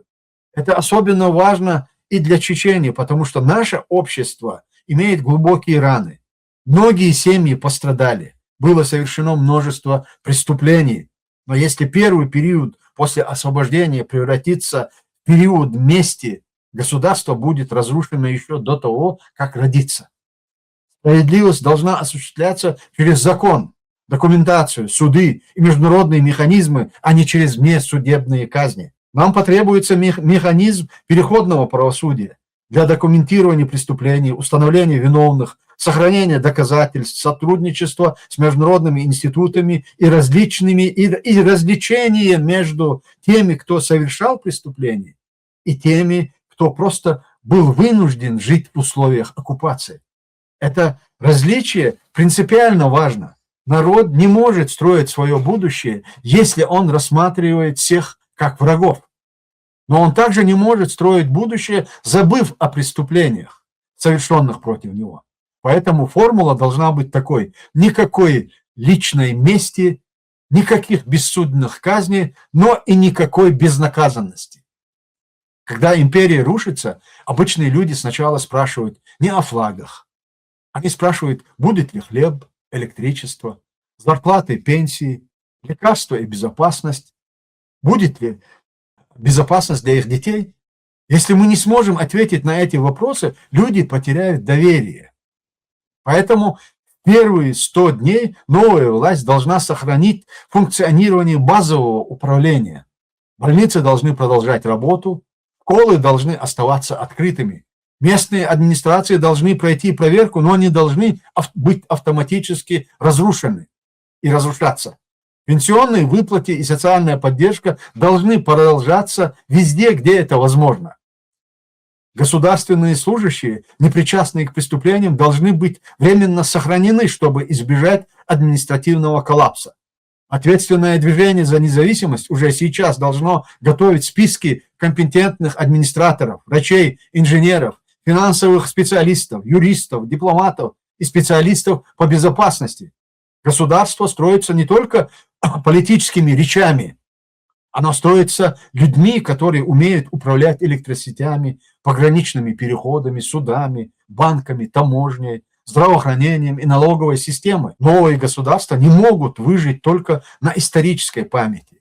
Они должны торговать, собирать доходы, контролировать инфляцию, выплачивать зарплаты и создавать условия для частной экономической активности. На первом этапе следует избегать рискованных экспериментов. Приоритетом должна быть стабильность. Торговые маршруты должны оставаться открытыми. Контракты не должны автоматически разрушаться. Право собственности должно быть защищено, за исключением случаев, когда активы напрямую связаны с военными преступлениями, коррупцией или оккупационными структурами и должны быть пересмотрены в правовом порядке. Валютная политика должна быть прагматичной. Новое государство может быть не готово немедленно ввести национальную валюту.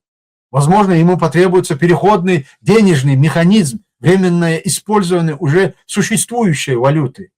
Параллельно с подготовкой Центрального банка, финансового регулирования и антикоррупционных гарантий. Мы также должны понимать, что экономическая независимость не означает изоляцию. Напротив, построссийские государства будут нужны друг другу. Нам понадобятся региональные торговые транспортные коридоры, энергетическое сотрудничество, таможенная координация. Крах империи не должен привести к краху экономической жизни. Новые построссийские государства должны избежать геополитического одиночества. С первых дней мы должны ясно говорить с соседями.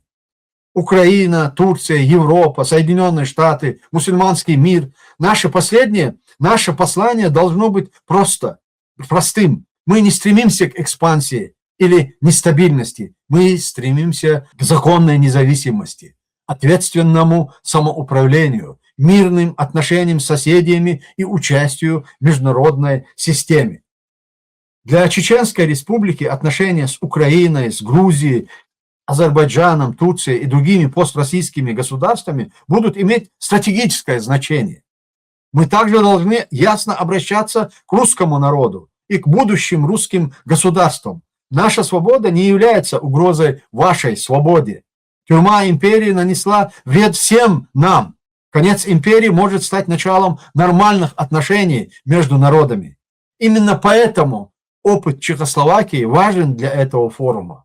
1 января 1993 года Чехословакия мирно разделилась на Чехию и Словакию. Этот процесс вошел в историю как бархатный развод. Конечно, наша историческая ситуация намного трагичнее. Отношения между Москвой и порабощенными народами – это не отношения между чехами и словаками. Мы несем память о завоевании, депортации, войне и оккупации. Но практический урок все равно важен. Политическое разделение не обязательно должно означать вечную вражду. Развод государства может быть проведен достойно, если есть ответственность, переговоры и признание реальности. Здесь я хотел бы напомнить еще один очень важный факт, который часто забывают. Это тот же исторический период, когда Чехословакия мирно разделилась на Чехию и Словакию, Чечения и Ингушетия также прошла через собственное разделение. Чечения и Ингушетия разделились без войны между собой, между чеченцами и ингушами, без этнической мести и без того насилия, которым многих заранее пугали. Это был один из самых цивилизованных и дружелюбных примеров разделения в постсоветском пространстве. Два близких народа, связанные общей историей депортации, страданий и выживания, смогли политически разделиться, сохранив взаимное уважение. Этот опыт важен, потому что он прямо отвечает тем, кто постоянно пытается пугать мир представлением о чеченцах как о народе якобы агрессивном, неспособном к мирной политической жизни и нормальному сосуществованию с соседями. Наша собственная история доказывает обратное. Когда чеченцы получили возможность определить свое политическое будущее вместе с братским соседним народом, они выбрали не хаос, не агрессию, а мирное, достойное размежевание. Поэтому, когда мы говорим о будущем построссийского пространства, мы не должны принимать имперские стереотипы за политический анализ. Настоящая опасность исходит не от свободы порабощенных народов. Настоящая опасность исходит от имперского центра, который раз за разом превращал политические вопросы в войну, репрессии и оккупацию. Первый этап не должен породить новый авторитаризм под национальным флагом. Это стало бы предательством самой идеи независимости. Если мы заменим имперскую диктатуру местной диктатурой, мы сменим флаг, но не природу власти. Поэтому первые 100 дней должны включать ясный график переходного конституционного процесса. Свободу медиа, гражданские свободы, независимые суды и свободные выборы. В этом случае мы можем рассчитывать на международное правовое признание. Оно не придет только потому, что мы его просим. Оно придет тогда, когда мир увидит, что мы способны к ответственному управлению. Международные партнеры будут задавать вопросы, кто контролирует безопасность, кто гарантирует права человека, кто защищает меньшинства, кто платит налоги, кто контролирует границы, кто предотвращает терроризм и криминальные сети, кто подписывает соглашение. Мы должны подготовить ответы до того, как произойдет крах, а не после него. Именно поэтому сегодняшняя дискуссия так важна. Каждое национальное движение должно подготовить короткий и серьезный документ, программу первых 100 дней. Не манифест, а операционный план. Он должен включать безопасность управления, экономику, внешние отношения, правосудие и выборы. Он должен определять риски и ответственность, и ответственные институты. Он должен быть достаточно реалистичным, чтобы его можно было обсуждать с правительствами, парламентами, дипломатами и международными организациями. Ни один народ не должен проходить постимперский период в одиночку.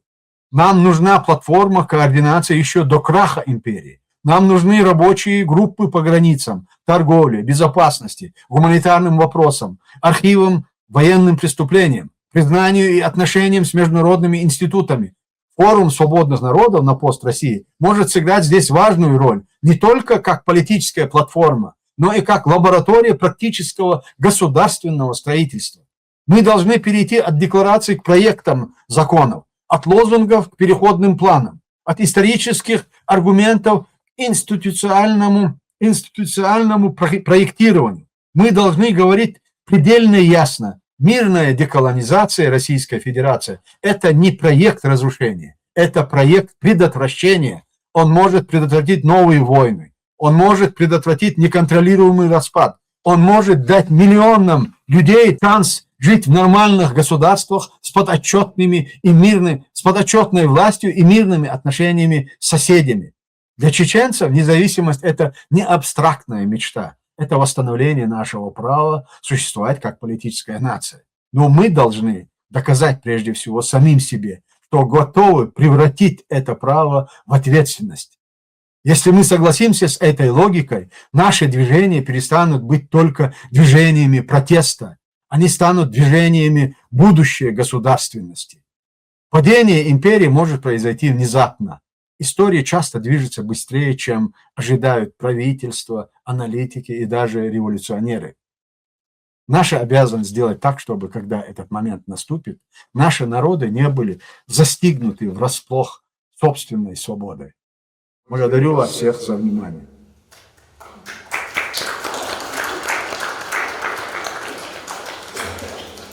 Believe me, Prime Minister Ahmed Zakayev fully fulfills the suggestion of Minister Pavel Demash. He speaks excellent English, but he wanted to appeal first of all to the English-speaking audience. Russian-speaking audience. It was his aim. I heard him last Monday in Vilnius, and it was similarly moving contribution. We now will give the floor to subjugated people, subjugated by contemporary empire, pursuing the aggressive posture. Maybe first I'd like to introduce and ask for just very short, virtually 2 sentences statement. Rosa Dunayeva, she is also Chechen, exiled in Austria, and representative for protection of human rights on behalf of the Chechen Republic of Ichkeria and representative of the Republic in Austria. Rosa, floor is yours. Thank you. I really appreciate being here with you. The speech, what you heard, it's a great speech. Yes, we say about it every day on every platform, on every events, in some meetings. Every time Ahmed Zakayev say to many diplomats, to many ambassadors where he meet with them, say about plans, about future Chechen Republic of Ichkeria after the occupation. Today, 35 years ago, we got our independence after collapse USSR. Before collapse USSR, we have Chechen Ingash, autonomous socialist Soviet Republic. As Ahmed said, we got our independence through negotiations, without war, without any discussions. It was very peaceful, its act. Because Ingash people, it's our brotherly nation, our brotherly people. We live all together. It's 99% our tradition, culture, the same. But we got independence. Ingash people decided to be part of Russia. It's their choice. Today, in 1994, Russia invaded the first time, Russian Chechen War, you know, everybody, and 1999, the second company, Russian Chechen War, and till today Russia didn't answer for any crimes. 300,000 people they killed, 42,000 children they killed. Till today, occupation regime also killed Chechen people. Today, my republic is under occupation. Today many violations happened, human rights violations in Chechen Republic of Ichkeria. No any institution, no human rights institution, no anything. Just Kadyrov, it's puppet regime from Russia. Other people, simple people, civilian people, today live in hostage. They live in fear. They cannot, tomorrow they wake up or not, maybe forcible mobilization. Russia take a boy and send to Ukraine. Today, real Chechen boys fight for Ukraine, on Ukraine state. Chechen military force and 2,000-3,000 Chechens fight for Ukraine till victory, for justice, for freedom. And Chechen people today is ready for independence, is ready because we have young generation with huge potential. We know young generation speak many languages. They educated many institutions in Austria, France, Belgium, Schweiz. It's many countries. Maybe you don't see today, but we have. If you need it to show, if you need some information, we can show, we can provide. We have everything. Yes. Thank you very much indeed, Rosa. Now I would like to introduce two persons speaking of roughly the same region. To my far right, do not misunderstand this term. It is pure geography. It's Elena Kustulainen, who is the representative of the Free Ingria. She will tell you the meaning of this term, and her neighbor is Samir Zakiev, who represents St. Petersburg area and is very active in support of the fight of Ukraine against Russian aggression. In terms of Russian citizens doing this, it is very brave. So, Madam and gentlemen, the floor is yours. Elena first, or Samir, you choose. As a speaker today, I find myself in a very meaningful position. As a speaker today, I find myself in a very meaningful position because I'm not a career politician. I come from a scientific and engineering background and have involved, for example, at the St. Petersburg Polytechnic University. Currently, I'm writing my thesis on glycobiology at the Yugoslavian University, and also I'm the activist for the Free Ingria movement. Free Ingria, it is maybe known here for everybody. At the moment, region that includes, first of all, St. Petersburg and the area that we know as Leningradskaya Oblast. Yeah, I am from St. Petersburg too, but I live in Germany for like more than 20 years now, and obviously in the year 2022 it was a huge shock for me, this massive war. So the first thing what I was thinking, okay, what can we do? As a person from St. Petersburg, the first thought was revolution! Obvious. But living in Europe has made me think of the Russian thoughts unfortunately too good, because my solution, which seemed like quick and obvious, did not somehow encourage any people from Russia. I tried to hire for myself some profits for YouTube, so because I've been constantly telling the Russians that they have to make sabotages, they really have to do everything, and they have to donate as much as possible to Ukraine, because the only way to resist Putin is to make him lose the war. That's it. It was obvious to me. But the problem was nobody supported me from that side. So then my colleague with whom we were making YouTube about what's happening in Russia and Ukraine, she told me about the Free Nations Forum, Vasilina Orlova, that's her name. So then one day I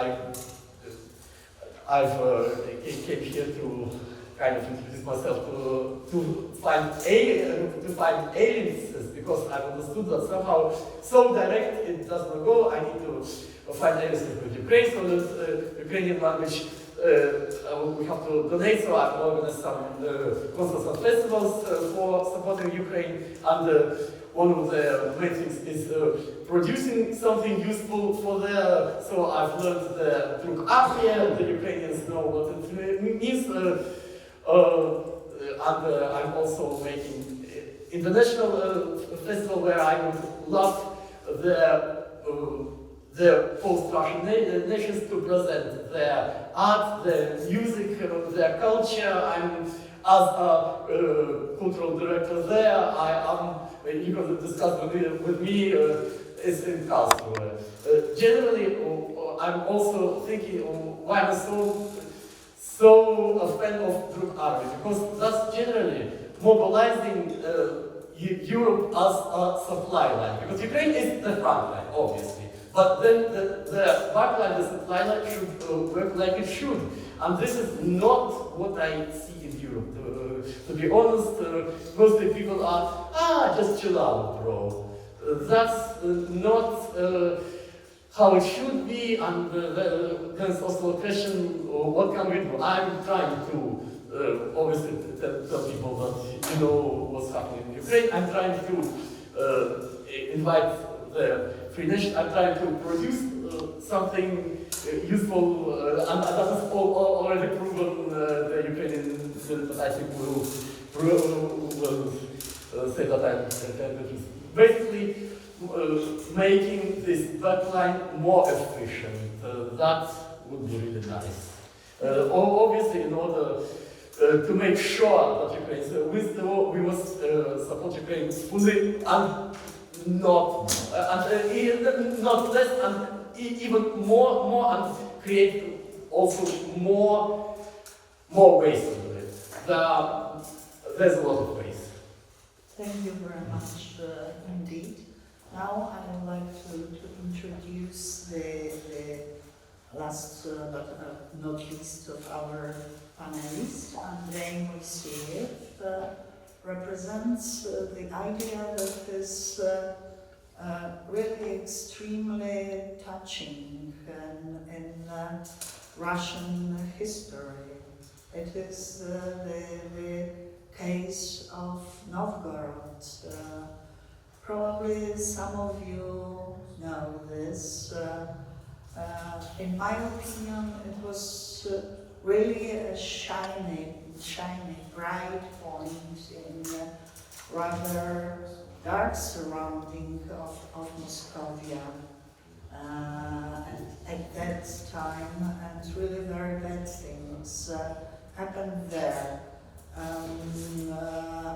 Andrei Mesík thinks that there are good points to imprint within the Russian conscience, and his project of New Novgorod is something interesting.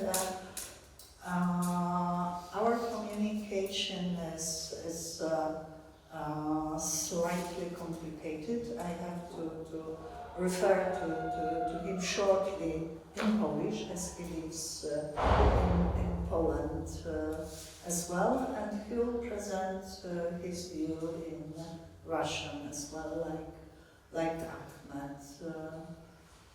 Ja powiedziałam tylko o tym, jakim ważnym dla świadomości historycznej, jasnym, pięknym elementem historii terenu, które należą do Federacji Rosyjskiej, jest historia Novgorodu.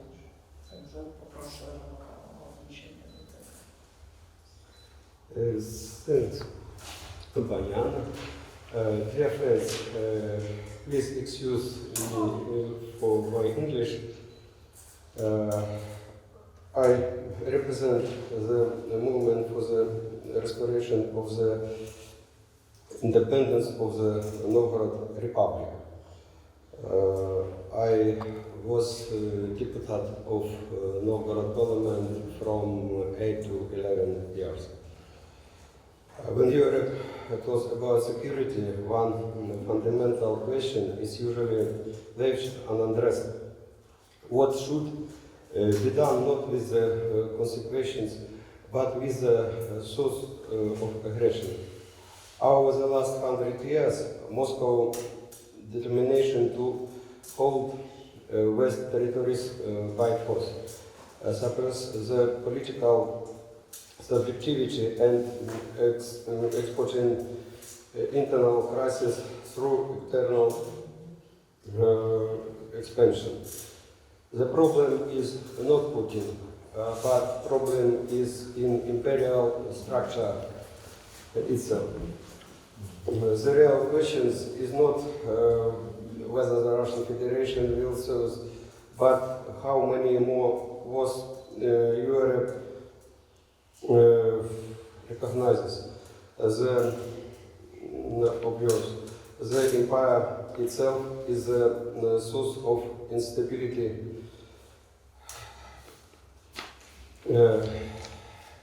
If it's a matter of European security. History has already shown us an alternative. These were two different civilization models. While Moscow was built around obedience and military mobilization, Novgorod developed through self-government, trade and cooperation with Europe. When Moscow destroyed the Novgorod Republic, it destroyed a European alternative to its imperial model. 500 years later, the main Russian military routes run through Novgorod and Pskov. This is why an independent Novgorod is a project for the future security of Europe.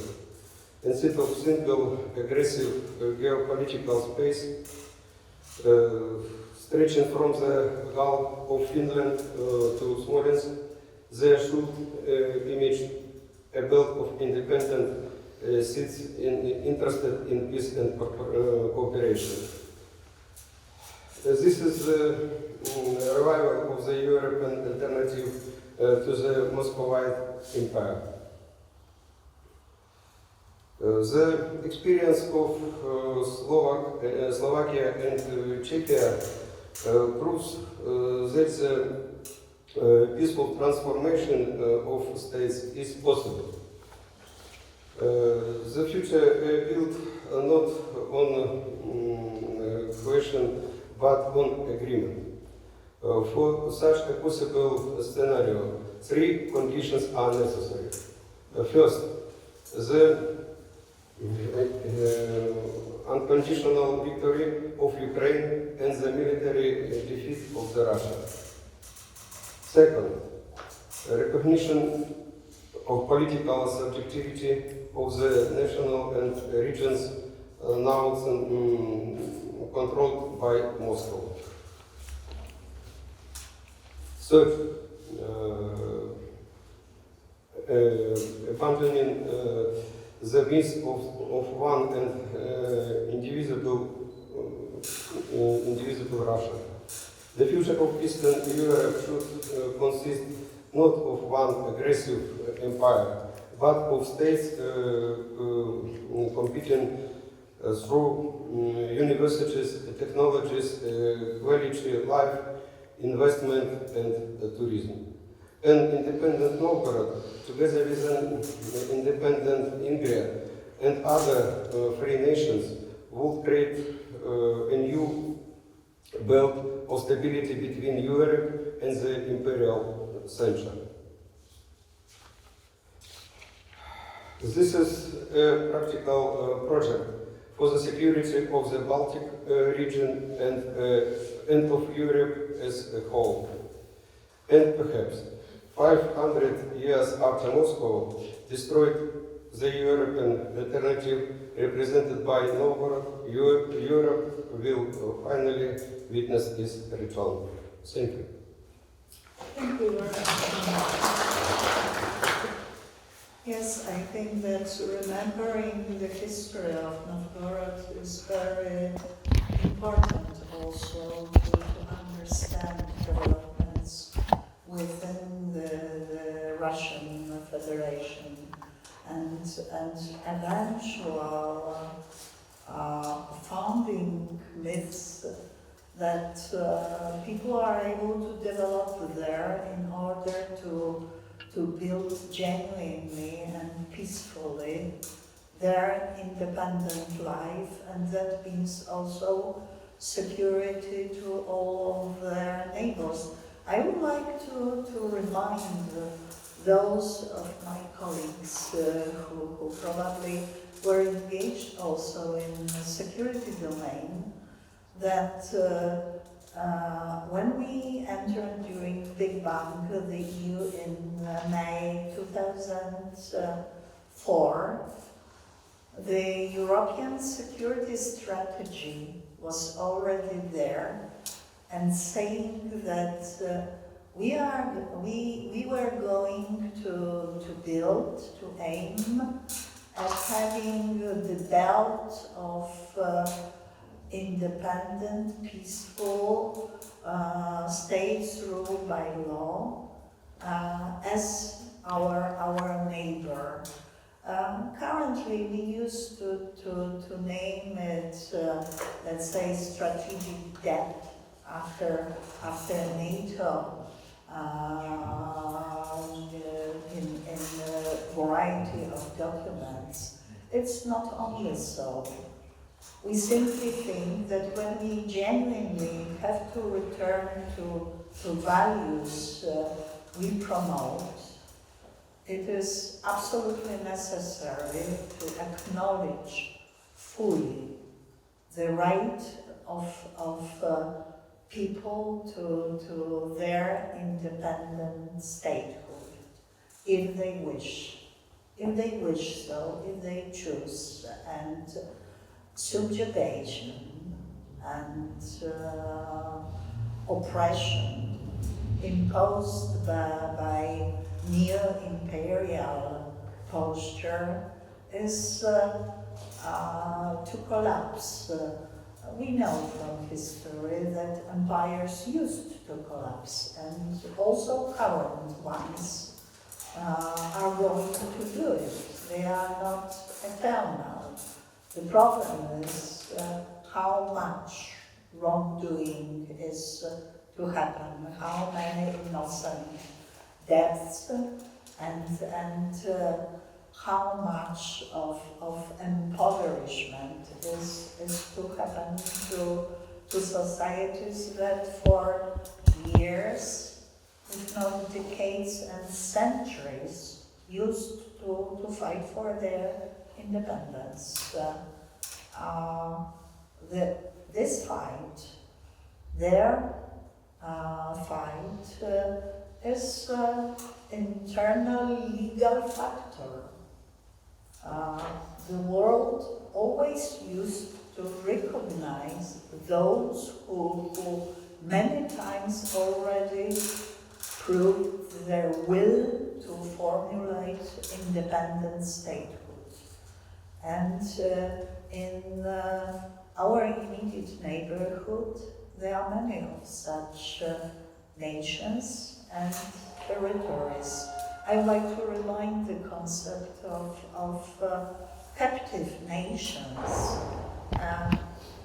The pioneer of this were, of course, the United States of America, and the concept was extremely helpful for all of us to regain independence. And it is not only about people still imprisoned within current borders of Russian Federation. We have to tell about Georgians that cannot enjoy their really free life, although they are nominally a sovereign state. But many of us know conditions there. And of course, Belarusians, not to even speak about contemporary, very dreadful war underway in our immediate neighborhoods. So, war of aggression by Russian Federation on Ukraine. I would like to ask all of you a quick question about your views. Is the Independence Manual, as presented by Ahmed Zakayev, maybe, and as presented of earlier panelists, possible to be used by many other nations and peoples fighting for their independence, regardless of place, because we should speak also about those in Latin America and in particular Cuba, but also Taiwan that is always under pressure from the PRC. Maybe starting from Elena once more. Regarding the past of the various post-Russian movements, my answer is that while we share a common goal, our actual paths must be diverse and tailored to our unique regional realities. What we all have in common is the absolute rejection of imperial centralization. We all agree that the era of advice is over, and we all share an unwavering solidarity with Ukraine. However, our individual paths will differ significantly based on our regional characteristics. For Ingria, our path is completely non-ethnic and highly technocratic. The idea of free Ingria is not based on ethnicity or nationality, only on nationalities. It is a shared civic future for all nationalities in our region. Among the supporters of free Ingria, there are both non-ethnic individuals and ethnic individuals, but we are all united by the exact same goal, the prosperity of our home region. And please do not make a mistake, we are deeply committed to a peaceful, diplomatic exit from the Russian Empire, following the model of the Village Revolution here in Bratislava. We want a manager-led regional transition. However, we are also realistic, and if a peaceful separation is made impossible by Moscow's aggression, we are prepared to fight for our independence by any other means necessary in this situation. But our road is clear: direct integration into the European community as a free, responsible, and self-sufficient neighbor. Thank you. Well, in many ways, I give total right. I would still think that before that so-named good faith, I'm pretty sure that first of all, that Moscow won't ever accept any sort of peaceful anything, because we know there are uncertainty, because it's also obvious that St. Petersburg at the moment is highly pro-Russian and very highly pessimistic. Unfortunately, that's also. So, what I think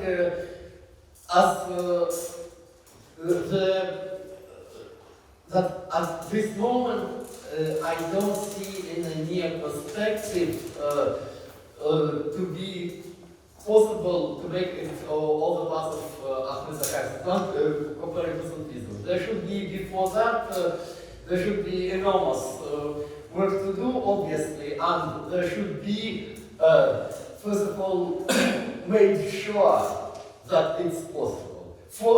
In order to make sure it's possible, then we need to make sure that Russia loses the war, collapses, loses all occupied territories, and really that the whole system of nowadays Russian Federation that will, so say, defederate in some way, because it is not a real federation anyway. We all know that.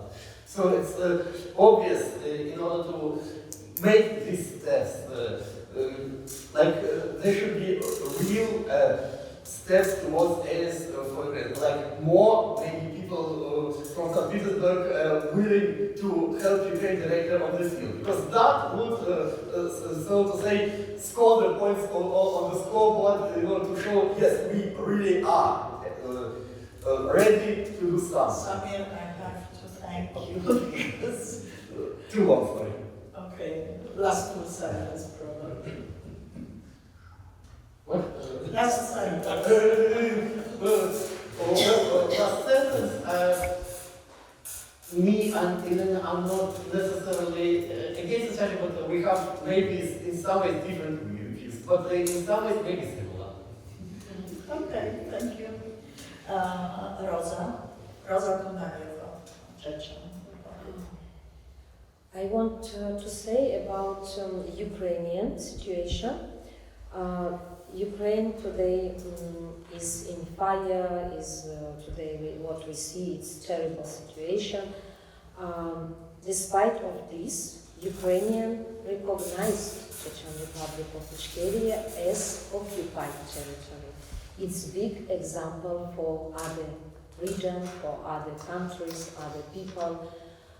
And today, Lithuania also is ready to recognize Chechen people, but it's time, we need a little time.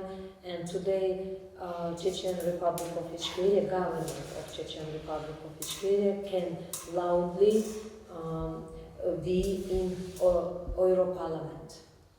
Not like part of Russia, like Chechen Republic of Ichkeria in exile. And thanks to Miss Anna Fatiga, she opened doors to Euro Parliament. Also, we can voice in OSCE, in international platform. Today we can say about violations in Chechen Republic, Ichkeria, in occupied, about victims, about tortured, about prisons, about occupied regime, about everything. We can today say in all international platforms, like representatives of the Chechen Republic of Ichkeria. It's a big step for future, for independence.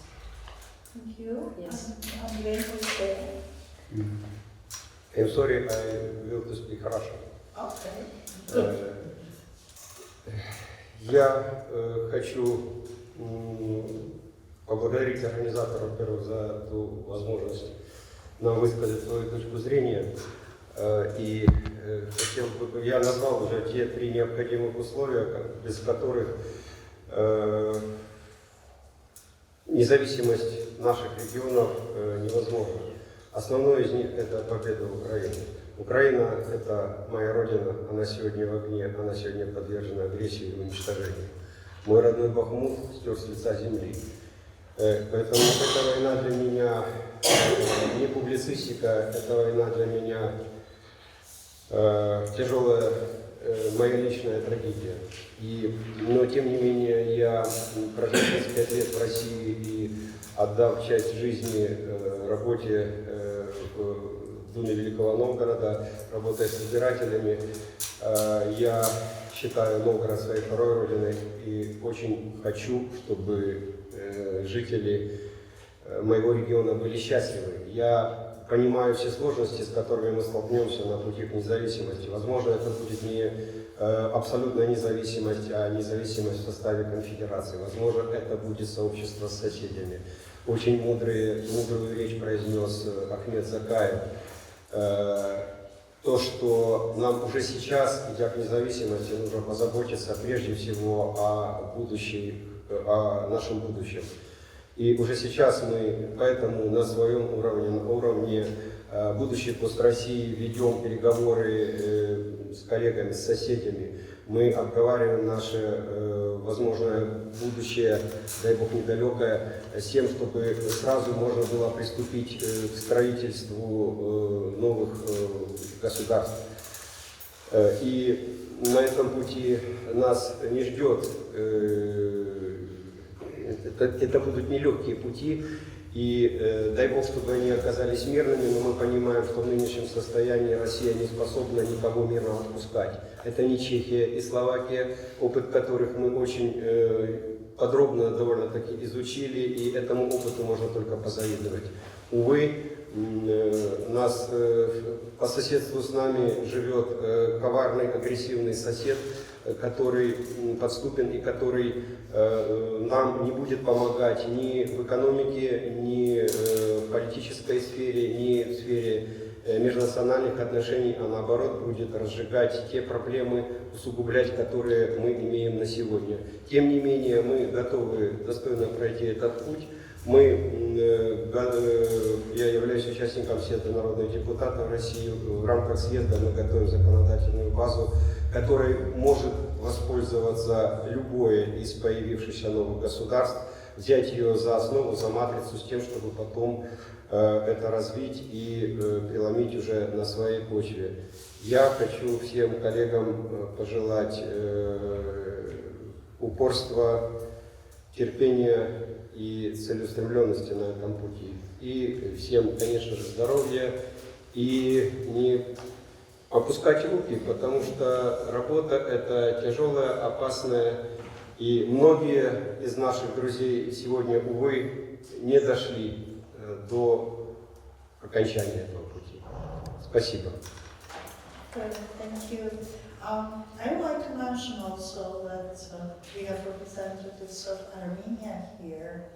Currently, nowadays, Nikol Pashinyan pursues extremely difficult diplomatic work in bringing his country closer to the collective West in many ways. I'd like to mention also two other active nations within the Russian Federation. One is Circassians. They are well able to disperse also all over the world, but currently in considerably good shape in terms of formulating the aims of opposition with their very outspoken person, a lady, Fatima Tils, who works for the Voice of America and having the broader possibility to speak, as well as Buryats with their beautiful and extremely talented leader, Marina Kankalayeva, the opera star, resident in Boston, the USA, and extremely outspoken. All of them fulfill this request of Minister Danash. They speak languages and they represent causes of their respective nations really beautifully. Ladies and gentlemen, please join me in thanking our panelists for their presentation. A pity we were not able to bring other nations here, but time has been limited. Is there time? Okay. It's 4 o'clock, so we still have some time for interactions. Yes.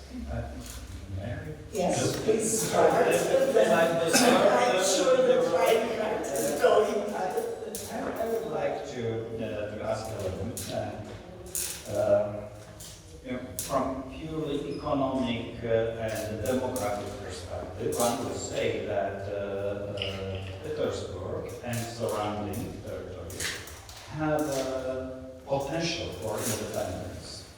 They have access to sea, they have a large enough population, they have institution, adequate institution, universities and so on, regional administration. The question I have is, what is your, I understand there are no opinion polls available, but what is your feeling? How big part of elites of St. Petersburg may actually have some taste for independence from Moscow? I would expect that it should exist in Petersburg. It must be quite frustrating for them to be subject to Moscow. a century now. Do you have any idea how widespread maybe this idea that, well, maybe we should say goodbye to Moscovia and build our own independence? Honestly, I think that the most elites from St. Petersburg and the region, namely St. Petersburg, Please speak up a lot. okay, are already in emigration, and we have to think about how they would return to our region after empire collapse. And now I would like to say about my personal opinion, because I'm living in Krakow in Poland for 9 years, and Poland teaches us that even after centuries of foreign constitutions, region can rise and rebuild itself from scratch if it has a strong civic identity. And the examples of Czechoslovakia and Poland, who gained independence in 1918, moves us that exiled elites can return and have opportunities, and they wish to return. For example, outstanding minds like the Polish engineer Gabriel Narutowicz, or the Slovak astronomer Milan Stepanik, led successful European careers in their professional areas and returned to their home to rebuild their country from scratch. And for me, it is a great example that we can use in our future. Thank you. Sorry. Just to finish with the next slide. Yes. So, you stressed the importance of the emigres, the people living in emigration. And we know that there exists this Congress of People's Deputies, who are former parliamentarians on various levels, who lived in exile. They are from various regions of Russia. Wouldn't it make sense then to organize a similar structure, but for specifically Leningrad, possibly joining by Pskov, Tver, and Veliki Novgorod?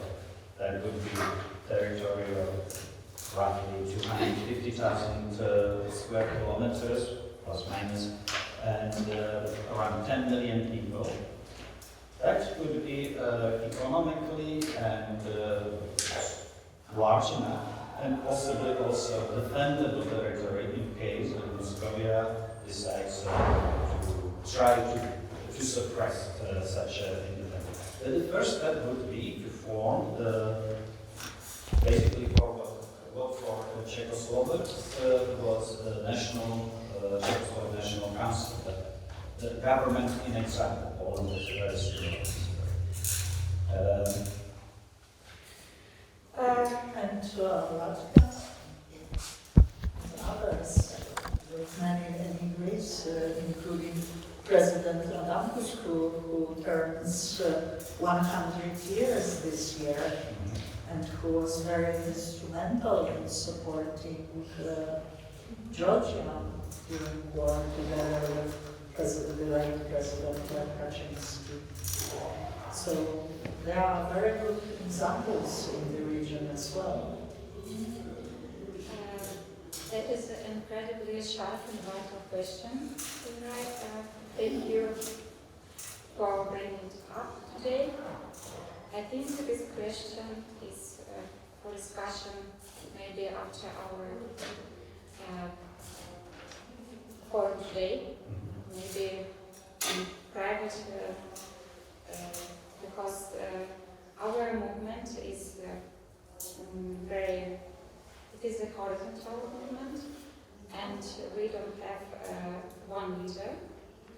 We need to discuss between us this thing, and then maybe discuss with other regional organizations, national organizations.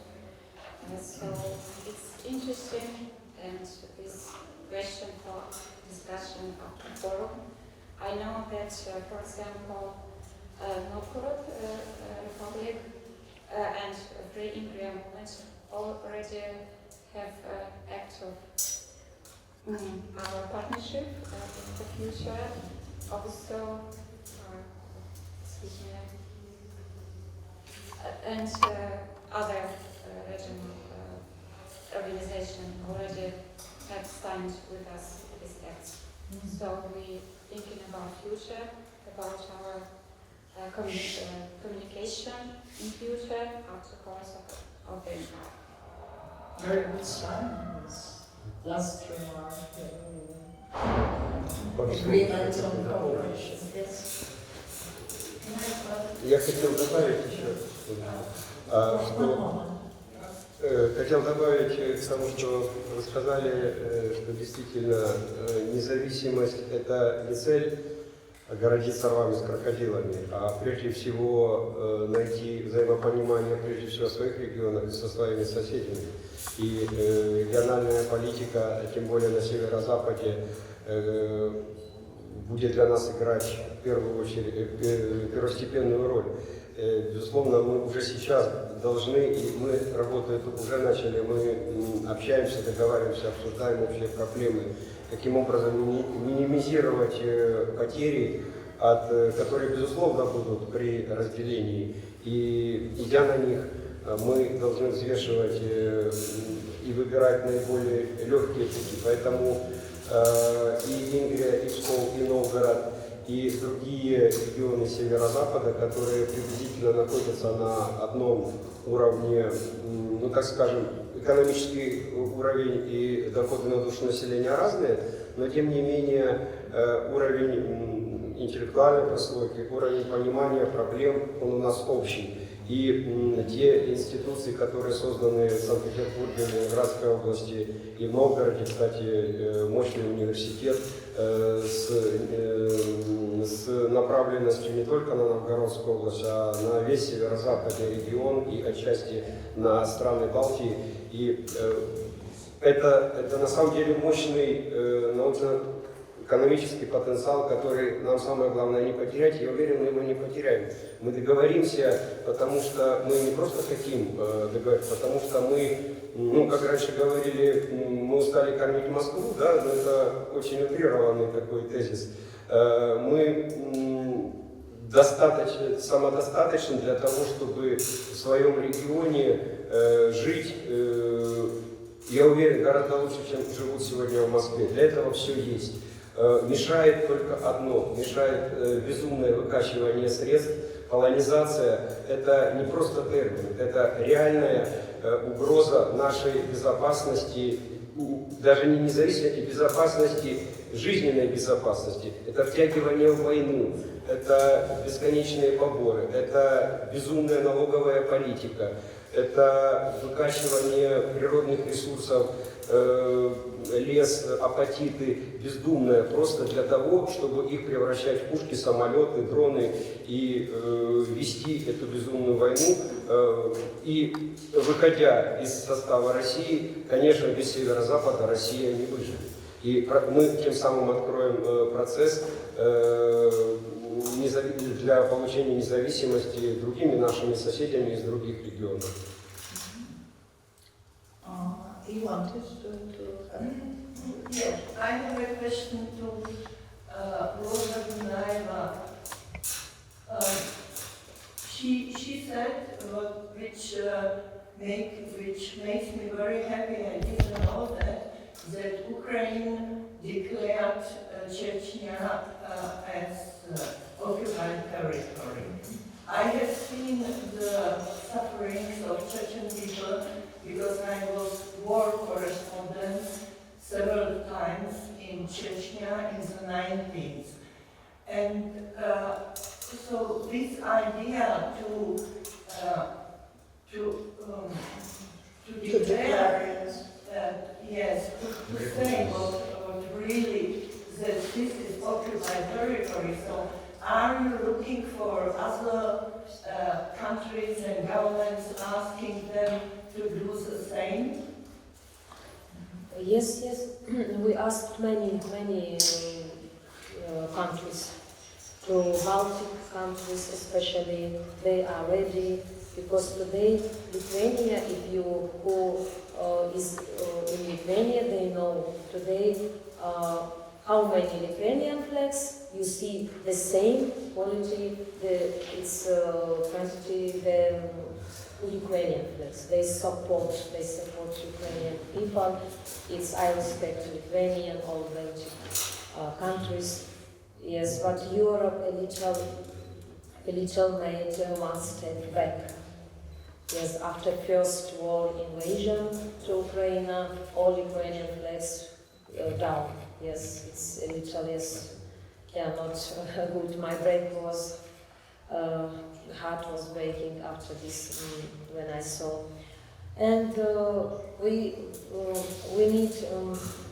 are waiting victory of Ukraine. It depends on this, but we will hope, and we are sure its victory will come. Yes, no other way. The question was a little bit different. The question was whether Chechen government in exile is trying to gain formal recognition of each area being occupied territory from the other countries.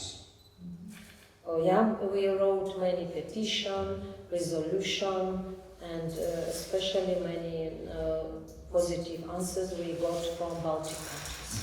Other countries keep silence. They didn't say no, but they keep silence. They are waiting when they wake up. Each area has quite good, I would say, diplomatic service, meaning that they are professional diplomats with their own points, quite well aiming at their targets. And about the floods that, as you said, that our Ukrainian flag are not there anymore, that's also a question why I don't see in Europe on, I don't know, some festivals, food courts, I don't know, culture, DJ, no matter, but why I do see quite often flags of Kurdistan, of Palestine, of Taiwan, but never of each area. And this is why do the social media don't push, so to say, the flag of each area, of Bashkortostan, of Ingria, of Saha, so that the people start recognizing the nations as nations. That could also be one step that somehow where I see Europe being really slow. With each area, I think things started to be work better. You are right, absolutely, in Bashkortostan and others. Moreover, people will know more about Bashkirs fighting on the side of Russian Federation than of independence movements there. So it is a matter of promotion as well, and each area put a lot of effort in order to make it visible. Just an example, I remember when Khabib Nurmagomedov has one idiocy. In all the newspapers he was recognized as Russian, but he's actually Dagestani. It's simple. We will come to Germany, raise Ingria flags, Ichkerian flags, all occupied people flags, and all together fight against terrorist Russia, terrorist state. Yes. Another question, right here. I could also provocate them. Oh, that's good. Yeah, that's good. Sure. Okay, so I don't know who it was that it depends on Ukraine. and if Russia is defeated. So imagine, let's say end of September, Moscow is not only burning, but it happens really that Russia is defeated. The system collapses in Russia. Would you be prepared? What would be your scenario if this happens, let's say in the next half year? There is a security apparatus which is completely loyal to Putin. Not the people who are living on the front line. You have a... After complete defeat, let us see. That's why the provocation and speculation. We also know that Russia is a mafia state, so we have a lot of well-organized unions. When? Yeah, but are you prepared, or what would you have to do to be able to take over in such a situation? I'll try to speak. Well, first of all, let's imagine this, that somehow in Russia everything going so bad that they start losing, and okay, to the realistic now, either the bomb comes into Putin's bunker, or just somehow there's total chaos, we don't know nowhere. But we all know anyway that this Moscovy system, that they're still somehow capable of creating weapons, shooting weapons from everything. So it will be for some time, as I see, like realistic purposes. This big hot war will turn maybe into some cold wars against exactly these pro-Putinist, pro-Russian radicalist forces there, but then it will still be a huge advantage over what we have now, because obviously having sometimes, if they will repeat themselves, you know, like the weapons give away and so on, okay, but will they do it? I don't think so. This is why I think that the best learning is learning from Ukraine, to fight, to create some useful stuff like really, and also that more people join the Ukrainian army now. Fighting, or capable of creating something scientific or but basically, yes, you have to learn from the best, and then be ready if in the end, like let's say Ukraine has literally done all the work, then these local powers of us should be somehow ready to manage against those Putinistic terror groups. But these will be only terror groups, not a large country with bombs. That will be different. What would the FSB do if the FSB realizes that Putin is going to lose this war? Would the FSB wait? Would the FSB change sides? Would the FSB do what Securitate did with Ceausescu in December 1989, and then take over? Well, and relate this question to the West, rather. Of course, also, yeah. I say it's a question to FSB, but it will never be answered as a truth, because they never told the truth. Well, if we try to predict that they may kind of have surrender because they are forced to, but still not really, and make some other ones after several years. They may, some of them want to join West, some of them want to fight West, so there might be different scenarios. It is a question on how to force them into a scenario that is the best for us and obviously worse for them. Because also when they are forced, they cannot anymore. So there's a question of how to make it possible to force them into a scenario that we want to take. Look on Abwehr after collapse of the Third Reich. which was forced by invasion of troops from both sides. Okay, I think that, yes, please. Let me be more remark, because it's easy to talk about development wars of Czechoslovakia and circumstances.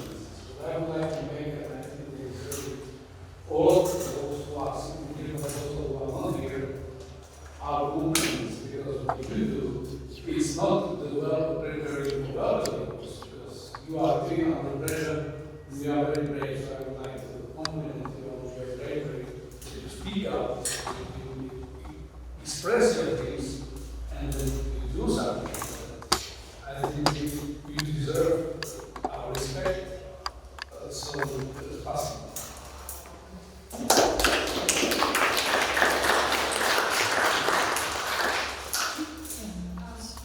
Yes?